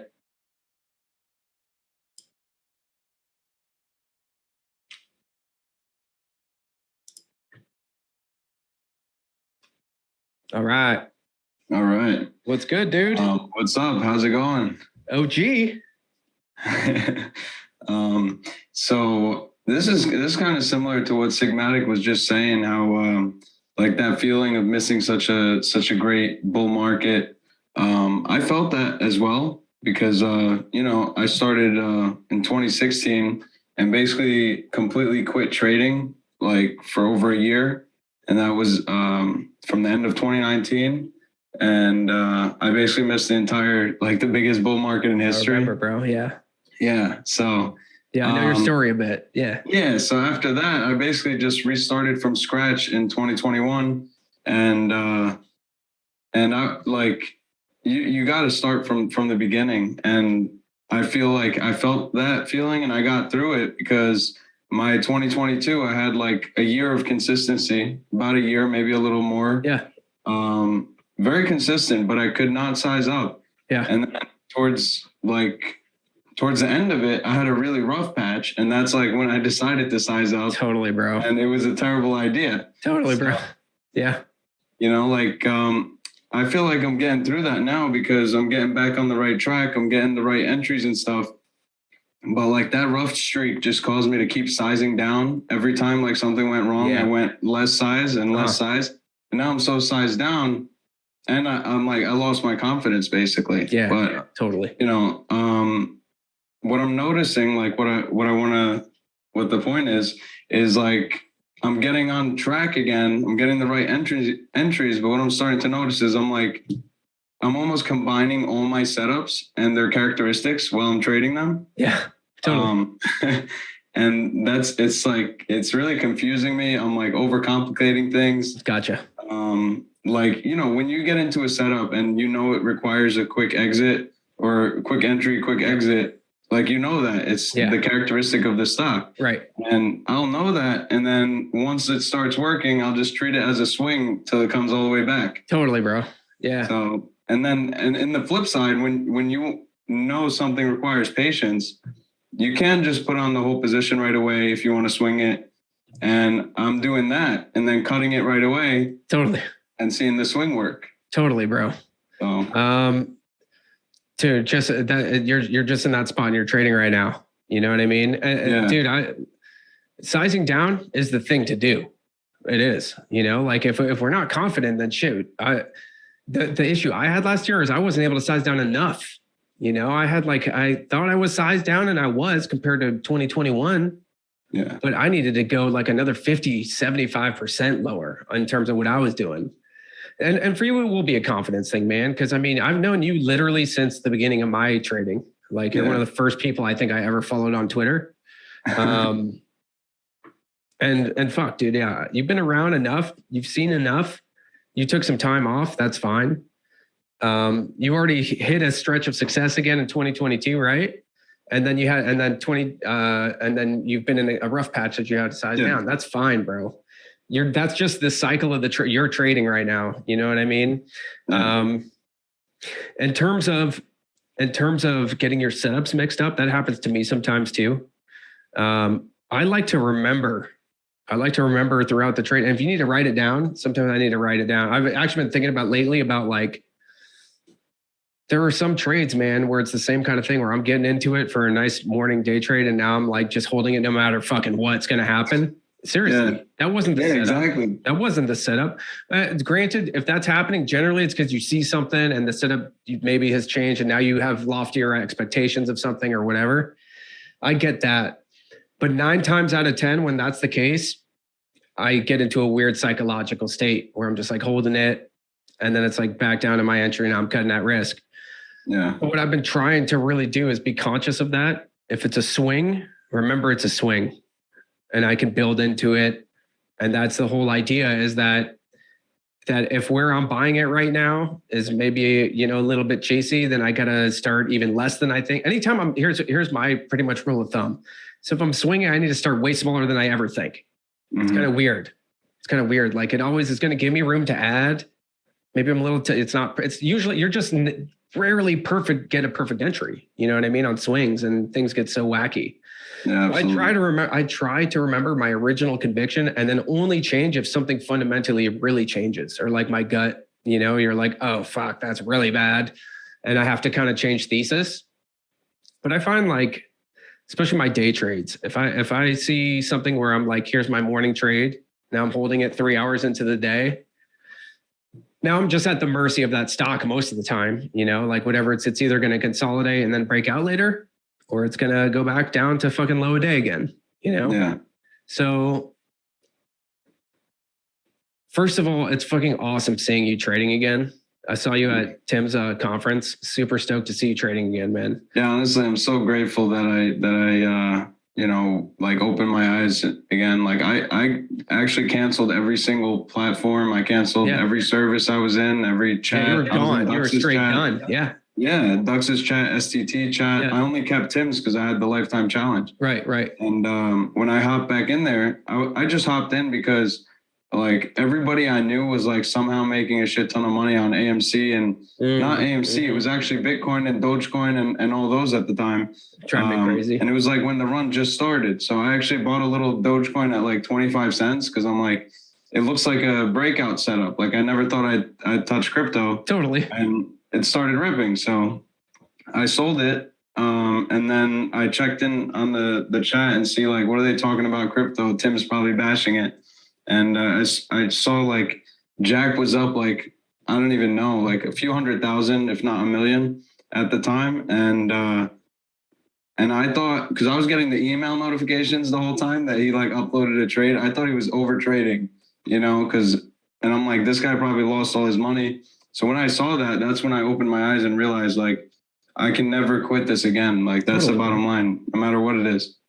And that, dude, and I tell people all the time, like, you don't have to quit your job. You don't have to do any, like, in other words, you just never know when that time is going to be for you. It really, you just don't know when you're ready, capitalized or not capitalized. Maybe it's just growing your account from 5 to 10 or from 5 to 25 or 5 to 100 or something like that, or 20 to 100. Who cares?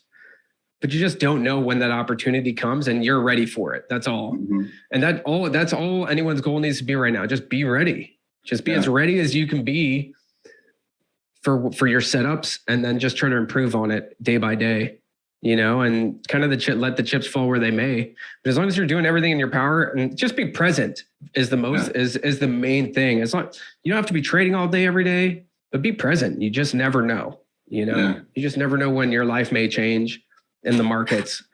And the thing is, it's when you're looking to change your life, when you're looking for the one trade or that one big thing to do it, that it doesn't come. Yeah. It just comes from grinding, dude, every day. And like I said, right place, right time, right place, right time. Next thing you know, for some reason, you took big size because it was a great setup, and you're overnight and it gaps up 100 or 200%, and your account's gone from $4,000 to $7,000 or something like that. Yeah. That's a big deal, So yeah, bro, it's really good to see you, talk to you. You're already in the right place because you're sized down anyways.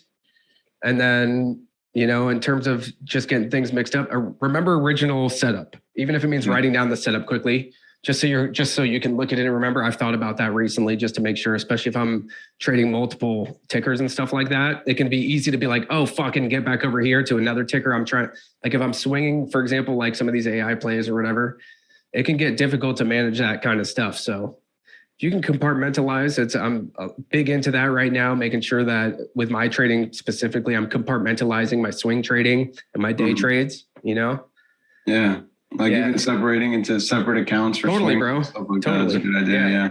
No, I'm a fan of that too. So yeah. So what I learned basically from all that is like, I'm not like even if you take some time away, you have to keep checking in, because then Yeah. you're not gonna miss when you notice things ripping 500% and like 10 of them in a day.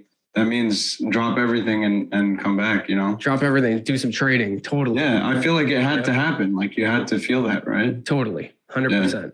And Thanks, that's, Roland. and I try, dude, I try to take my trading to those extremes too. When we don't have setups, man, I really try to not trade. I would rather go golf or hang out with my family or do something else, you know?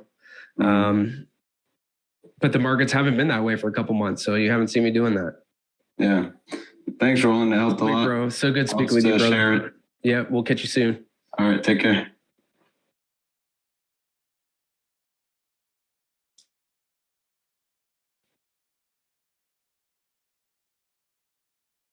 Okay. Zeev, I'm going to invite you up here. And then just use the restroom really fast. 1 second, y'all. And the good thing, the good thing is that I've been able to stop chasing my own setups, because that's the worst, is when I missed it and then I chase it and then it turned into a loss, and then it's Totally. this drives me nuts. Me too. So I stopped doing that, but I'm still just like, I'll call it out. I have a pod with a few friends of mine, trader friends, and I'll call out, this is what I think, and I don't take it. Yeah. And it drives me nuts. And so that's one thing I wanted to mention to you, just to bring it up. Mm-hmm. Dude, it's happened to me too. Like where it happens to me in my trading. It happens to everyone, but it happens to me where I'll see setups. I'll see my setups. It's there.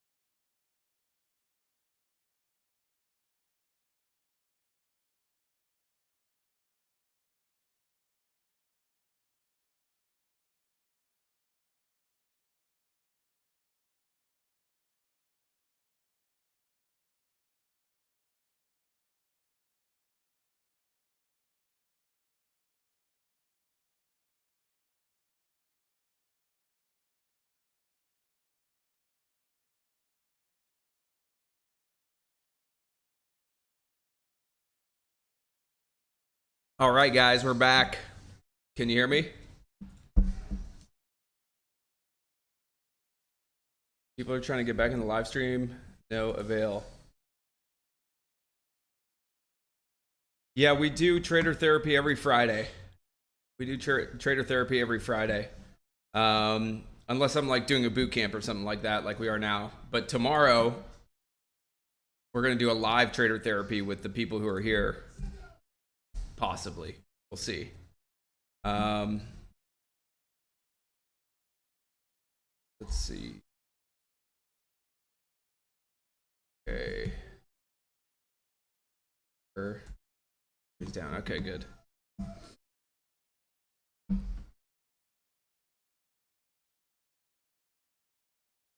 There's an echo? Or is it just for Lumen?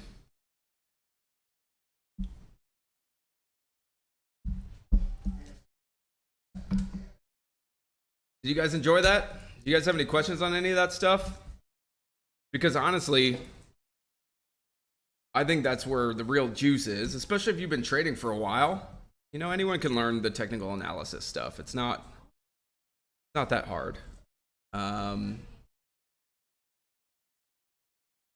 know, there are varying levels of it, of course, but that's really not what the trading's about. The successful trading, in other words. Like sustained profitability is not the patterns, because the patterns come and go. So what is it, you know? The markets come and go. What is it that sets certain traders apart? And I know it's a huge part of that. It comes down to just psychology. And that goes down to the setups you trade and stuff like that, you know? And when I'm talking about being a contrarian earlier,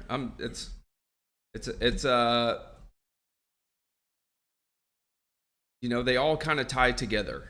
And the psychology of the setups you're trading, if that's not matching like the market psychology, you know, and your psychology does not match that, you're going to that's when there's a lack of harmony within your trading. And maybe you're someone who's been profitable in the past and you go through, you know, we all go through our swings of good and bad trading. But generally speaking, for me at least, it's the psychological stuff that lead to me doing the dumb stuff in terms of execution, setups, discipline, you know.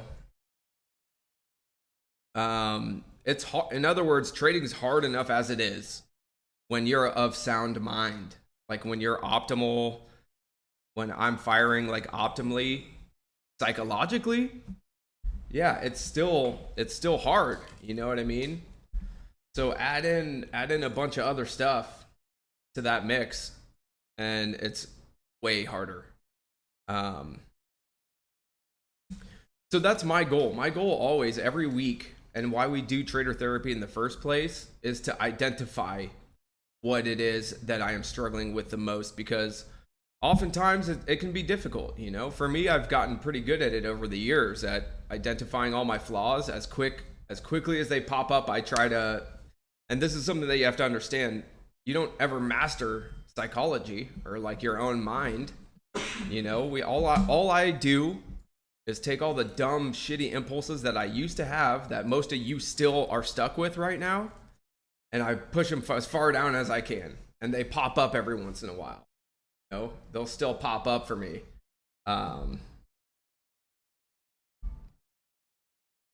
But it's a matter of making sure that when they do, I'm able to, you know, suppress them.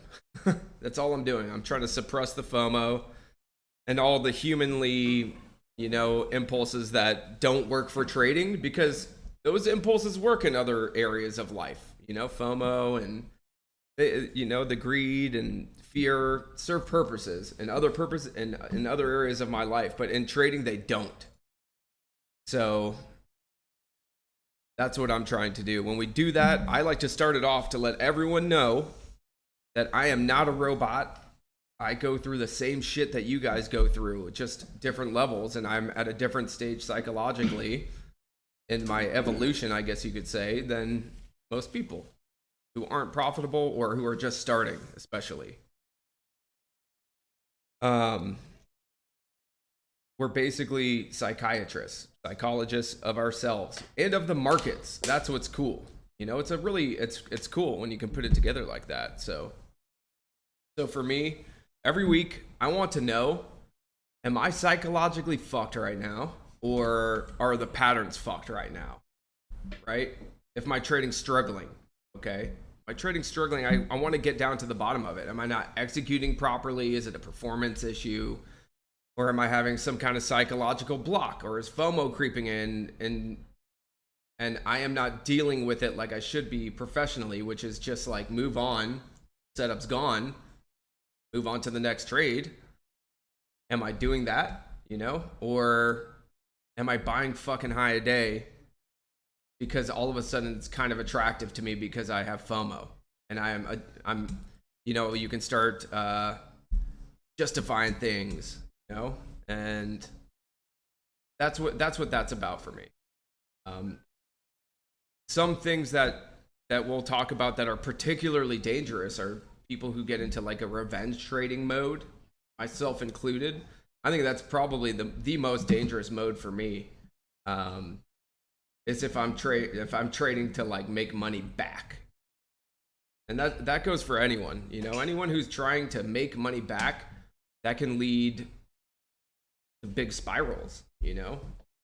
So let me fix my camera. I don't think my camera's working.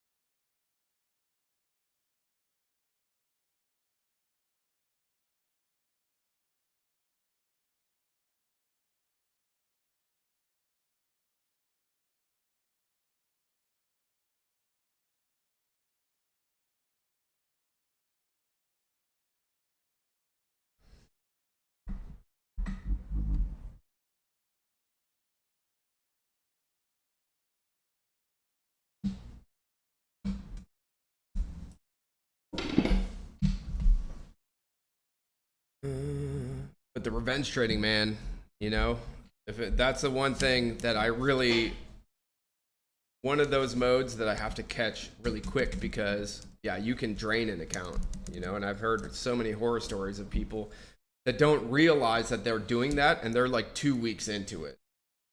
They're 2 weeks into it, and they're like, have wiped out a year's worth of work or whatever else. So that's the goal. Once a week, I do it, and then whoever wants to share gets to share. And it helps me. It helps everyone listening. It's just a really, really awesome. It's just an awesome activity that helped fix my trading. You know, even me. You know, we all go through our ups and downs, and I was in a rut. You know, and I was just kind of doing the same thing every day, just like and you can be stuck like that. Even me, who, like I said, this is what I've done forever. Just try to make sure I'm psychologically fit and I'm adapting to the circumstances appropriately. And there was like a 5-month period where I just wasn't, you know, and it switched on a dime when I was able to say that out loud to my, you know, the people I work with and mentor and my students, my friends, and be like, look, this is what I've been struggling with, and don't quite have a grip on it. And honestly, and the first time I said that out loud, I came up with a solution out loud and implemented it the next day and went on a crazy run. Like I went from like my shittiest trading in 6 years to my best trading in 6 years, you know, just like that. And that was proof to me. Like sometimes you just need to talk about things to other people, get feedback, and fix something, you know. And my main fix now that I have across the board for most of my issues, I have found has been to just eyes down. That's what I found. If I'm in a bad run of form, if I'm in a good run of form, and then I start struggling, if I have any fear of pulling the trigger, which I never had for 5 years, and then it popped up at like a year and a half ago. If I'm trying a new setup, if I'm just struggling in general, just size down to that amount that is such that you can press the buttons and trade price action freely again. You know what I mean?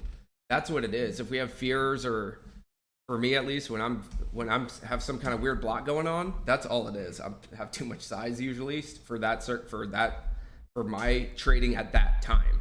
That's it. I just need to size down, and then I can build confidence back by seeing my ideas just be right. You don't have to make a shit ton of money. I just need to see my ideas be right, and then I can turn it back on because I'm like, okay, I'm in harmony with what's going on again, you know? And just like everyone, for me, it ebbs and flows there. But there are times where I'm like December, January, I'm like, every fucking thing was, yes, Midas touch. And then there are times where it's not that and everything's wrong. I just have to make sure I'm not pressing when everything's wrong, you know? But any questions? You guys have any questions right now? Been live, we're pretty much talking to the people at home, but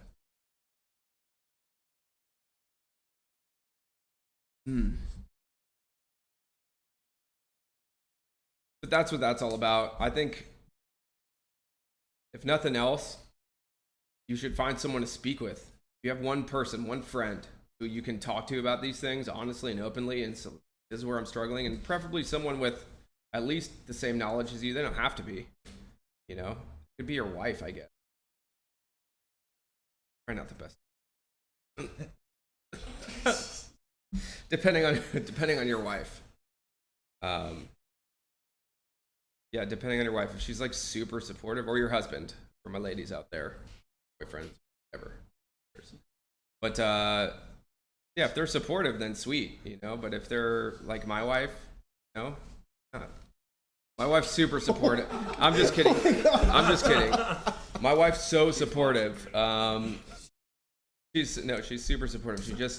She's just more of a pessimist, and I'm like super optimist. You know, I've always been half cups half full.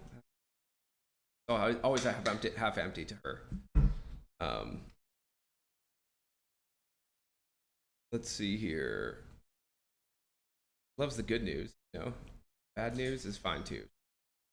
I just know early on, if I just was only coming to her with bad news, she'd be like, "Wait, then." That'd probably be what. Anyways, I don't think my wife will ever watch. Okay.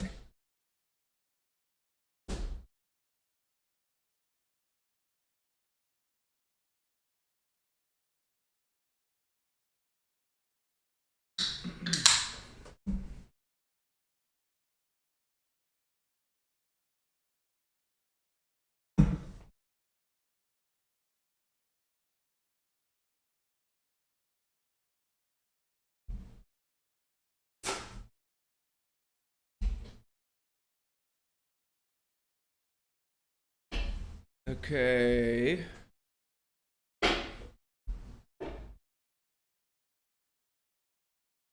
Any questions before we continue?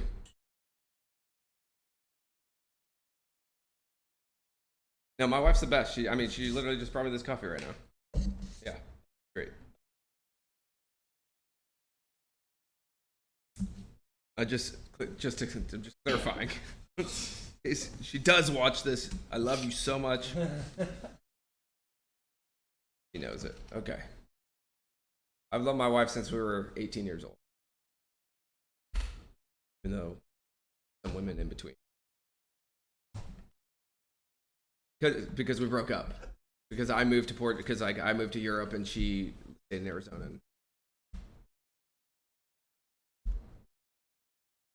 Okay.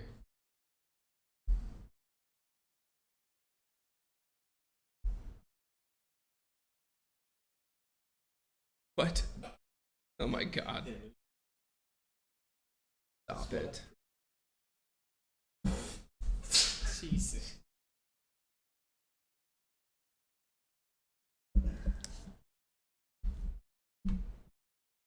Can't comfortably afford the $169 bucks a month for scans. What would I suggest? FinBiz? Yeah, I don't know. What do you guys suggest? Anything? Honestly, Any good scanners? Swim has pretty decent. It's pretty good. Pretty decent. Yeah. Yeah, Thinkorswim, I guess, is supposed to be pretty good. Finviz. Use Finviz every night. Yeah, I mean, Finviz is good. This is the only scan I use, so it's yeah, it's price of business for me, I guess you could call it, you know. And I paid for it like a million times over. A long time ago, I paid for it many times. You know what I mean? Is how I like to think of it, at least with when I started making money. When I first got scans, honestly, for me, scans to me was a game changer. It still is. I can trade. I mean, if I have tickers to trade, that's okay. But I can't do what I do to full effect without specifically scans for now. And if anything ever happens to them, I will have to figure something else out, and I will. But you know, you get used to seeing something, and patterns for me, I talk about it all the time. It's patterns, and I'm used to seeing the patterns I want to see on my scan, the colors and how it looks, and everything about it works for me. You know what I mean? One day I'm sure I'll change something up, but for now, scans is the one where I know intraday while I'm trying to trade, I really don't miss too much, and I know how to work it, I guess you could say. The news feed is quick, and everything I need is there. I don't know, and all I know is Gratani was using it back in the day, so I started using it. Okay, because that was like, you know, I watched Trading Tickers 1, and I'm like, okay, we gotta do everything video, and so I got it, and I never looked back. You know, I like it. I just like it very much. But yeah, there are plenty of free tools. You know, especially when you're just starting out, and if you don't have capital, there are free tools to use, no doubt. And then I think dilution tracker is like 20 something a month or 30. What, do you know how much it is? Chance? Dilution? Yeah. 117 a quarter. Okay. Yeah. Not too bad. That's worth it to me. Worth it to me. Yep, used to be equity feed. That's when I started using it too. It was equity feed. I think pizza's here. But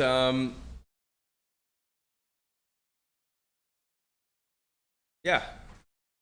I'll get you guys at the end of I'll put it on like the site or something under replays, or I'll figure it out. I'll get you all the resources that I have, the free resources, and then the resources that I use and pay for. We'll do that. I'll make sure to get you guys stuff. Let's take a quick peek at what's going on. And what we've got is SPY taking a big dump, you know?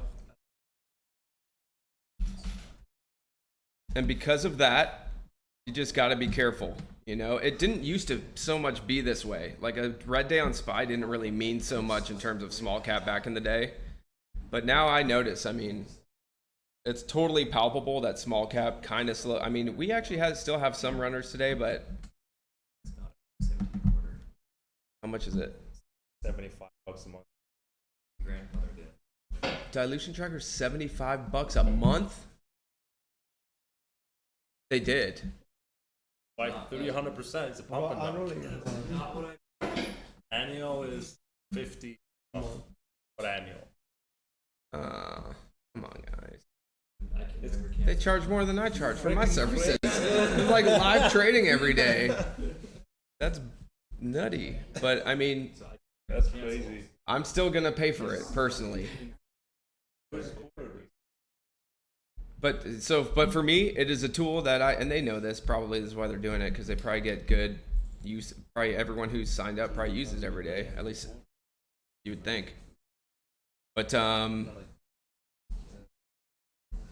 yeah, I'll still use it. I'd rather personally pay to have that than not have it. Worth it to me.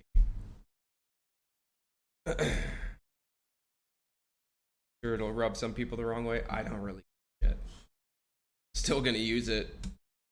I better have that same rate. I'll hit them up. I'll call them or email the dude, tweet him or whatever. Tweet it right now. Don't hook me up. I'm selling dilution tracker for you, bro. It works. It's good. Get it. It's not like a service. You know what I mean? Like at the end of the day, it's just.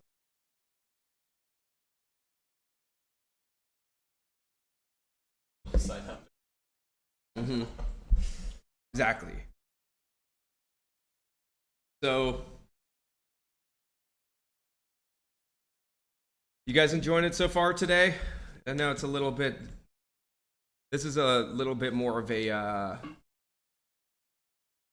casual environment right now. Those are students. We're in a house here, smaller group. But it's good because I can kind of spend time with you guys on the stream more than I normally would. Normally, I wouldn't be saying anything to you guys if you guys were attending the live. Normally, it would just be you guys watching me speak to.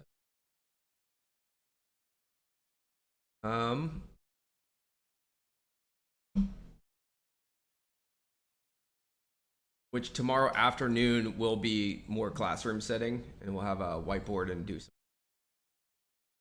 Love my whiteboard.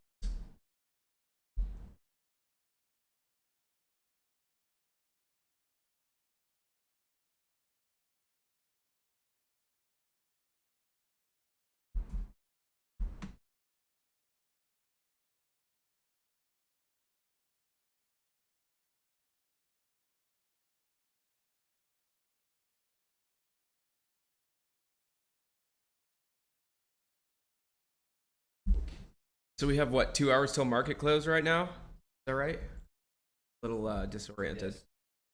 Okay. So we've got 2 hours till market close.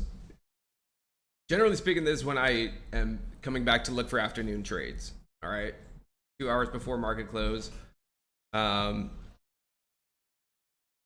markets even like an hour ago or so. You know, kind of the hour after lunch. But so we will do afternoon kind of live trading process here. We only have 2 hours left anyway. Should have some pizza coming here, so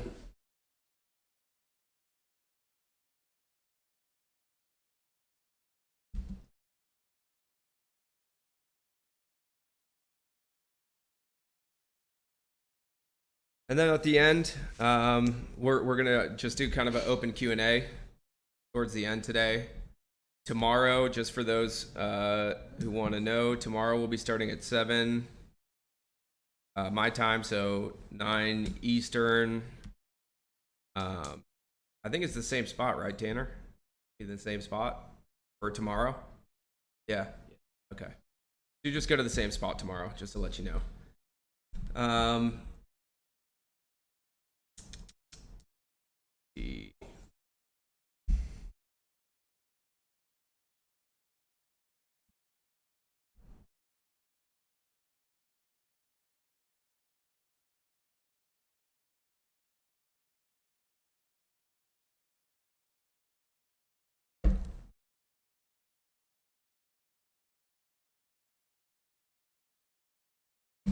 Is anyone coming out to Phoenix for Clover?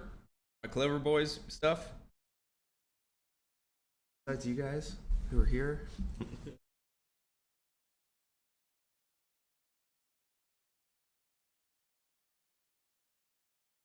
Okay.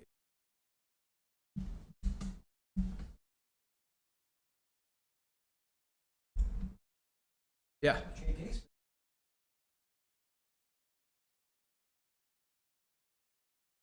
Dilution tracker? Yeah. I'll show you. Yeah, I'll show you. We'll go through that.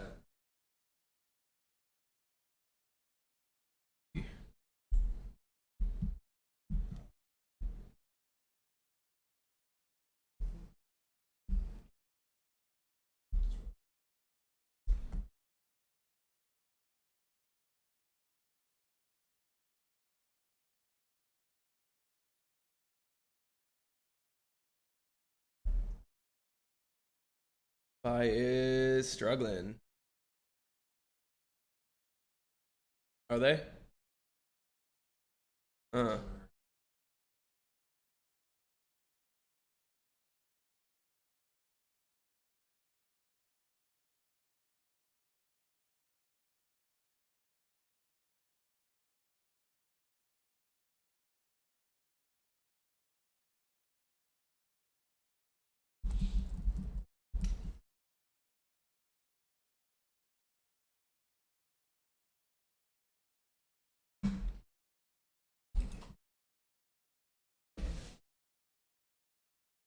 Yeah, we should, Pug. I'll have Tanner get in touch with you. Got an Arizona in there, bro, who wants to come say what's up tomorrow. Okay. Are you from here? You live here?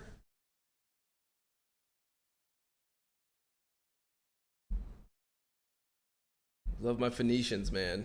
Sad when I come here, like, you know, this was my city. Now I'm kind of Texan, I guess, somehow. You know, I leave and you guys get KD too. Kevin Durant on the Suns now.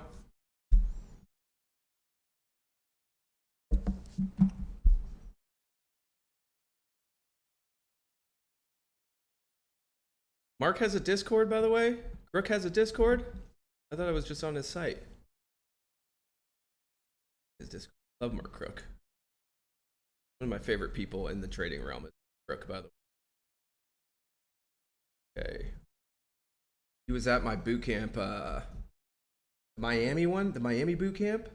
And I hadn't seen or heard of him like so long. I hadn't talked to him or heard from him, heard his voice.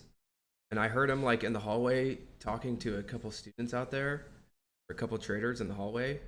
I got like goosebumps. I got like nostalgia from like listening to him when I was an early trader. Kind of crazy. It was nice. I was like, I remember. I liked listening to Mark Crook because he was so different from Tim, you know? It was like, calming to me. And I just you know, hanging out with him a couple times. He's just so genuine, so nice, really smart, really good trader. I really like Mark. I'll just holler at him. I want to learn about options. Okay. So let's start afternoon process, right? Starts right now for me basically every day. With 2 hours left in the day, my goal is find good risk reward on something that's strong-ish, but weak, okay? I'm trying to find a weakness on a strong stock, and I want it to get strong into close. That's my ultimate goal when I'm looking for afternoon plays. I want setups where I can get good risk reward near hopefully key support, you know, and then hopefully get a perk and get it popping in a high a day where I have cushion on my position for an overnight. That's always the goal. Like when I'm trading into the afternoon, I'm looking for overnights unless we've gotten no follow through lately. Then I'm like, okay, I probably don't want an overnight. I'm probably just looking for an afternoon push to take a single into. That sort of idea. So I have to kind of decide that first of all. Is this an overnight or potential overnight? And if to get to that conclusion, I need to know, has there been any follow through? Like have first green day gappers gapped up day two, in other words, at all recently? If the answer is no, then what are the chances that I'm picking the fucking one that is going to gap up randomly? You know what I mean? Like not fighting the markets, which we talk about. So into the afternoon, that's the idea for me, is if we've had really good follow through and I'm kind of in the right place doing the right things, then I have to figure out, can I get a good position to then take advantage of that overnight trade, right? In other words, if it's something, if I get to a chart, let's just start going through charts. But if I get to a chart and it's just spiking into close, that's a no-go for me, okay? In the case of OCEA, I would need like 8 already. I would not want to be like just buying this at all.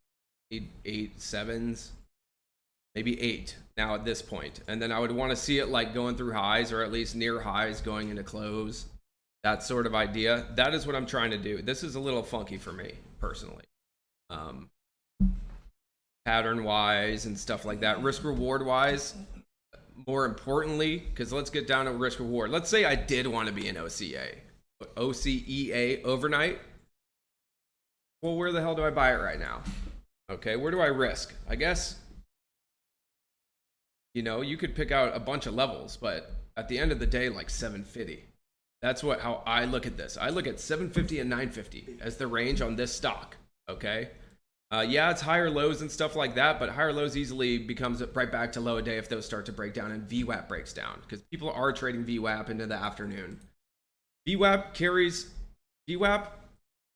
carries more weight for me as we go further into the day. Kind of weird. But like if we talk about let's see, what was one about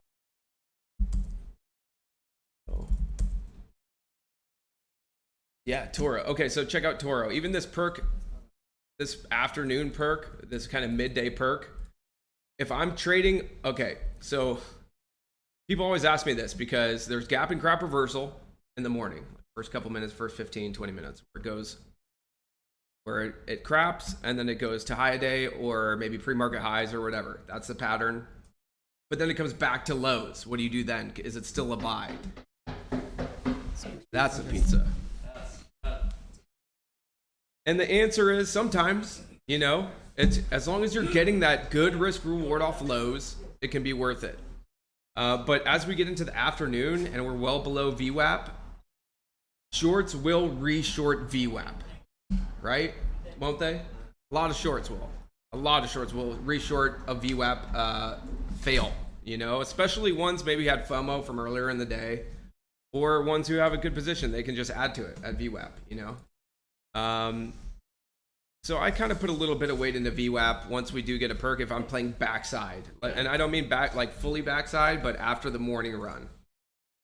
So if it has ran from lows all the way to pre-market highs or high a day and then back to lows, yeah, you can play it, still get decent risk reward there. The chart sets up differently, you know, into the afternoon. So Toro would be a great example, actually, of a potential overnight, you know, especially if IPOs were really fucking cranking recently. This thing didn't really run that much on 10 million volume, kind of weird. Kind of a weird chart. But this would be something where if I was thinking about longing, I would be working in off of like 475, 450 here, risk. And then what I would want to see is like a VWAP reclaim into the afternoon, maybe some consolidation and hold near highs and like pushing towards 6 so that I can take it overnight if I want, or I can just lock in at least a trade. All right. I have range here on something like Toro where if it holds these levels very much longer, because you have new shorts as well on that last fail to high a day. Obviously could totally fail, but I'm just trying to say in terms of what I am looking for to go long into the afternoon, it is still not strength. I'd still much rather buy like Toro's weakness than OCEA if it was spiking through high a day personally, which it just did. Okay. It's a little too early for this to happen. Maybe this squeezes balls for the next 2 hours. That'd be really cool. Okay. I'd be super happy if it did that, but we'll go back to the daily. Still freaks me out. Nice.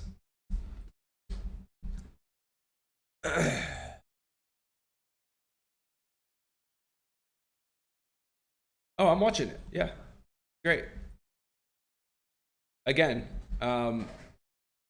it's not for me.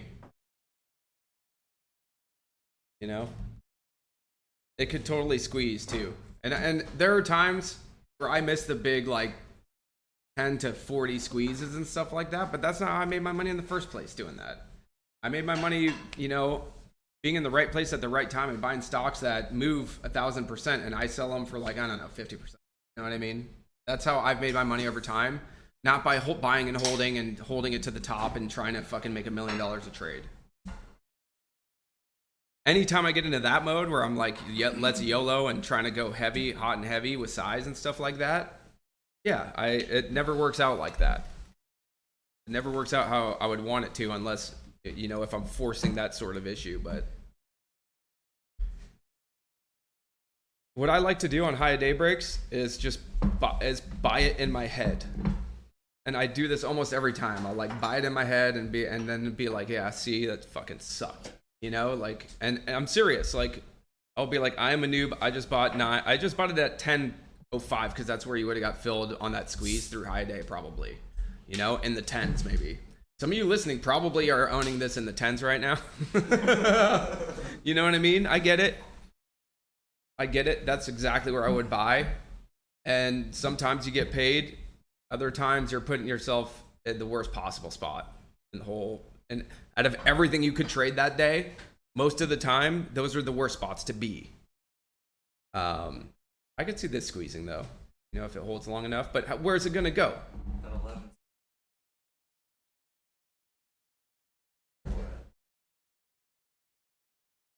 Yeah, I mean, you got that overhead, and then yeah, you know, a really crazy sketchy candle. Today's bigger volume than those days though, you know? And that's what's funky, you know, you look at a chart like this and you look at the daily. Don't ever forget to look at the daily. It's easy to get sucked into minute charts. Look at the daily. On this day, it did 28.7 mil, right? And the range was 6 to 26. Today they've done 48 already, and the range has been 7 to 10. That could change here in a second, but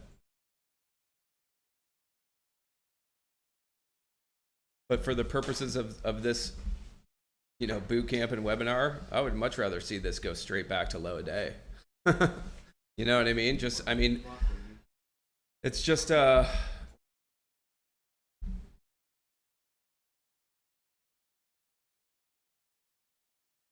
but this chart to me at this point tells me, yeah, there will be some shorts who are shitting themselves right now. You know what I mean? You're aggressively shorting this, you're shitting yourself, so.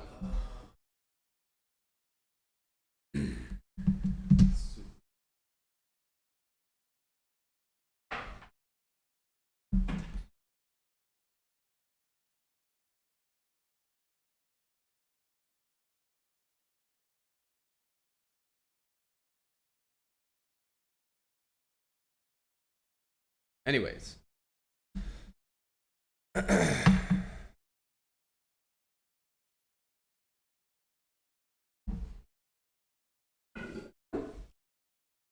Again, it's a little early.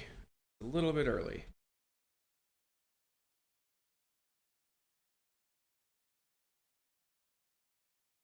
I find, generally speaking, if I start to see squeeze or panic around this time of day, like with 2 hours left, it can be a little bit too early for those moves to really materialize and then have like legs into after hours and gap and stuff like that.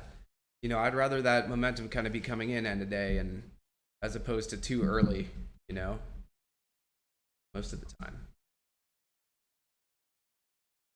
And the question always becomes on something like OCEA because, you know, technical analysis, this is resistance, is it becoming support? Right now it looks like it, you know. It's trying to hold 980 because of that basic technical analysis idea. We've got shorts who are, you know, covering into this pool and covering, and we got new shorts, promise you, stepping in here. So it's one of those dynamics where you may get some decent squeeze, but I generally don't play these because you could also just get a fat red candle, and I don't like putting myself in those scenarios, even if there's upside. You know, even if there's the upside of $10 here, there's also the downside of just a $1 big pool minute candle. You know what I mean? And I always err to feeling as if it's going to be the pool as opposed to some kind of extravagant move. Does that make sense?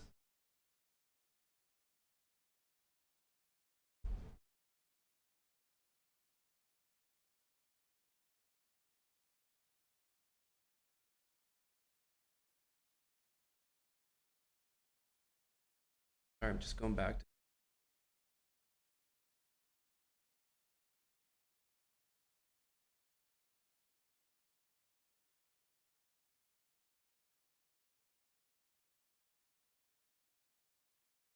indicators to see some indicator talk. I've tried so many things.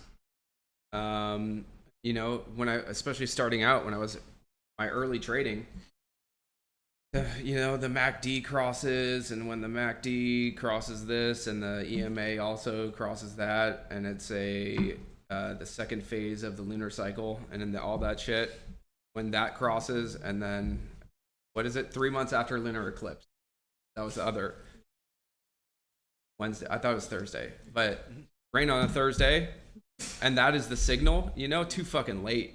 And that, for me, all the signals I would watch, way too late. At least with what I trade, I have no doubt they work on other stuff. You know, maybe bigger cap stocks or something else like that. And I'm sure there are probably some indicators that, you know, work with some small cap. I'm saying for me, I don't like indicators. They always end up making me do weird things that aren't related to price action because of some random line that is working off past averages or past data. I really don't like indicators or signals from indicators, you know, all that shit. I hate it. The cleaner my chart, the better. Then I have clean thoughts and I have clean levels, and I pick the clean levels, which I've already been kind of explaining to you guys. And I use those key levels. I find good risk reward. I size out where I'm supposed to. We get good volatility, you know, plenty of meat on the bone in terms of small cap to make good money off of not a lot of money. You know, it doesn't have to be big, huge positions to make good money.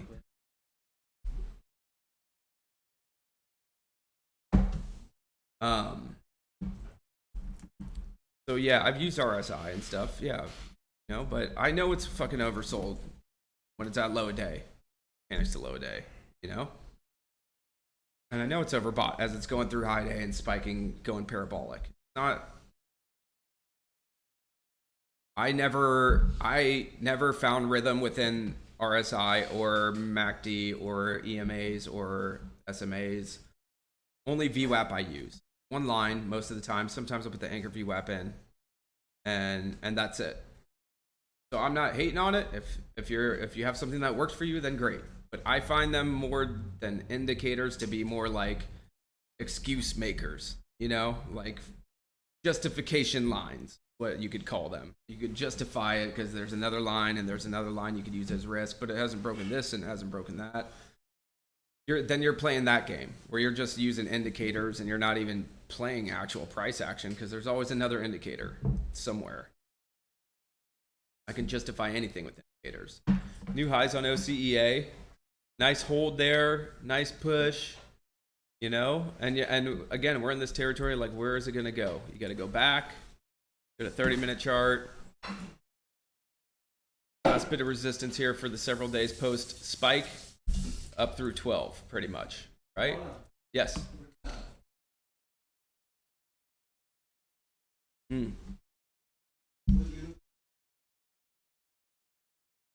All of them. I just was peeking at the 30-minute right now. But 1 minute, I got the 1 minute. Throw up 5 minute up. You know, pretty clean high day break. Held for a good amount of time. No real panic immediately.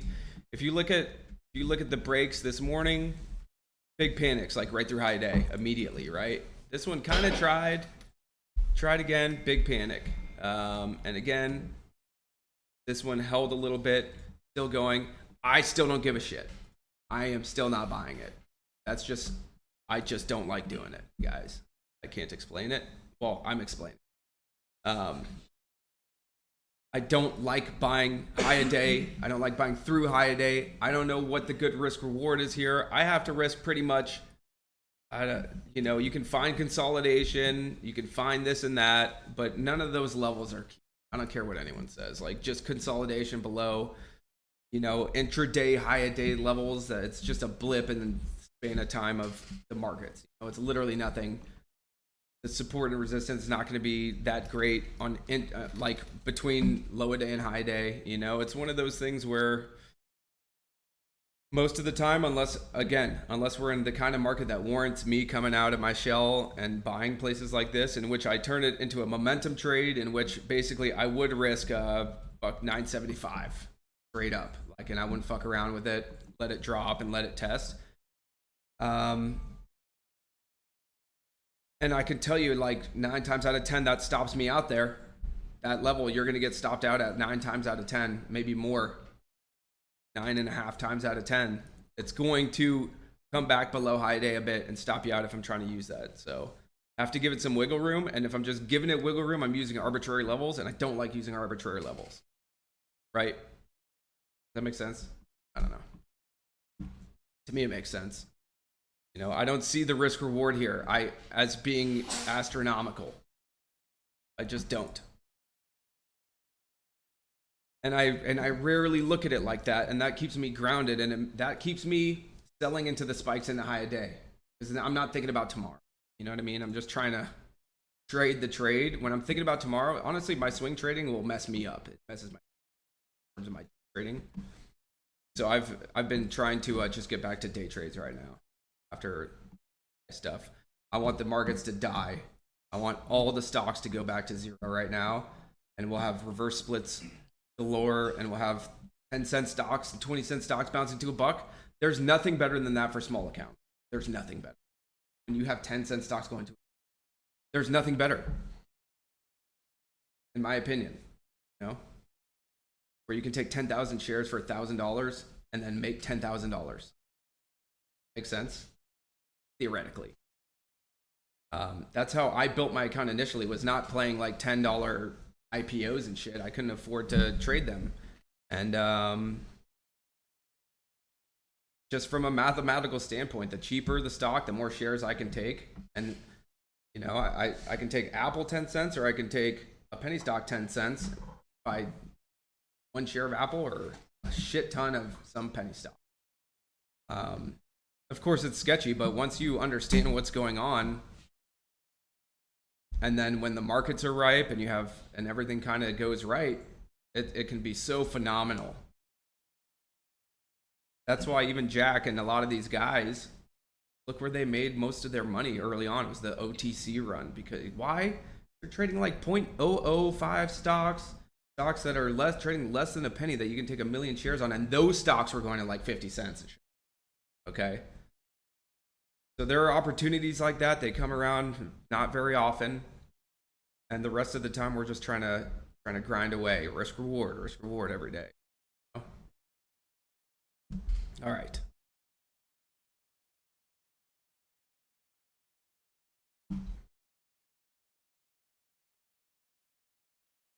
I've trained myself pretty much to get more disappointed than excited when these stocks go and I'm not in it. Like, not even disappointed, but very I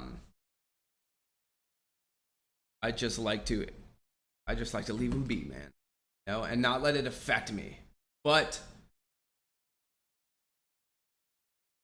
I should be looking at other IPOs maybe. You know what I mean? That's what this tells me. If this could get to ripping, OCEA,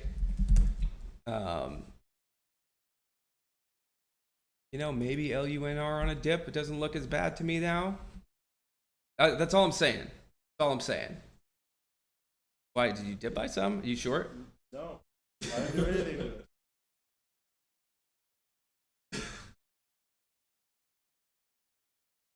it.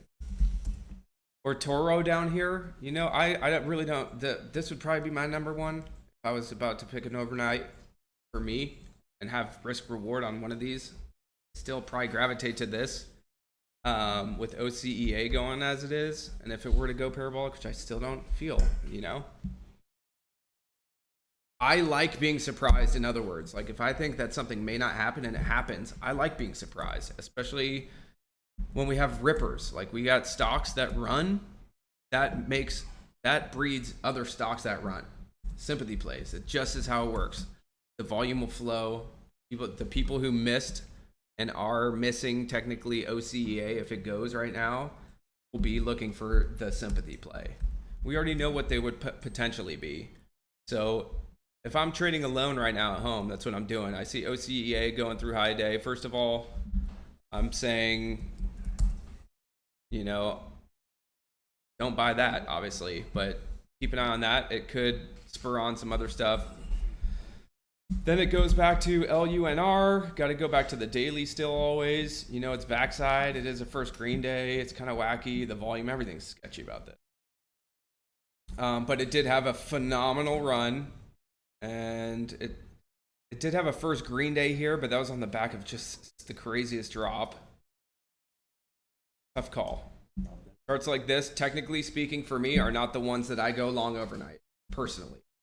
I mean, charts like this are just not it to me, because they just ran sketchy to me. I don't know what to do with it. But if I was attracted to it, yeah, this dip, honestly, back to 15, 14 area is the idea. It's still earlier in the day, still an hour and a half left of trading. And if it holds VWAP here and starts to push, and I got a good entry with decent risk reward, which would be like 1550 at this point, and still a lot of downside. I always look at the downside if it doesn't work and gaps down tomorrow. So,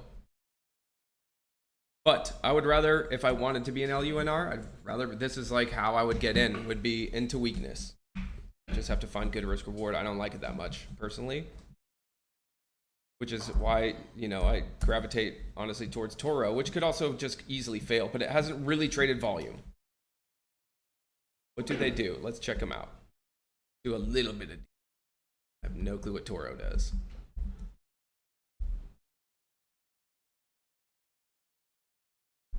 My guess is they are deal with cows. What do you think Toro does, guys? Yeah. Sword maker? Bullfighting.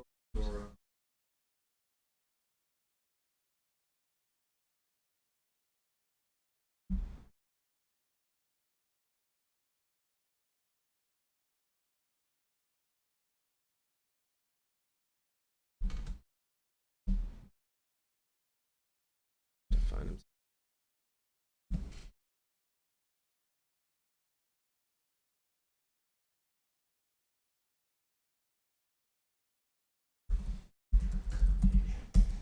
Transportation. Story time.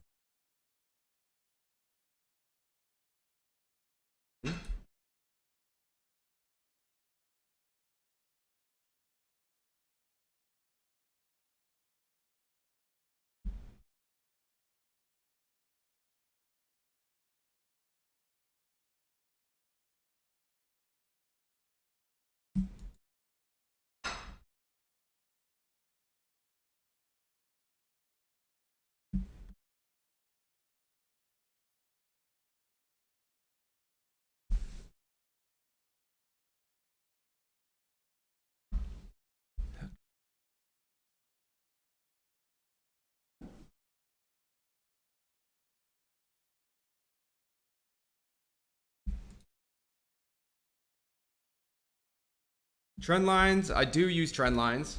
I draw them, and then I erase them when they're gone. That's it. I don't have a lot of trend lines. I only look for major trends. I'm not looking for like, you know, I see intermediate trend too, you know, like on a minute chart, you get little intermediate downtrends or uptrends. I see them, but I'm always looking for kind of just prevailing trend, lows to lows to lows, you know. Multi-day moves, I watch the trend. There are times it provides entry ideas coupled with price action and, you know, the actual chart itself. But that's I use them like I use anything else, you know, kind of sparingly, just as a rough indicator of higher lows or lower highs or both, converging, and understanding that at a certain point, everyone is watching the uptrend and downtrend when they're downtrending or uptrending, and understanding that, you know, I should be conscious of it because people are looking at it. And I do see downtrends, especially the more major they are, like really be the end of the road at times. When you get a major uptrend that breaks, it may just be the top. Or, you know, below the top because you have like a trend line usually based off lows that's breaking. So I do use trend lines. I draw them when I see them. Only when they're kind of major though. You know, if it's just like, let's maybe try to find a few examples over here. You know, kind of like little intermediate trends and stuff like that. I'm always looking lows to lows. So I, you know, zoom out low a day, you know, and kind of go from there. Maybe if there's some pre-market lows to work off of. This is obviously, I can see without drawing it, has been broken, like what would look to be clean. It could also hold a different trajectory, you know, but it would need 3 points, generally speaking, make a trend. We're talking basic technical analysis. You know, if it just goes up and down and makes one little line, it's technically not a trend. If it goes up again and back down again, touches that line again, it starts trend. At least classically from what I've read over time. But that's all I do. I use it as a rough indicator. You know, I can see the trend lines generally speaking before I draw them and if they're applicable or not anyways, just visually. But I will watch the main, you know, low of day, high of day. That's where those trends kind of start for me when I'm looking at these things throughout the day, to watch them wedge and stuff like that and do their little ascending triangles, all the little patterns that everyone knows and talks about, which I don't specifically trade. All those trades are kind of momentum trades if you think about it. If you're buying like the breakout, you're basically buying a breakout. If you're buying a breakout of any sort of wedge, you're buying a breakout still with other people who are also buying that breakout. And when that fails and then goes below the trend or below the wedge, everyone panics out and everyone's like talking about, you know, the traps and all the shit and that little patterns. I try to just find prevailing trend. That's all. That's all I use it for, just to see if you know, where I think it's going to go in terms of how legs and stuff like that. And then watching it as the days go on to see for the end of a long-term move, you know.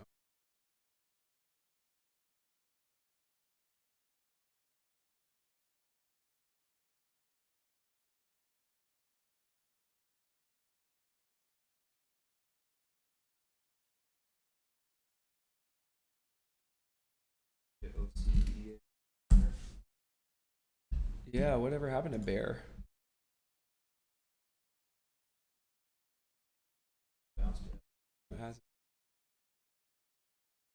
So Tony, for those who don't know Tony, he kind of came out of left field. He basically got to 6 figures just from watching my guide. Well, not just from watching my guide, but from that was like kind of was the guide that he used, and then he put in a shit ton of work. And he trades very similarly to me. You know, he finds the sympathy plays. Like he has, like I said, his eyes on something that was running OCEA, potentially going parabolic. That is the idea. You know, you don't hear him saying like I'm YOLOing OCEA right now, but he's talking about something potentially productive before other people are really getting into it or eyes are necessarily there. Can it go? I don't know. Good. I was thinking about, I saw this one the other day, like, you know, panic. I think it was this day on my scan, panicking. So pretty interesting. But that's what he does. He finds sympathy plays, sector momentum, you know, and I guarantee you because of how he does that, the FOMO is less. You know, he doesn't have to worry about getting trapped in OCEA or bag holding random crap all the time. And that generally is like, that's the other thing is that if you're buying breakouts or buying high day breaks in all those areas where you get big pools, it's just so much easier to hold a bag. It's much easier to accidentally hold bags. You know, when you get big pools where you can't get out and execute like you want to, and then, you know, your risk was 5 cents, but now you're down 50 cents a share. And it's at VWAP, say, you know, it's like at VWAP now. And you're like, oh, VWAP's there though. And you wait, and then it's another 20 cents a share or 30 cents when VWAP breaks. And, you know, that doesn't happen to me at low a day in the morning. Most of the time, unless I'm trading something that's up 300% on the day. You know, most of the time, the worst it's going to do, go red on me, you know? That is most of the time. And most of the time, that doesn't happen. You know, most of the time, it may just close up a little bit, but I don't remember the last time I like bought a gap and crop reversal went red on me after I didn't cut. You know, even if I didn't cut. So most of the time I cut, so maybe I don't watch it after that, so I maybe have better statistics on it, but that's the idea. Again, if I have to cut where I cut, and the areas that I like to play are going to be areas where there's less downside. So not only is my risk less, the reward is greater, but not just the amount of risk, but the actual ability to execute upon said risk and make the risk that I want be the risk that I attain. Does that make sense? Like I'm able to cut where I want to cut. In other words, slippage isn't too crazy. The pool isn't going to be such that I'm down, you know, a crazy amount without being able to get out. You know, my idea, my knowledge of risk and how to apply it for my own trading has evolved so greatly over time and continues to. It continues to. It's exciting to me. That's all I'm looking for, is the right balance, and try to find that kind of formula where I can maximize what I'm doing, and that's a big key to me, you know? So everything I do revolves around that. Just trying to put myself in the most advantageous positions with my personal flaws and frailties as a human, to be able to navigate the markets, be a contrarian, you know, not have to be right all the time and still make money, all that good stuff. How's the pizza? Is there any left? I'm so hungry.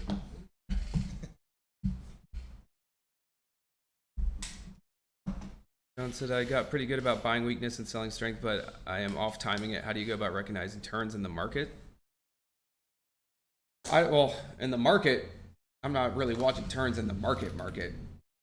My scan tells me what I need.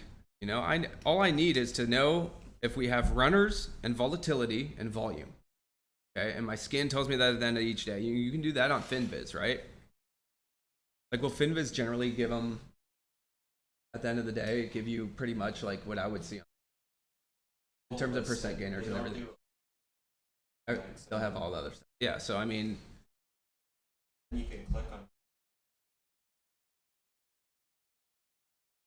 so in terms of overall markets, that's one thing, okay? And my knowledge of that is evolving over time, and it always changes.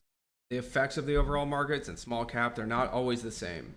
And there are times where small cap starts selling off before the overall markets, and it can be kind of a key, like a sign that overall markets are going to sell off. There are times where I kind of feel like small cap's kind of like the pulse, personally, because the first thing people ditch when they're afraid of what's going on in the overall markets are small cap tickers, because they're, and not just retail. I'm talking about like institutional investors. What, they're going to dump their Apple? No, they're going to fucking dump their, you know, their whatever else it is. Their higher risk assets or higher risk stocks are the first ones that generally will go. You know what I mean? So I keep that in mind, but I'm not looking for market turns.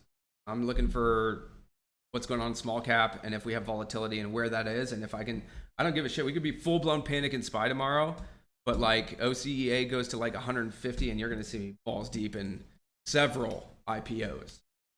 You know what I mean?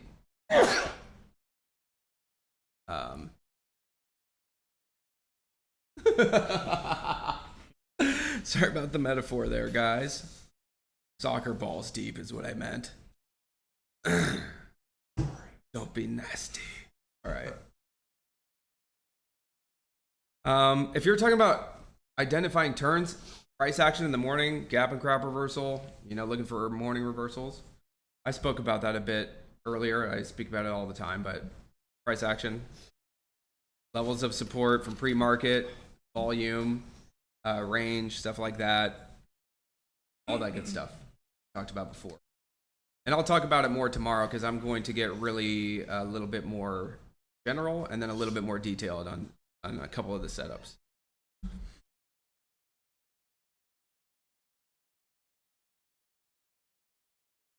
If I was in OCA from around 8, would I still be in, or would I have sold everything around the high day break?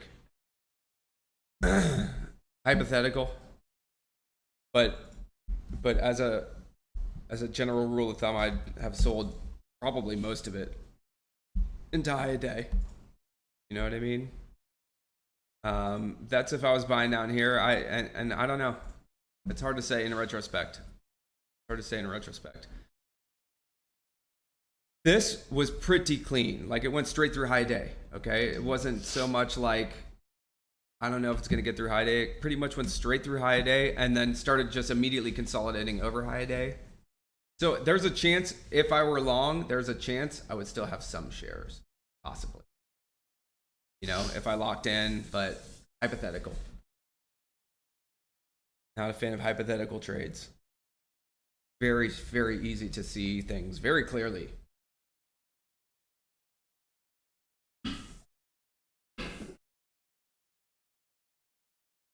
That's why I hate when people call out tickers or call this or call that, and it's like, did you trade it? Trade it? How did you trade it? Not calls mean nothing. You can call all day long. You know, there are people who literally like run chats based off just their calls. If we're doing that, I'd have the best calls fucking ever. I do have the best calls. You do. I do. No, but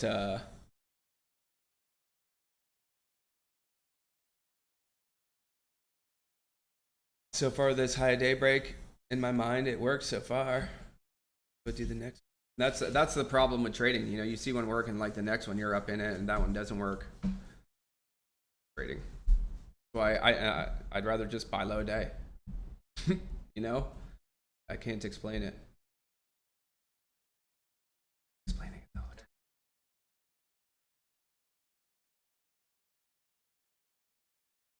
Oh, big difference. Oh yeah, big difference. Big difference. Even how it just went through it, you know? This, like, if you're short, you're trying to short this, you do want to see it just slam back down. Because that's what it's been doing. When it doesn't, yeah, I can squeeze.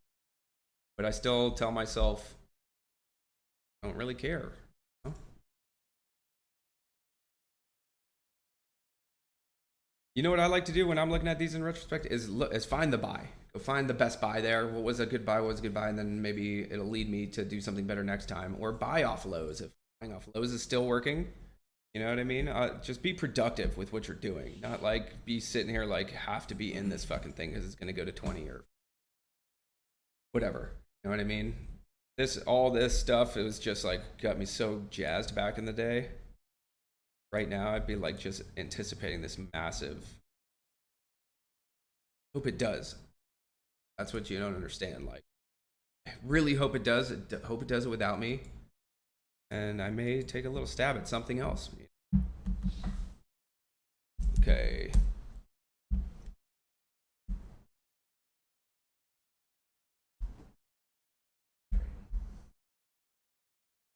Nice, bro. It's fucking discipline. Discipline. The first day I got through, I remember like not trading after I got over PDT. I was like, oh, you are a piece of work. You are the most disciplined, patient person on the planet. I'm serious. Like that first day where I was like, and I don't mean didn't trade because like couldn't trade. I meant didn't trade because I watched and didn't see anything and didn't place a trade. Yes. Question is, and the question always becomes at this point in the chart, are shorts trapped? Are shorts going to be squeezed? That becomes the question, always. Because if they're not, then it goes down. You know, when these levels don't work. And it could get really funky. We could see, you know, shorts may step in here. They may step in through a high day break fails. Because there's still some juice on the, you know, some meat on the bone here. And then maybe 9 holds, and then maybe squeeze, you know, like we get into a bunch of just price action stuff now, which I would much rather have a great position, have taken profits. I'm not, you guys haven't been able to tell so far. I'm not really a price action trader. Like I am, I trade price actions, what we do, but I'm not in and out, in and out, in and out. I'm not scalpy, very positional. I don't waste trades. I don't like to waste energy or movement, you know, when I'm trading. I like to find high risk reward opportunities that are predictable to me. And the longer these charts kind of go on, the less predictable they can become. And then, but at times, the more predictable they can become. If you have a good body of you know, volume and data in the past that you can use and key levels and stuff like that, they can actually become, you know, over the span of a couple of days, more predictable as you kind of get in sync with these stocks. You know, there are some stocks where I just go into the well every day because I know what it's going to do every day. Most of the time, it's not the case. All right, 1 second, y'all.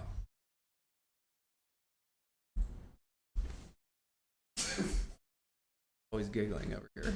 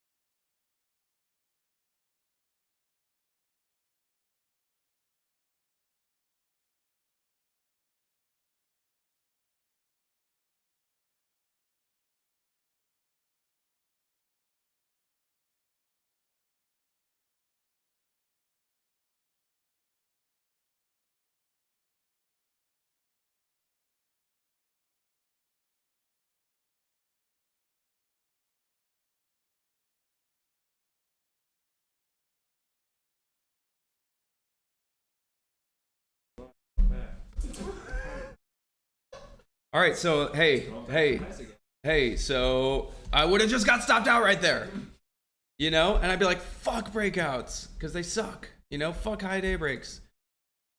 If I used the safest level that I could imagine to use, you know, but guess who else gets stopped out there? Every other fucking person on the planet, okay? I don't like that. I don't want my stops to be where everyone is. The reason low a day works, because there's not that many people, like, at least for now, you know, there's not that many people down there. Good. No one echoes, you know. But that's the idea. That's why I don't like it, you know. And it's just a tease because it was holding so well, 975. Your max reward there was $1 a share, okay? Was $1 a share, but the range today was like, you know, $3-4 a share since market open.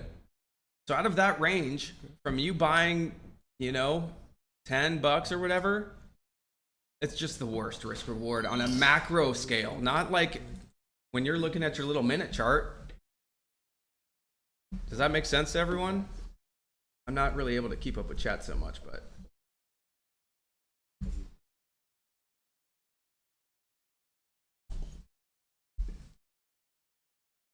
And this could hold, you know? Who knows?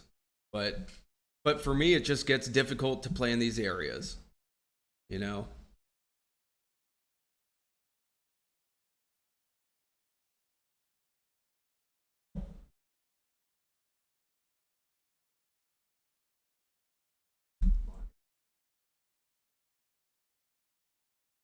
And again, it's a little early in the day. It's a power hours in 6 minutes, right?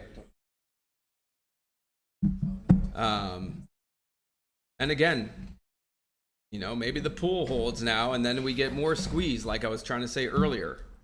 I try to look at it like that. Like they're going to screw everyone who bought high a day first if they're going to run it. They're going to screw everyone first, pull it back, bring in new shorts. Like if it's going to run, that's what it's going to do. So, but you got to zoom out. You got to zoom out. It already ran, you know, really huge. People trapped at 18, 17, 16, 15, 20, 20, 20, 26. Okay, that wasn't too long ago. There are people who are still sitting here flabbergasted. And right now they're like, oh, it's going to come back up. But then when it fails and starts to go down, they're maybe like, I got to cut my loss before it goes back to 4. You know what I mean? And anyone who's bag hold knows exactly what I'm saying. And that's pretty much every single person here and every single person on the stream. You know exactly what I mean. When you are holding a bag for 2 weeks and it pops up and you get that little bit of excitement because you're almost break even and then it gets spanked real fast, that's generally speaking, if I have a bag, I'm like, shit. Like I missed my opportunity. There it was. And you get enough people thinking like that, it's not going to go up much further at least. And then you combine that with that day's price action. Like you have buyers, sellers, short sellers and stuff. New people who are actually up because they actually bought it at 4, even though you're in at 22. You know what I mean? So that's the idea. I always kind of look, that's why I don't like previous resistance, big spikes, big volume recently. Only reason. That's the purpose of that. Talking about. Yeah. How do you go about the all-time volume? I know I understand. Yeah, totally. There's a lot of overhead resistance, but volume today is higher. Those 3. That sketches me out. Right. So there's conflicting factors in terms of the overhead and the volume today. Is what I'm saying. How do you? Just like that, it's conflicting. It's conflicting to me. You know, you have to weigh it. Like, is it conflicting in a good way or bad way? I don't know. For me, kind of bad way. You know, when I see a stock that on a lower amount of volume, a couple months ago, 28 mil, can go from 5 to 26, but today for some reason it's trading double that already. The day's not done and it's range bound by $4 or whatever. That's the only thing for me where I'm kind of suspicious. Like maybe there's some sort of dumping. I don't know what they are structurally or stuff like that. I know there are lockup periods on these things where they could, you know, insiders can't sell shares and stuff like that too. But that's how I would view this. You know what I mean? Is that especially with that massive spike to 26. I just don't know. Just ugly. Way different. Yeah, so it's halt, just And halt straight. halt. Halt. Yeah. Yeah. So that to me is how I look at it, is kind of sketched out in this scenario. And another scenario, that volume may be good to me. Like, oh, this is good, you know? Or bullish, in other words. But and this, I'm wondering, like, why can't it run with when it's doing so much more volume today? But it's a different day. It's a different chart. You know, it was a fresh IPO before. When they're fresh, you know, they go through highs. They can squeeze really hard. And IPOs were running quite a bit then. So because of LUNR, so we had all the people kind of buying it. And I think it kind of, once these things rip like that and then pull back, it's always a little funky. Always a little bit funky. Cool. So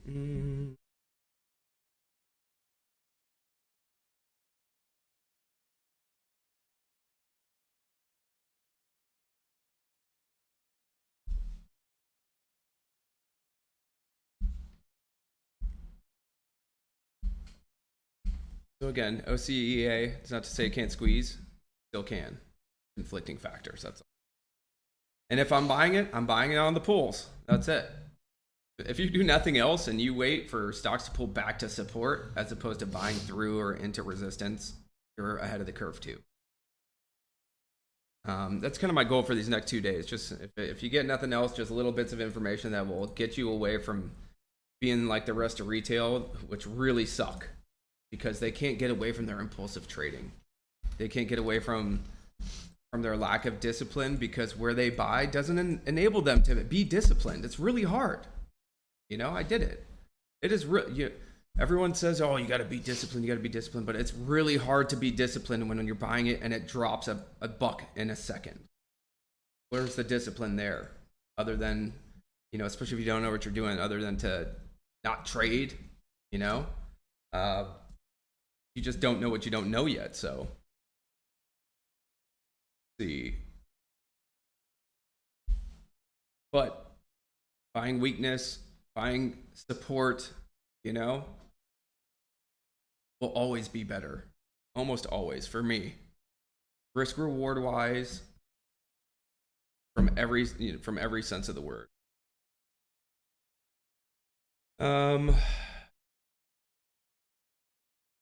Okay.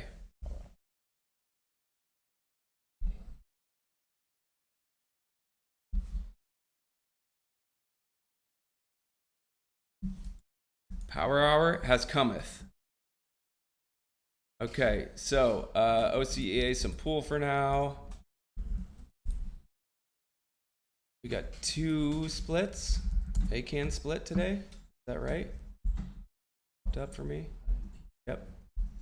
AKAN fresh split at $1.30. Interesting. NYMT fresh 4 for 1. Okay.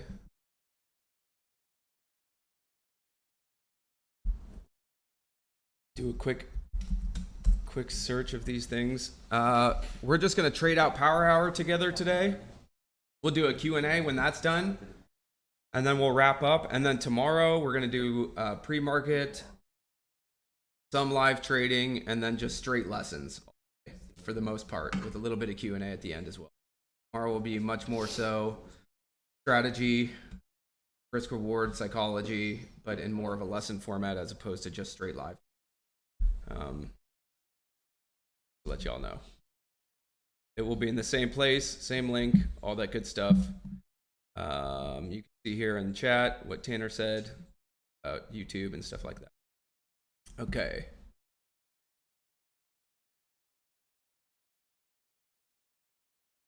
Going through the scan quickly, seeing what's going on.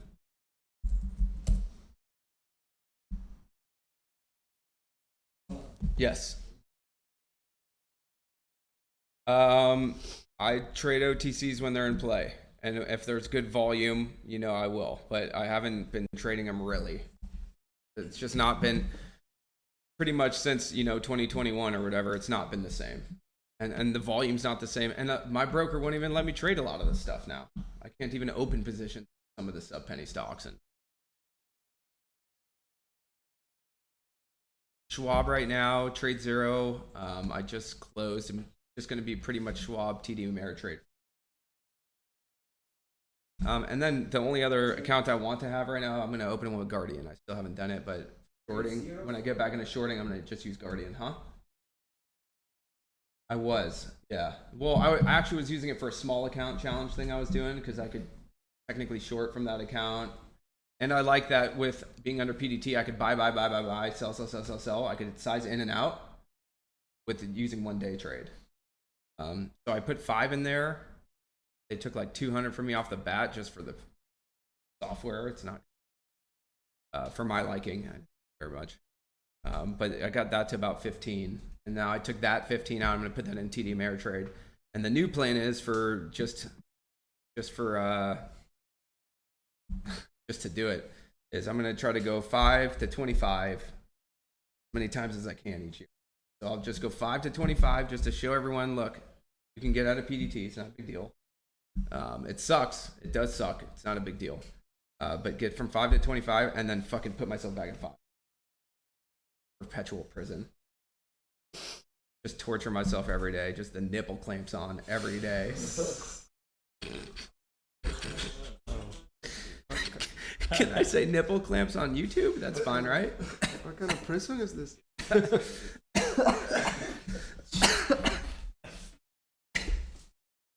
Sorry.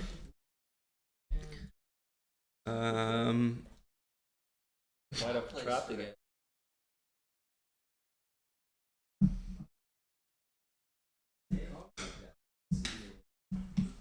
It might have trapped again.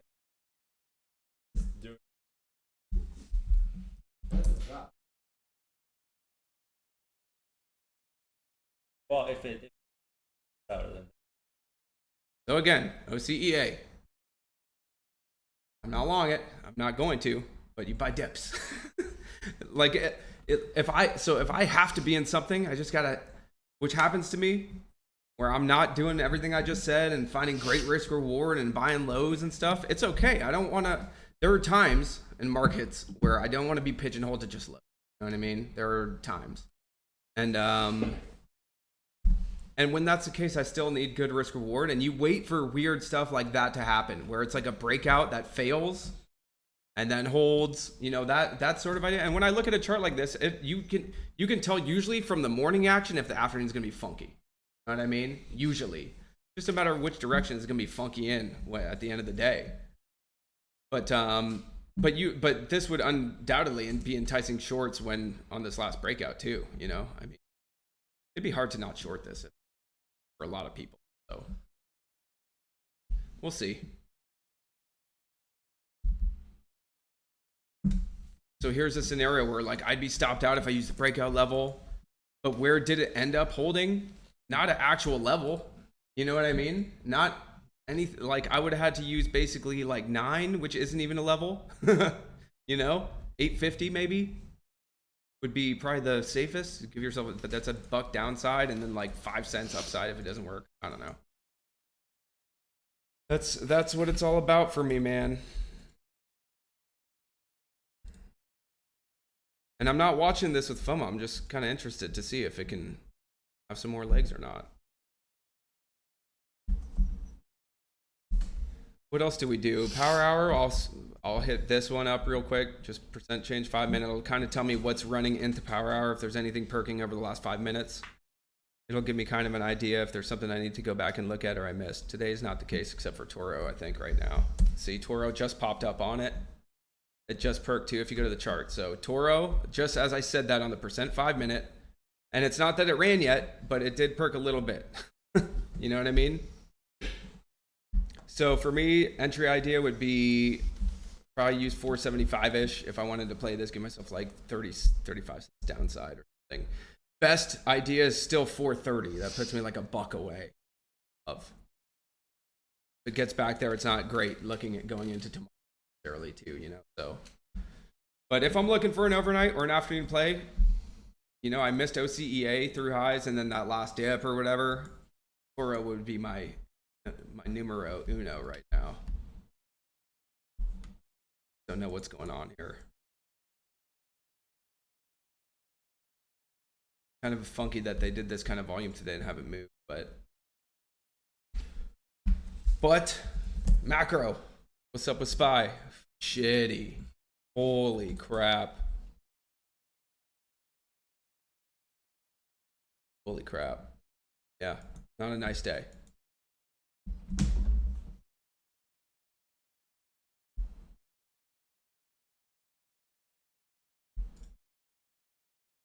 We got to keep that in mind as well.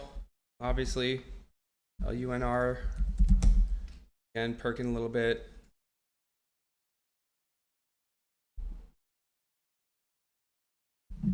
Back to VWAP there after some weakness. 1550 held there.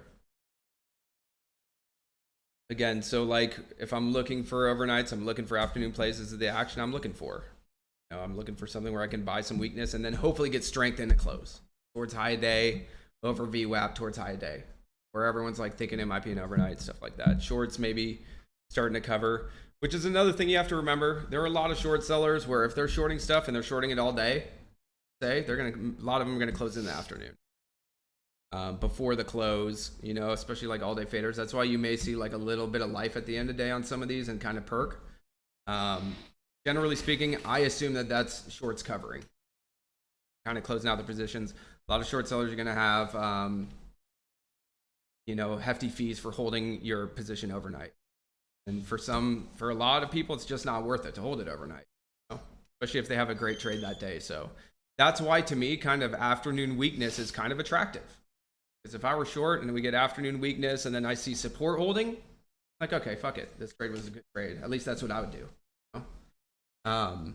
And the ones who don't, that's when the psychology can shift and then it starts making higher lows. And then the people who just shorted the new highs recently are like, oh shit, you know, like you get into the whole another level of price action and market psychology. So just remember, psychology is always changing on these charts, you know? And there are levels that will be attractive to me, and then 2 hours later, it gets back to that level, not attractive to me. There are times where 2 hours later, it's more attractive to me. You know, it just depends on what happens with the charts. That's why it's super hard to make it cookie cutter as to what to do and how strategies work and how the markets work. It's not like that at all.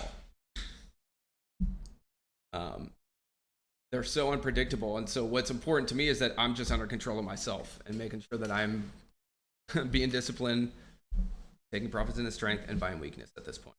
Keep it really basically framed.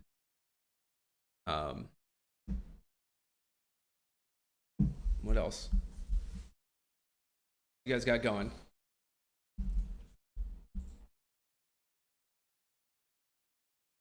Yo.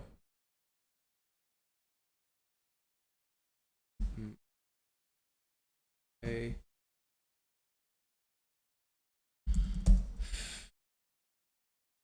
CAA hanging around high day.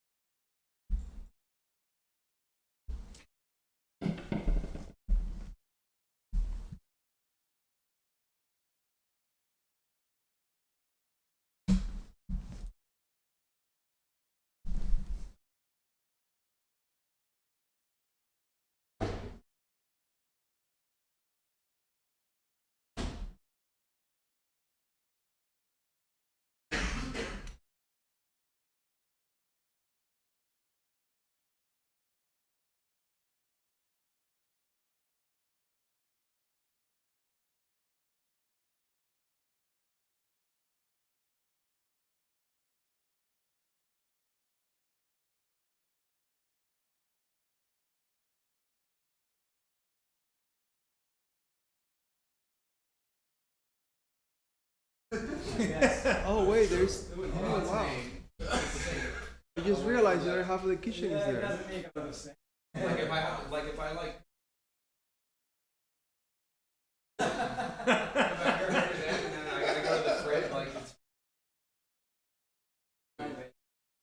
Really wanted the open No, it's a concept. quick.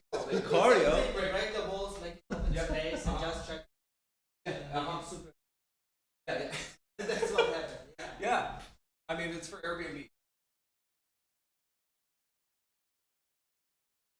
Keyed it up. Got fridge.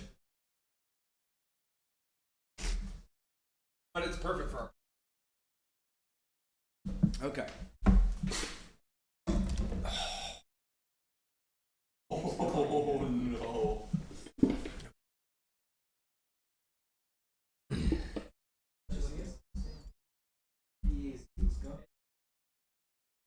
What does? EPAS? Isn't that an OTC? Yep. I miss OTCs though. They were fun. Oh, it still looks That's fun, a good too. breakout. You know? Yeah. Yeah.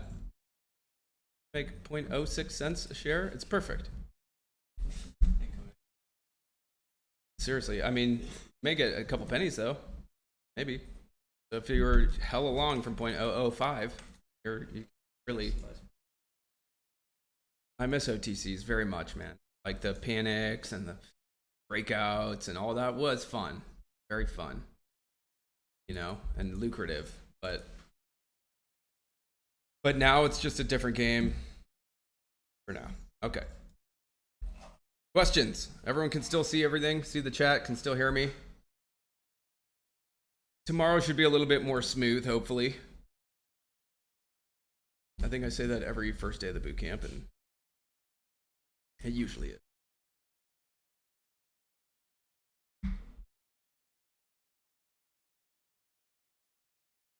Okay. Any trade. Only thing my only idea right now would be Toro. It. Yes.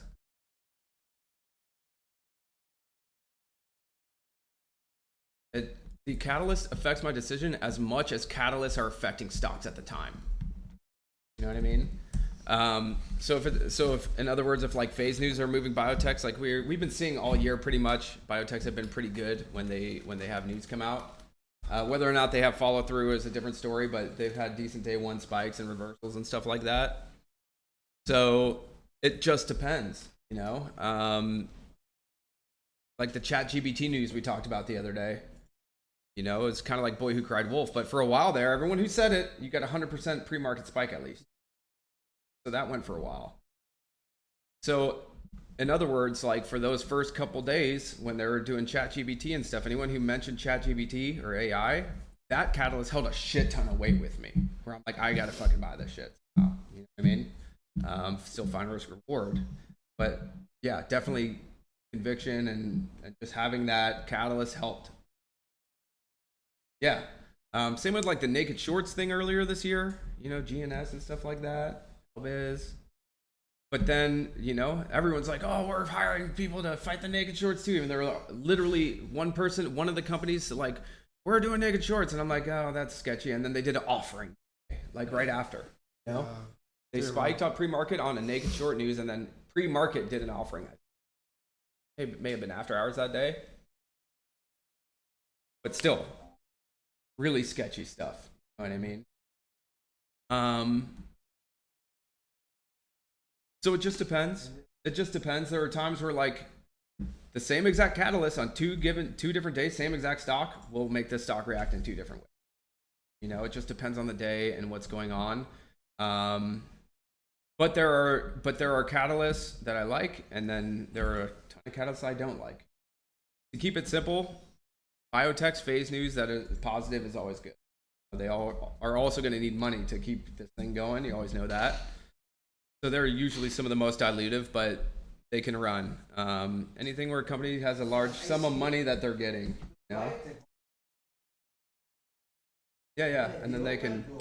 Yeah, a lot of them are just super dilutive, and the whole point of that PR is so that they can fund their next phase of studies. Much, you know. Biotechs, same way I trade everything else. See if I can get a gap and crap reversal, good risk reward in the morning. Try to pop and lock and move on to the next. You know what I mean? Unless biotechs are just on fire. Just depends.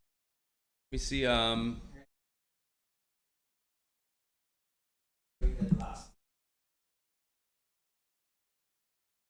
Oh, all the time.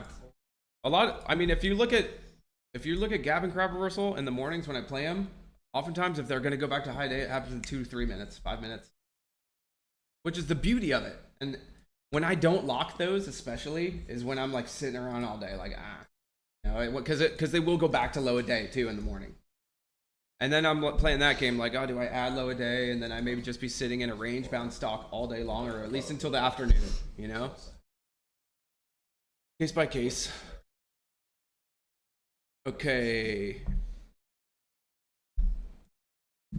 Just be careful. When we got SPY panicking like this, there's no need to get wacky. And, at some point there are going to be some buy opportunities.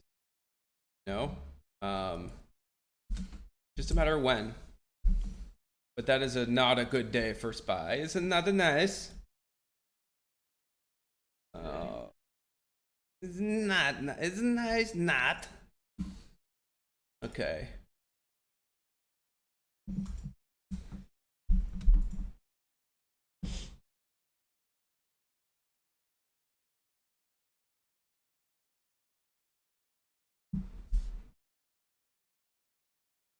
Should have bought the SQs this morning. You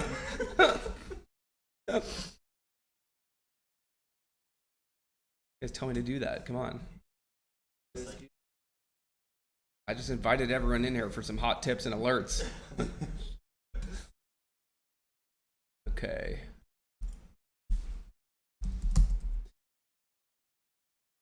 Yeah. Same old.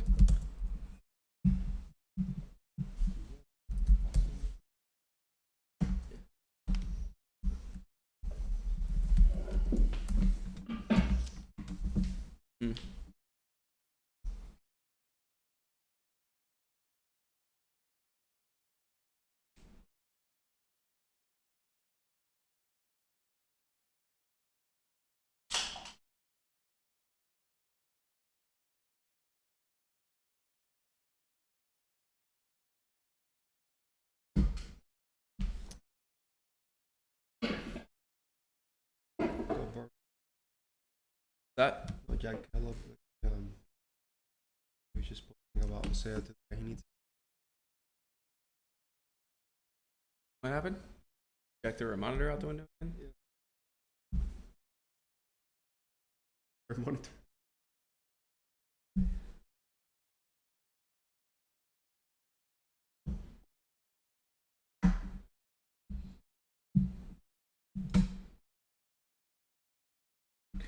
Second.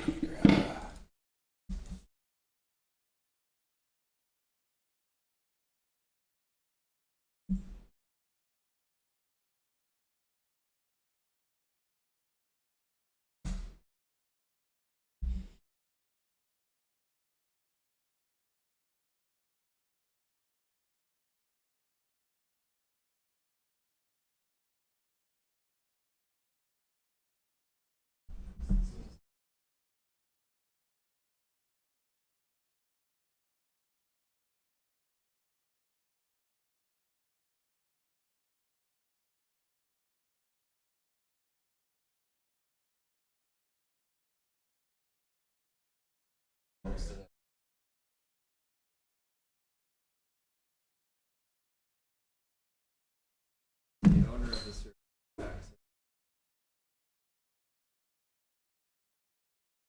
What happened?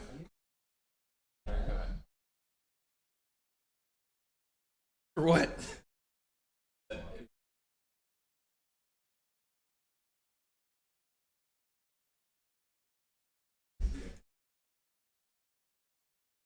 Fantastic. Tanner. So against the rules, bro. You'd be violating terms over there.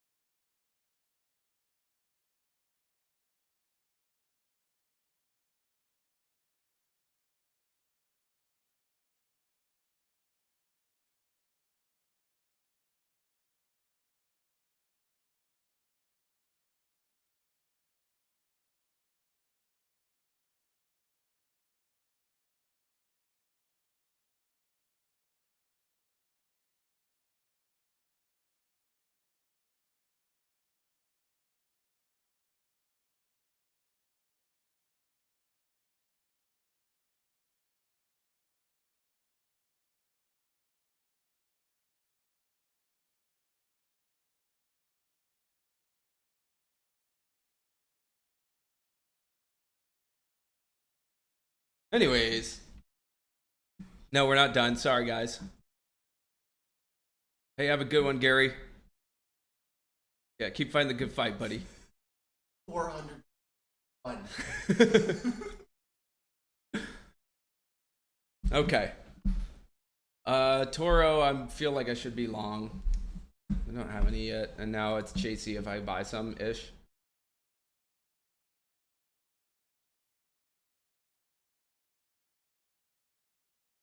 But you see the idea. The idea is I'm playing off support and hopefully getting it towards resistance. Even here, I mean, if I, yeah, I mean, kind of a tough call. I want to chase it, obviously, but the idea is enter in these areas and then take profits into these areas and or have an overnight for a potential gap up and move to the upside, you know? Stop loss would have to be, you know, 430s would be max pain for me, low a day pretty much. And then this 475 to 450 area right here, 475 area. Those are my two levels I'd be using. 475 low a day or 450-ish. I would want to see 475 hold, you know? Yeah, and this could just be dismantled too. I'm looking at the intraday. I mean, you had the big push, pull back towards low day, another big push, pull, little fit, another lower high. And it's not all that liquid at the moment, so you know, you have kind of these very specific pushes in volume if you look through highs that all fail. So again, mixed signals not ideal necessarily. And more importantly is SPY and the overall markets. To me, I don't really want to be overnight. There's panic in the overall markets. I just don't. I like the odds of it gapping up and you picking the ones that are going to go against the grain in the overall markets are kind of low. We are getting a little bounce here in a close for now. Well, we got 30 minutes still, so we are getting some bounce here.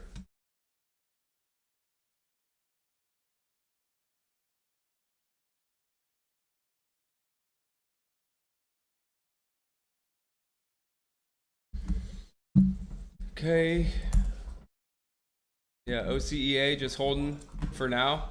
Holding nicely.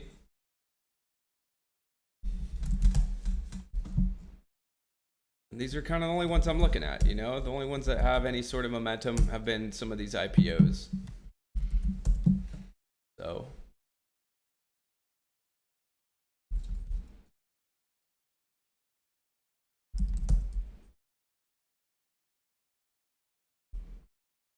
$30 minutes or so left.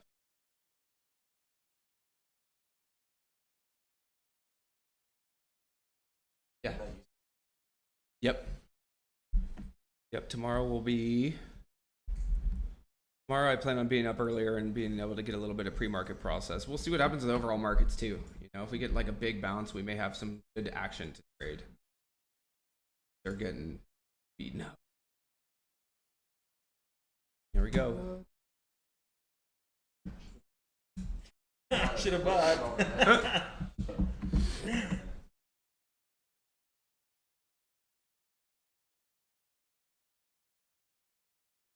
And again, even if you want to be like, you know, trading price action all day, every day, there are people who are good at it. You know, like Eduardo, that's pretty much what he does. He got more triangles than almost anyone I know, you know, all day. But he's playing with the range. He's still doing the same thing. He's finding risk reward, kind of playing the range. I think he plays like 1-to-1 and stuff. He does different stuff because he's really good at watching turns all day. That's what I don't like that. It's a little manic for me. But if you want to be scalpy and you're trying to play price action, you just got to get into kind of harmony with buying low, selling high into new highs, and buying lows and selling highs, and making sure that you're buying support, selling resistance. If as long as you're kind of abiding by that, then you'll pretty much always be okay. The issue is when you're doing that and it gets higher and higher, and then one time it doesn't work, and then it's pulling like a buck a share. You're always, as these things go higher, you're just, no matter how controlled you think the trade is, it can pull hard at any point out of your control. whether or not you have a stop. I've had some wicked stops over the last, or I had stop losses and got filled like 50 cent, like the most ridiculous slippage and getting filled dead bottom bounces. What the hell is that stop loss? You know what I mean? So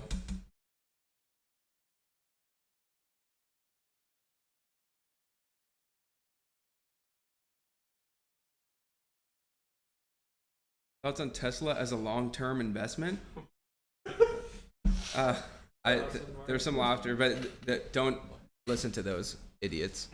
I don't really know, and I don't do long-term investment, and I don't give investment advice. I like Tesla. I love Elon Musk. That's what I think is I love Elon Musk. And I don't own a Tesla, but I like Tesla. I like the company, and I love Elon Musk, like I said. That being said, as a long-term investment, I don't know. No clue. That's not what I do. That's not what I do. I know there are way worse companies than them, you know. I'm learning about long-term investing. Starting to learn about it and starting to read more books about it like that in terms. But I don't think it's rocket science either. I think it's kind of what I do on a minute level and extrapolate that on a bigger picture. And then understanding like compounding and, you know, having the markets eventually go up. But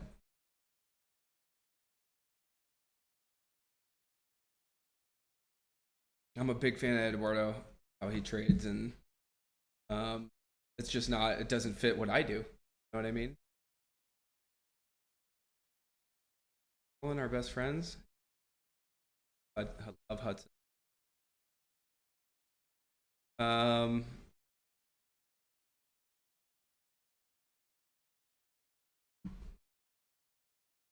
Flames owns a Tesla, sure does. And he's saying Tesla bankruptcy. I love him and he. In my cynical mind, Tesla bankrupt by then. Such a cynic, bro.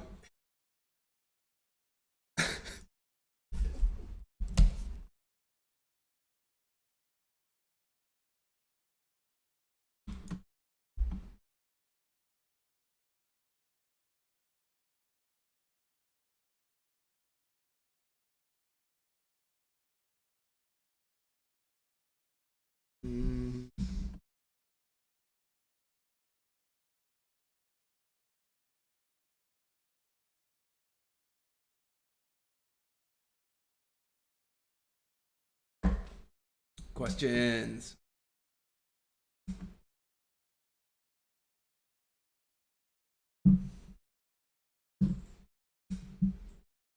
So,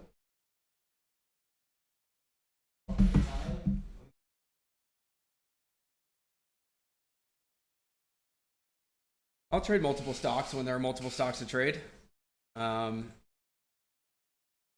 Sector momentum, I'll be long multiple stocks, generally speaking. You know, I'll be long up to like 10 or 15 stocks at a time.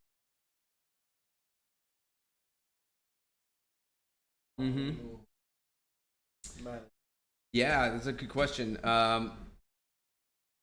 Because I remember the first time being long 2 stocks overnight. It fucked me up the next. You know, because I was just trying to still get a hold of just like watching the training, you know.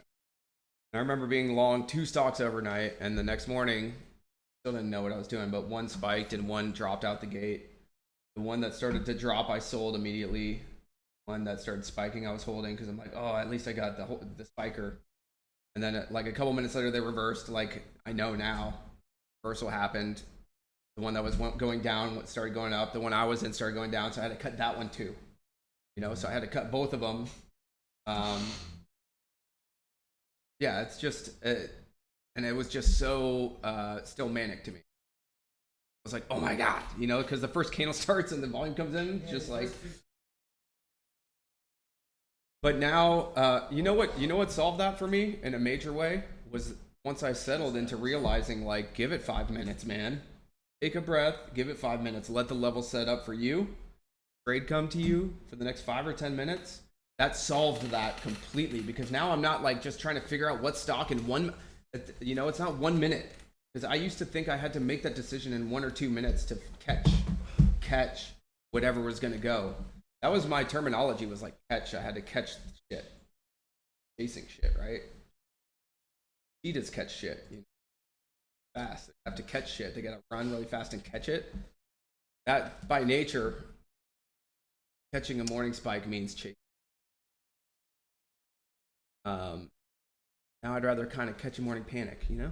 And cradle it in and maybe nurture it a little bit and then send it on its way back to high day, you know? That's kind of, it's different. So now I have 5 or 10 minutes and I get to see what spikes, and the one that spikes, I'm like, okay, that one's probably going to pull, and then when that pulls, I'm like, that one's going to spike at some point. So I can play that dynamic and hit multiple trades. There are times where I'm like playing the dip on the one that dips, and I'm good to go. And then the one that was spiking has then maybe making a lower high now, or higher low. I mean, I can that one now because that one's already kind of shown me what it's gonna do. It's magic if you just wait a little bit, and then it slows way fucking down. First 2 minutes, 3 minutes are not playable. Not real. Most of the time. I always think of that.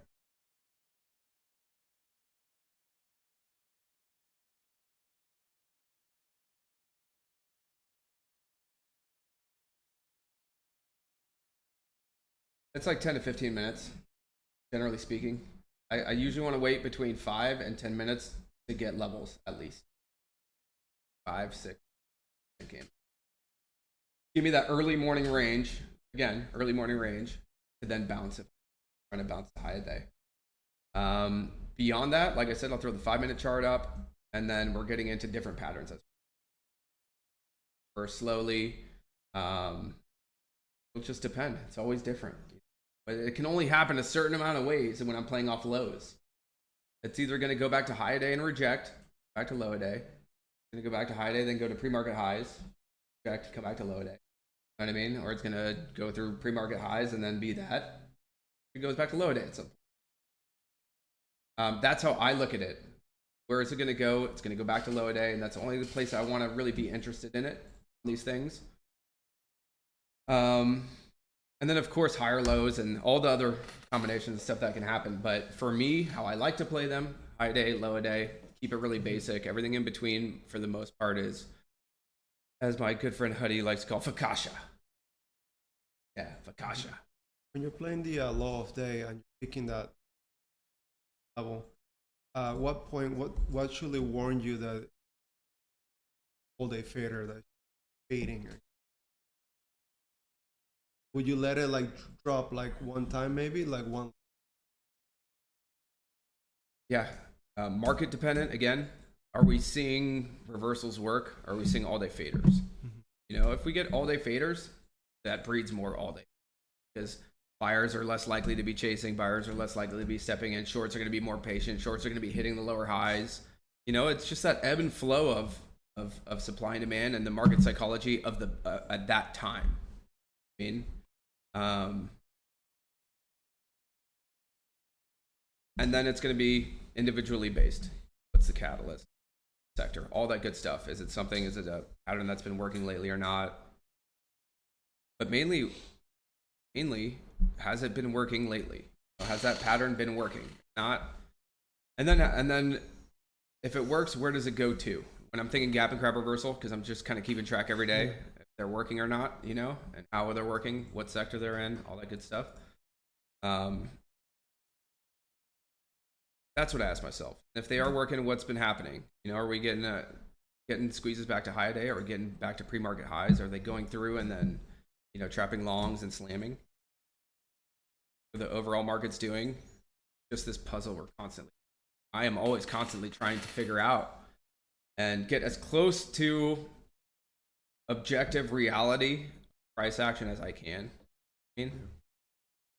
Which is tough, and sometimes I'm super tight to it, and I know it, and I'm like, can trust my instincts and my impulses and my entries and the size and the risk That's my favorite. You know, that free flowing trading. It doesn't happen too often where I'm all the way in it. The rest of the time I have some level of understanding of what's happening, or less. The less understanding I have it, usually the less frequently my trading will be, the size I'll have, less money. And then the closer I can get to, you know, to price action matching my thoughts and ideas and thesis on what I'm trading, try to push it. You know what I mean? God, I should have put it harder when it happens. That's the tough part. Is in it, being in it, realizing it, sizing up, taking advantage. That's what's tough, is that oftentimes by the time you realize that you were on such a good run, it's gone. And then the day you press the buttons hardcore, you take a big ass loss and give back half of, you know, like that sort of thing. Fuck, man. Tough. It makes it tough, but it's also good. That's what we're trying to grow. You know what I mean? And if you're not having success at all, you don't get to, you won't witness that drawback of that cycle of success. It's its own cycle in and of itself. If you've never been profitable and then you get profitable, it's a whole nother thing, right? Because like what happens when that slips away? You're like, oh God, you know, and you're in this other cycle. Do you keep the money you made while you were profitable and hot? Or do you give it all back over the next month? Because you didn't recognize that time has come and gone in that sector, in that pattern. Sense? The little things, man. From a big picture, trading's easy. Buy low, sell. Buy low. Right? But then there's all these fucking things we're also fucked up. It's in our way of objectively doing what we need to do every day, myself included. Always comes back to trader therapy for me. If you're really struggling, first of all, if you're struggling, maybe if it's someone at home right now and you're newer, or you've never been a part of a group or never had a mentor, or you know, you're just learning from some of the free stuff online. There's a lot of free stuff, but all the free stuff's the same. That's why it's all free, because everyone's saying the same things for free, I think, in my opinion. And some people make you pay for the same things that you could find out for free, but that's the reason that most longs have failed, is because there is only a limited amount of information that everyone's trying to trade from. Everyone has about 3 strategies that you learn if you're trying to be long that you can find when you Google it, or even that you can find from, you know, people who teach, who aren't trying to give you like 100 indicators and confuse the fuck out of you. You know what I mean? Yeah. Let's see.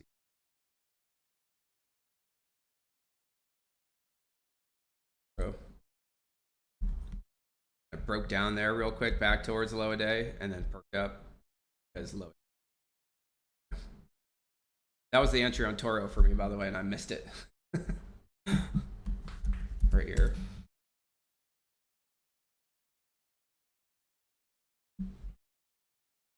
Me? Down? I just did.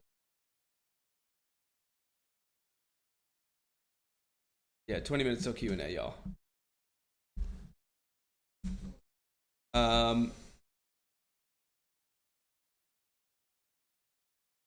Okay. No FOMO here. Not with these markets, not at this moment.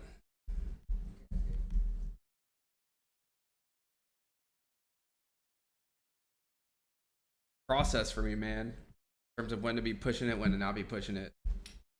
There are times where it keeps me too safe, but I'd rather be too safe than not safe enough.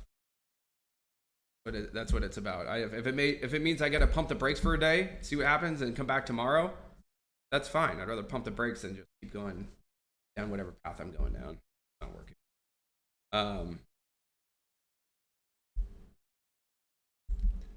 But if you've never been profitable and then you get profitable, you'll see it comes with its own bag of problems. But those are the problems you need to have, you want to have, so that you can evolve. You need to be profitable, go through periods of great trading, and then the downside of that cycle of your trading and of the markets to really kind of push forward and understand that. First time I made money, I gave a lot back. Second time I made good money in terms of a sector momentum, I give less back until I realized, okay, And then at a certain point, I gave more back again because that's trading. We're not perfect, you know? We get funny convictions and stick to them sometimes too much, and that's okay. But for me, as long as I am being a contrarian and I'm buying lows and I'm buying weakness where everyone thinks that it's failing and everyone thinks that it's going to keep going down and down and down, but they're wrong and I'm there and I have amazing risk reward, as long as I can keep doing that over time, that's the formula. And it doesn't matter what you're trading, short, long, crypto, futures, Rolexes. Not going to say the rest of the things I was going to list off right now. Anyways, my head just went to like the dark web there. All right. Oh my God. Yeah, so it doesn't matter what it is, it still works that way. Market psychology doesn't change. It's people. And we're trading, it's people that make up the markets outside of computers, the algos. Still people that we're trading with. So we're still just trading psychology every day. It always comes back to that. And if we can keep that in mind, that when take your initial instincts when you think you should buy, everyone's like, oh, if I just sold where I bought, I would be a billionaire by now. Everyone says that. Well, you're fucking right. You know what I mean? Of course, it's not that simple because, okay, so now you want to be a short seller? That's what you would have to do. Sell where you're buying and buy where you're selling, right? You gotta flip it. You have to short there. Yeah, you're gonna blow the fuck up. You know what I mean? They don't understand the other dynamic of that side. It's not that easy. And guess what? When you're short biased, I bet you're gonna still be chasing that shit down. You know what I mean? Because that is your nature, is to follow. That is most humans. I keep reading this. It keeps confirming everything to me. But we talk about sheep. What do sheep do? They follow the leader, the Pied Piper. They're like, I'll follow that. That is the majority of retail traders. They are followers. Myself included, I was a follower. I literally joined Tim Sykes to follow his alert. I figured out how to trade. I wanted to learn how to trade too, but I'm like, shit, first I'll do this and make some money. You know what I mean? I was a following ass little prick. And I learned real quick, oh, it doesn't even work. This doesn't work. Because you lose 10 trades in a row. And you're like, shit. At least me, 10 in a row, and I'm like, that doesn't work. So that was the idea, and most people are not gonna go away from that. Only buy if other people are buying. And I talked about this during a webinar the other day too. Like, it serves you a purpose in real life. Like, 2 restaurants, one with a line, one 0 line, and crickets. Like, probably go to the one with the line. Probably better food there. It probably better quality. It's probably cleaner. They have better budgets. All that good stuff. But it's not necessarily that way in trading. Where the big line is you're too fucking late over there most of the time. If you can look at it like that, you're just going to end up doing way different things with your trading. If you realize that you don't want to be fighting everyone to buy shares, that's chasing. Everyone's like, how do you not chase? I'm like, don't buy strength, because if you are and you're buying breakers, you're going to chase. My definition of chasing changed. It's way different now.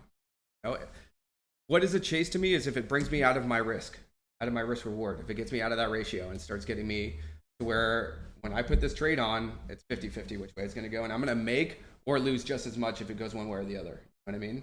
When I'm in that trade, it's just a 50-50. I might as well literally go take that, however many $5,000 or however much I'm risking, and go play blackjack. Might double it up. You know what I mean? That to me is how I like to look at that. If I'm not getting the good risk, I might as well play blackjack, or it's still 50-50 anyways. You know what I mean? Especially when there's so many things that are tough to control when we're trading. And yeah. Does that make sense to everyone? I'm just in ramble mode at the moment. I hear other terms like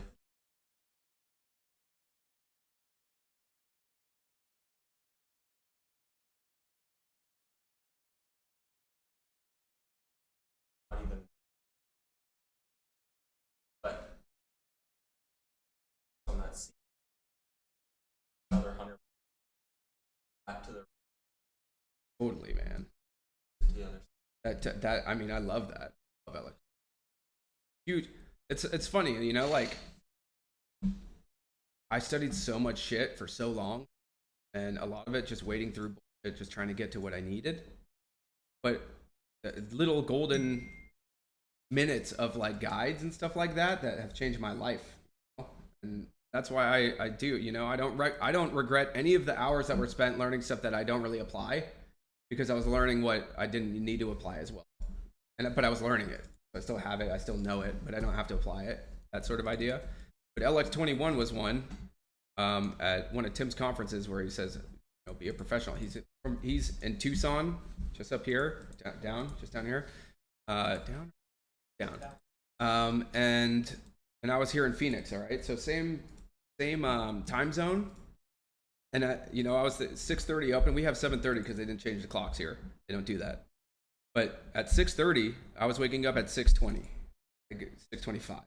That's how I would trade, and I'd get to the computer so tired, like literally like this, and scan open, and whatever the top percent gainers was watching for. Here we go. So amped, like I'm ready to buy the morning spike. That was how I traded. And then he talked about being a professional. He was up at 4 a.m. every 3:30 getting locates. I'm serious, I'm like, oh, what's that? Like, oh, cool. He's up at 4. He said, be a professional. You want to be a professional trader? Treat it like a profession. Be a professional. And it resonated so much. I'm like, oh yeah, I know how to do that. Soccer. Train harder. Be to practice earlier than everyone. Be the last one to leave. All that stuff. That's what I applied. I'm like, okay, so this isn't different than being an athlete. Yeah, I apply to martial arts, which I did back in the day. Discipline, work harder than everyone, outwork everyone, you get better than everyone. It's not exactly that with trading, but it is. When it comes to learning technical analysis and all the basics, you can learn as fast as you want. If you're putting in more hours, if you're new, like none of us are new, okay? If you go back to being new, which is I have to constantly do when I'm working with students, remember all the terms and shit? Remember just the terminology you had to learn, like the shorthand, you go into a chat and everyone's talking a secret code language. And you're like, oh man, these guys know so much. And you're like, this is like thing. And these guys that know so much. But then you realize they're just they've made no money. They just know the terms. You know what I mean? That's every chat that you're going to go to for the most part. And you're like, if you're new, it sounds all fancy schmancy and it's impressive. But then once you learn the basic terminology and shit, you're like, oh, these guys, okay, this is just basic shit. You guys haven't made any money. They're all just talking about this basic shit. You know what I mean? So you can get ahead of the curve, no doubt. But then it's also just one of those weird things where you don't get paid for working harder than ever. In fact, you can work your ass off, but if you're working the wrong way, and you're just like reinforcing bad habits, that's tough to get out of. So,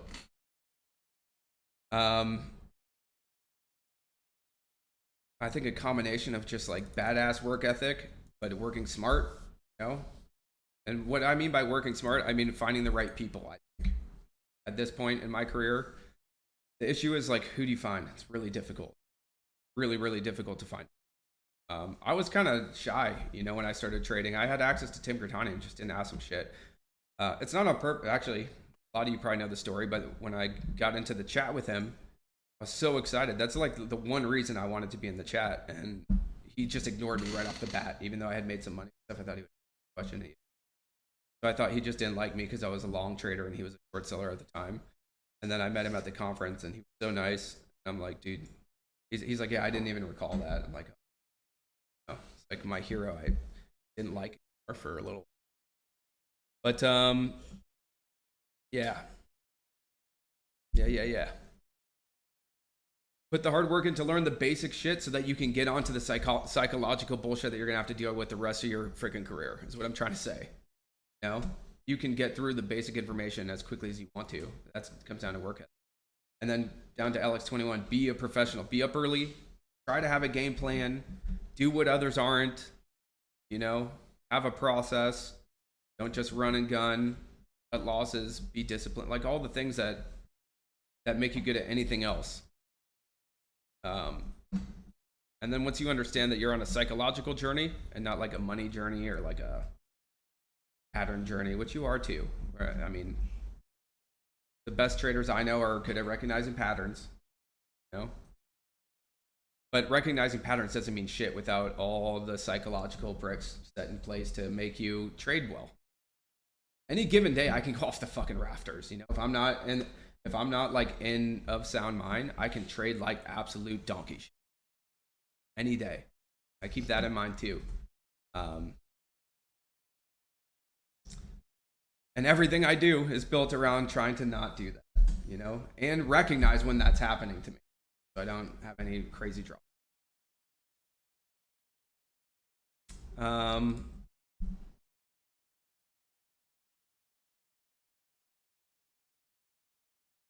All right, 5 minutes till close. Okay. And then 30 minutes Q&A. Yep. What's that? I placed exactly 0 trades today. Yeah. Only got 5. Well, we have 5. Yeah. There's still time. There's still time. I'll just unleash all my day's FOMO on Toro right now.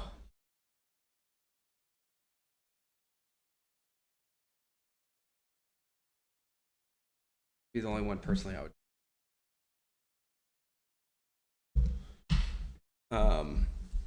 I'm wondering if this is kind of max pain on SPY today. I don't know. I think we need like a big ass gap down day or something like that too. And then we'll see if that gets bought up, because every big gap down that we've had in terms of the SPY over the last couple months has been bought. You know, when we get that big gap down day, that's usually been the start of the bounce. So, for example, the drop here in October, if you look at the drop in October to like 347 when it gapped down to 347, that ended up being a phenomenal bounce and a turn. That's what I'm kind of watching for on SPY for a turn to the upside, would be some kind of down. But then that being said, if it gaps down big and then doesn't get bought up, yeah, it's kind of scary. So we'll see.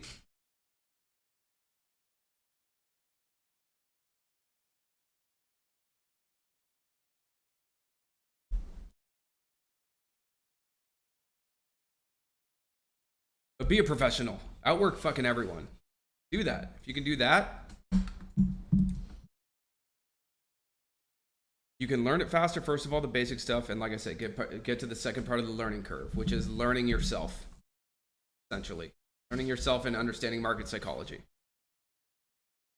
And of course, experience, gaining experience, screen time, execution practice,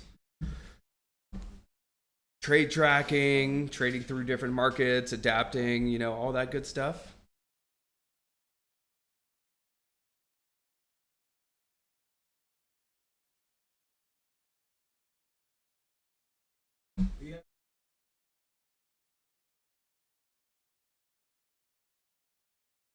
Yes, you do. So you know what? One of the things with me that I stopped doing, partially due to my teaching, partially just from being profitable and knowing what I'm doing and having process, was continuing to learn, like actively learn and like seek information. Okay? And I think it's kept me stagnant at times, and that's not what I'm doing now. I've been taking in a lot of books. I had one that was sitting on my shelf. I'll get the title to you.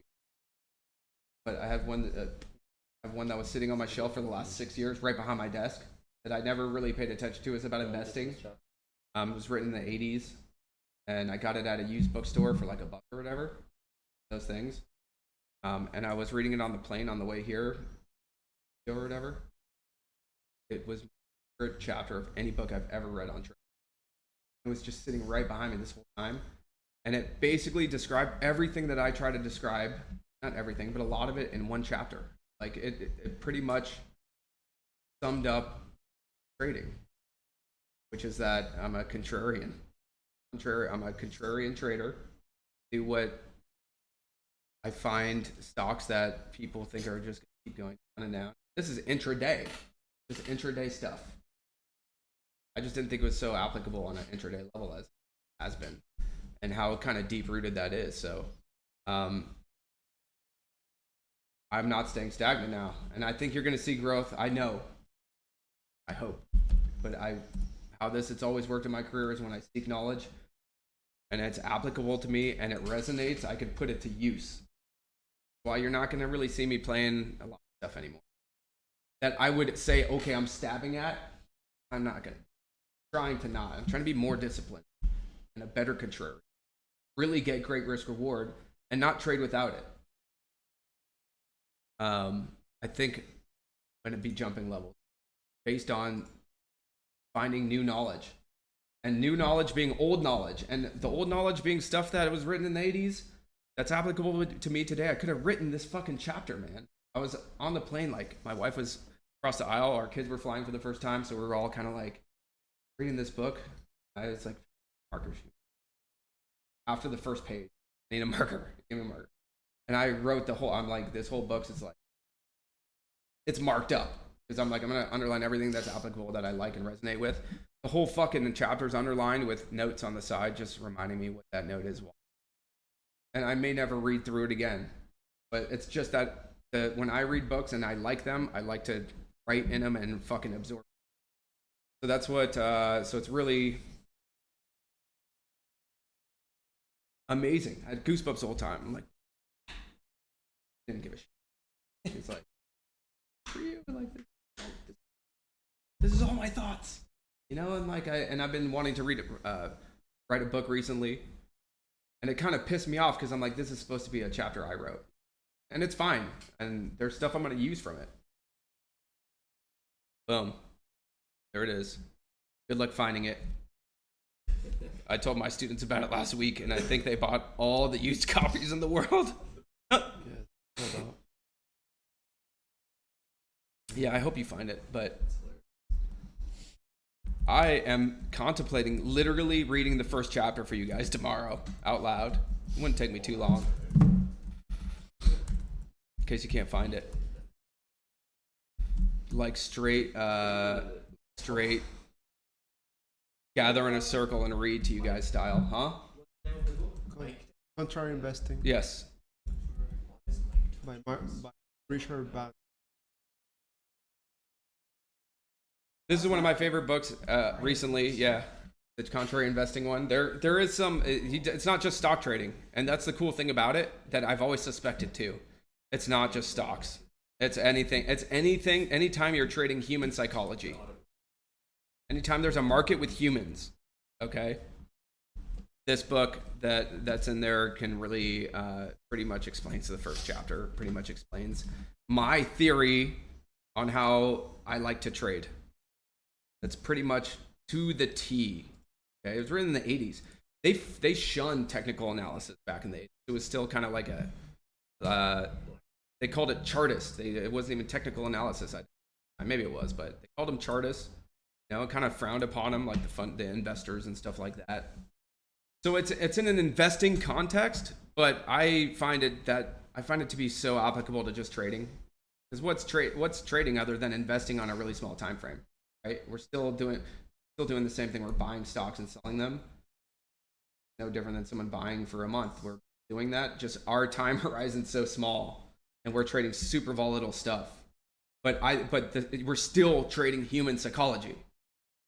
Just condensed. You know what I mean? You get like the Bitcoin move to 60. How long did that take? Well, we get these moves in 1 day, in 2 days when they happen, in terms of percentage gain. That happens in 1 day and then goes back down. That market psychology shift is so fast sometimes. So, I don't know. If you guys want me to, we'll see. Maybe I'll speed read the first chapter of that tomorrow at some point because I think it's worth it. I don't know if everyone's going to be able to get a copy of it. I had an affiliate link for it, but I just don't need your 50 cents. I was going to put it towards the pack meetup and stuff like that. That's every affiliate link in the pack. Everything is going to go towards pack pretty much. But just get your hands on it. Okay. So in terms of live trading stuff, we're done for the day. We're pretty much done for the day. We're just going to do Q&A. All right. We'll do Q&A for the next 30 or so. If you guys have questions here live, obviously, let's shoot them out. If anyone has questions at home, obviously, let's shoot them out. And then we'll meet tomorrow morning, 7 a.m., same place, same time, for pre-market prep tomorrow. And then we'll have one more day together.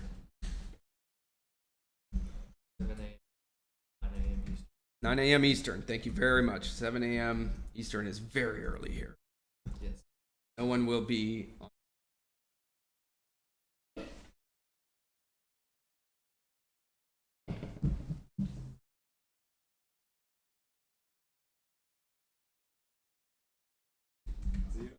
I'm beginning to.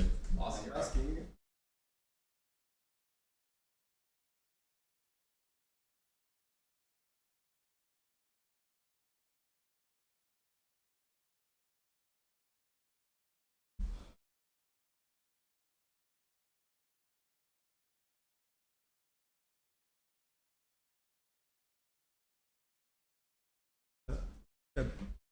So like I'm $20 the hardcover, but I bought it for $7 the day he announced it.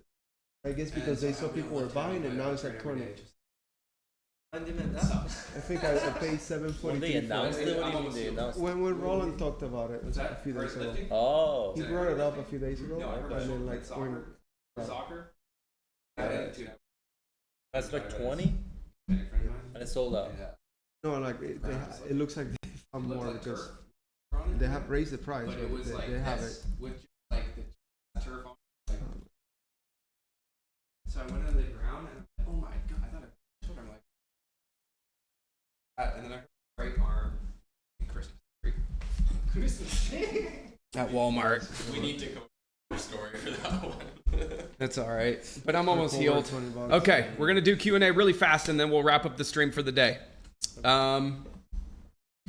Question about future camps. Have I considered doing one in Canada? I've considered doing 2 in Canada this year, and then I totally forgot, and I'm not doing it now. I'm just kidding.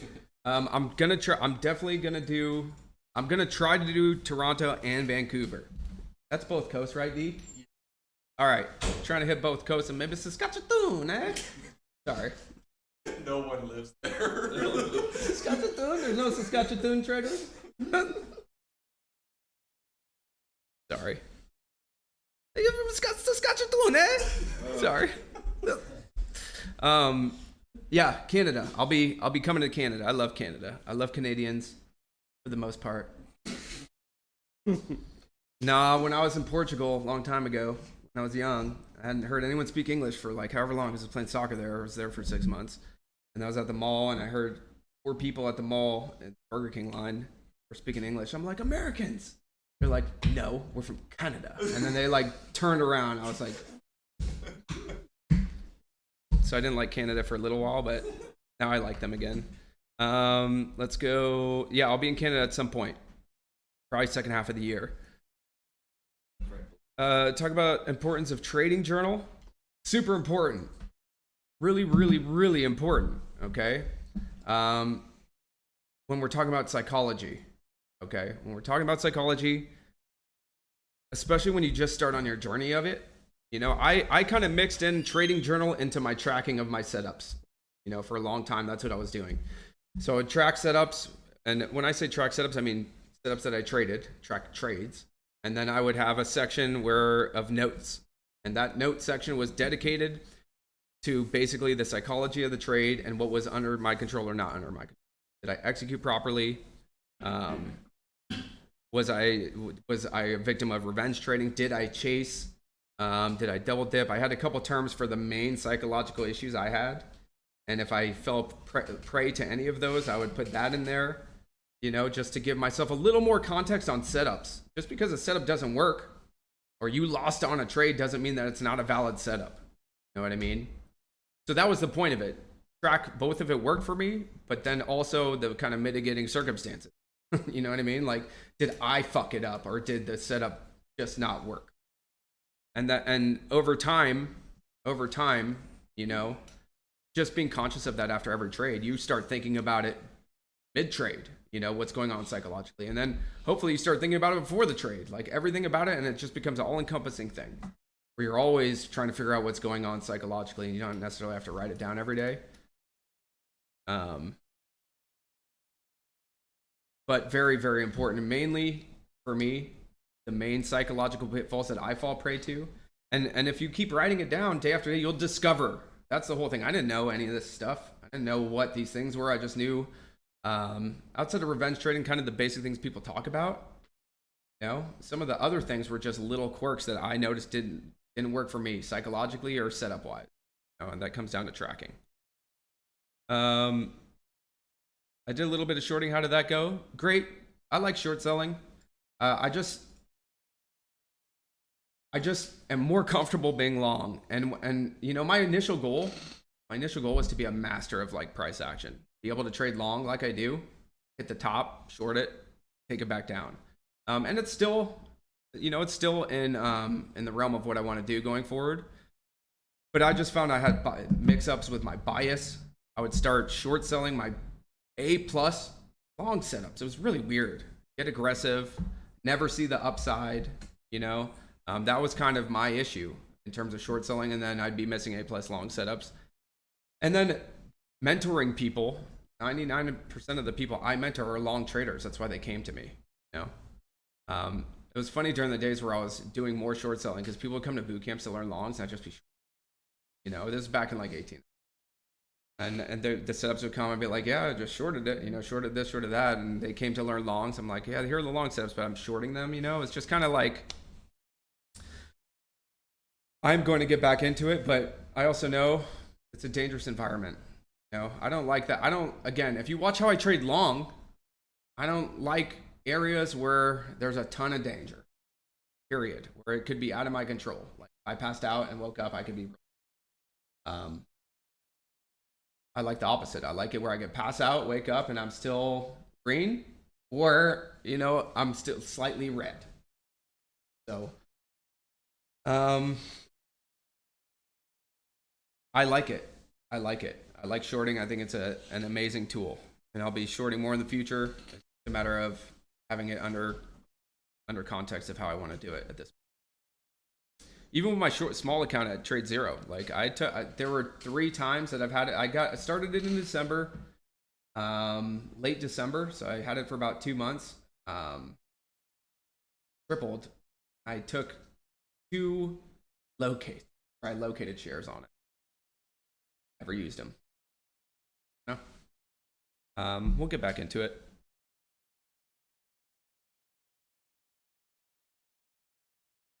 I'm just a believer that I don't need to short.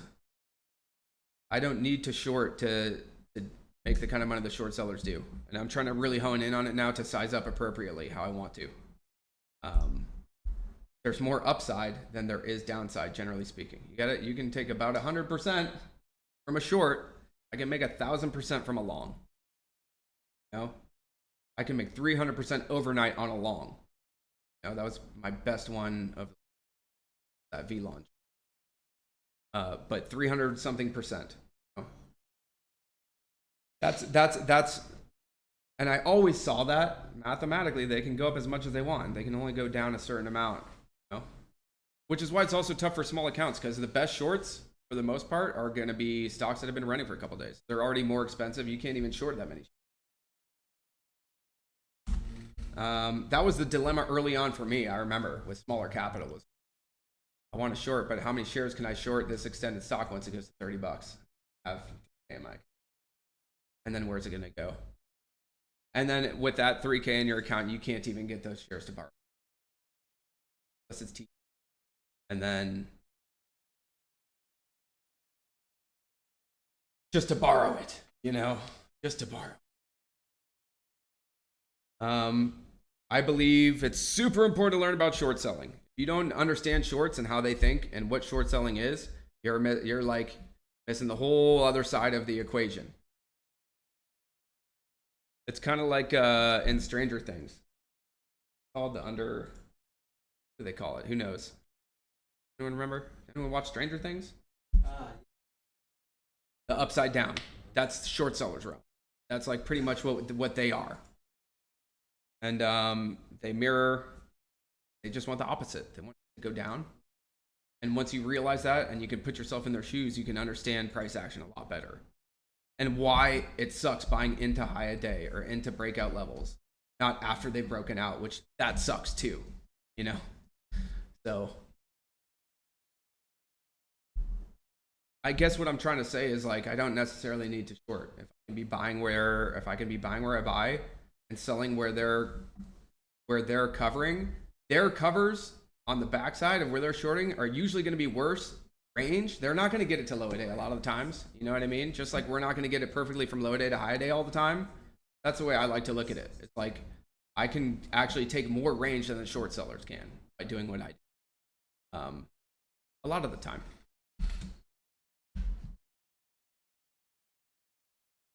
Does that make sense at all? Like if I'm buying it at 5 and I'm selling it at 6 and they're selling it and they're short selling it at 6 and covering it at 550. You know what I mean? Creditly, I can technically, I think, squeeze more range out of these plays just by being long. I don't know.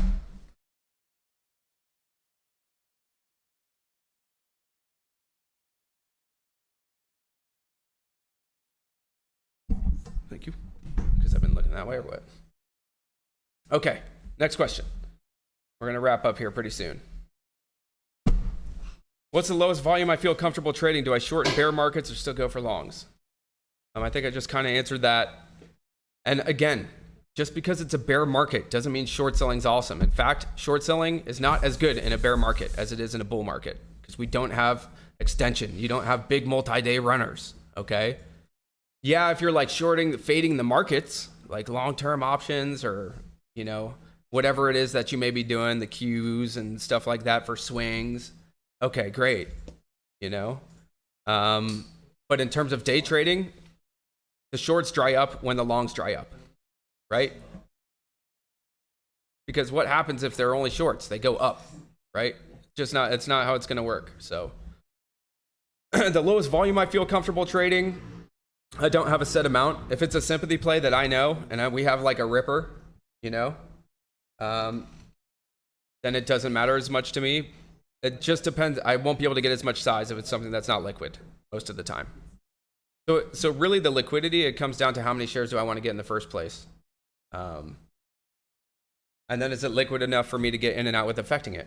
And then do I want to be a part of this if it's a liquid, and why? If I'm a part of a liquid stock, it's because I was led there by something in process that tells me that this is the next sympathy, this is the next stock that's going to pop or something like that. That's the only time I'll end up, generally speaking, in a liquid place. And then I get mixed results because what if volume doesn't come in, right? So I have to make sure that size is under control. Camps in PA. I'm not sure about PA, but I will be in that area later in the year as well. We're going to hit every corner of the US pretty much, and then the center of the US, and then hopefully both sides of Canada.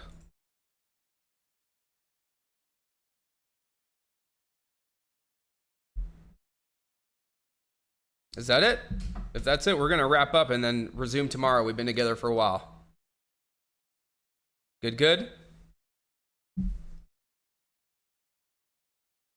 All right, everyone. 9 a.m. tomorrow, same spot. Thank you for joining me. Thanks for the questions today.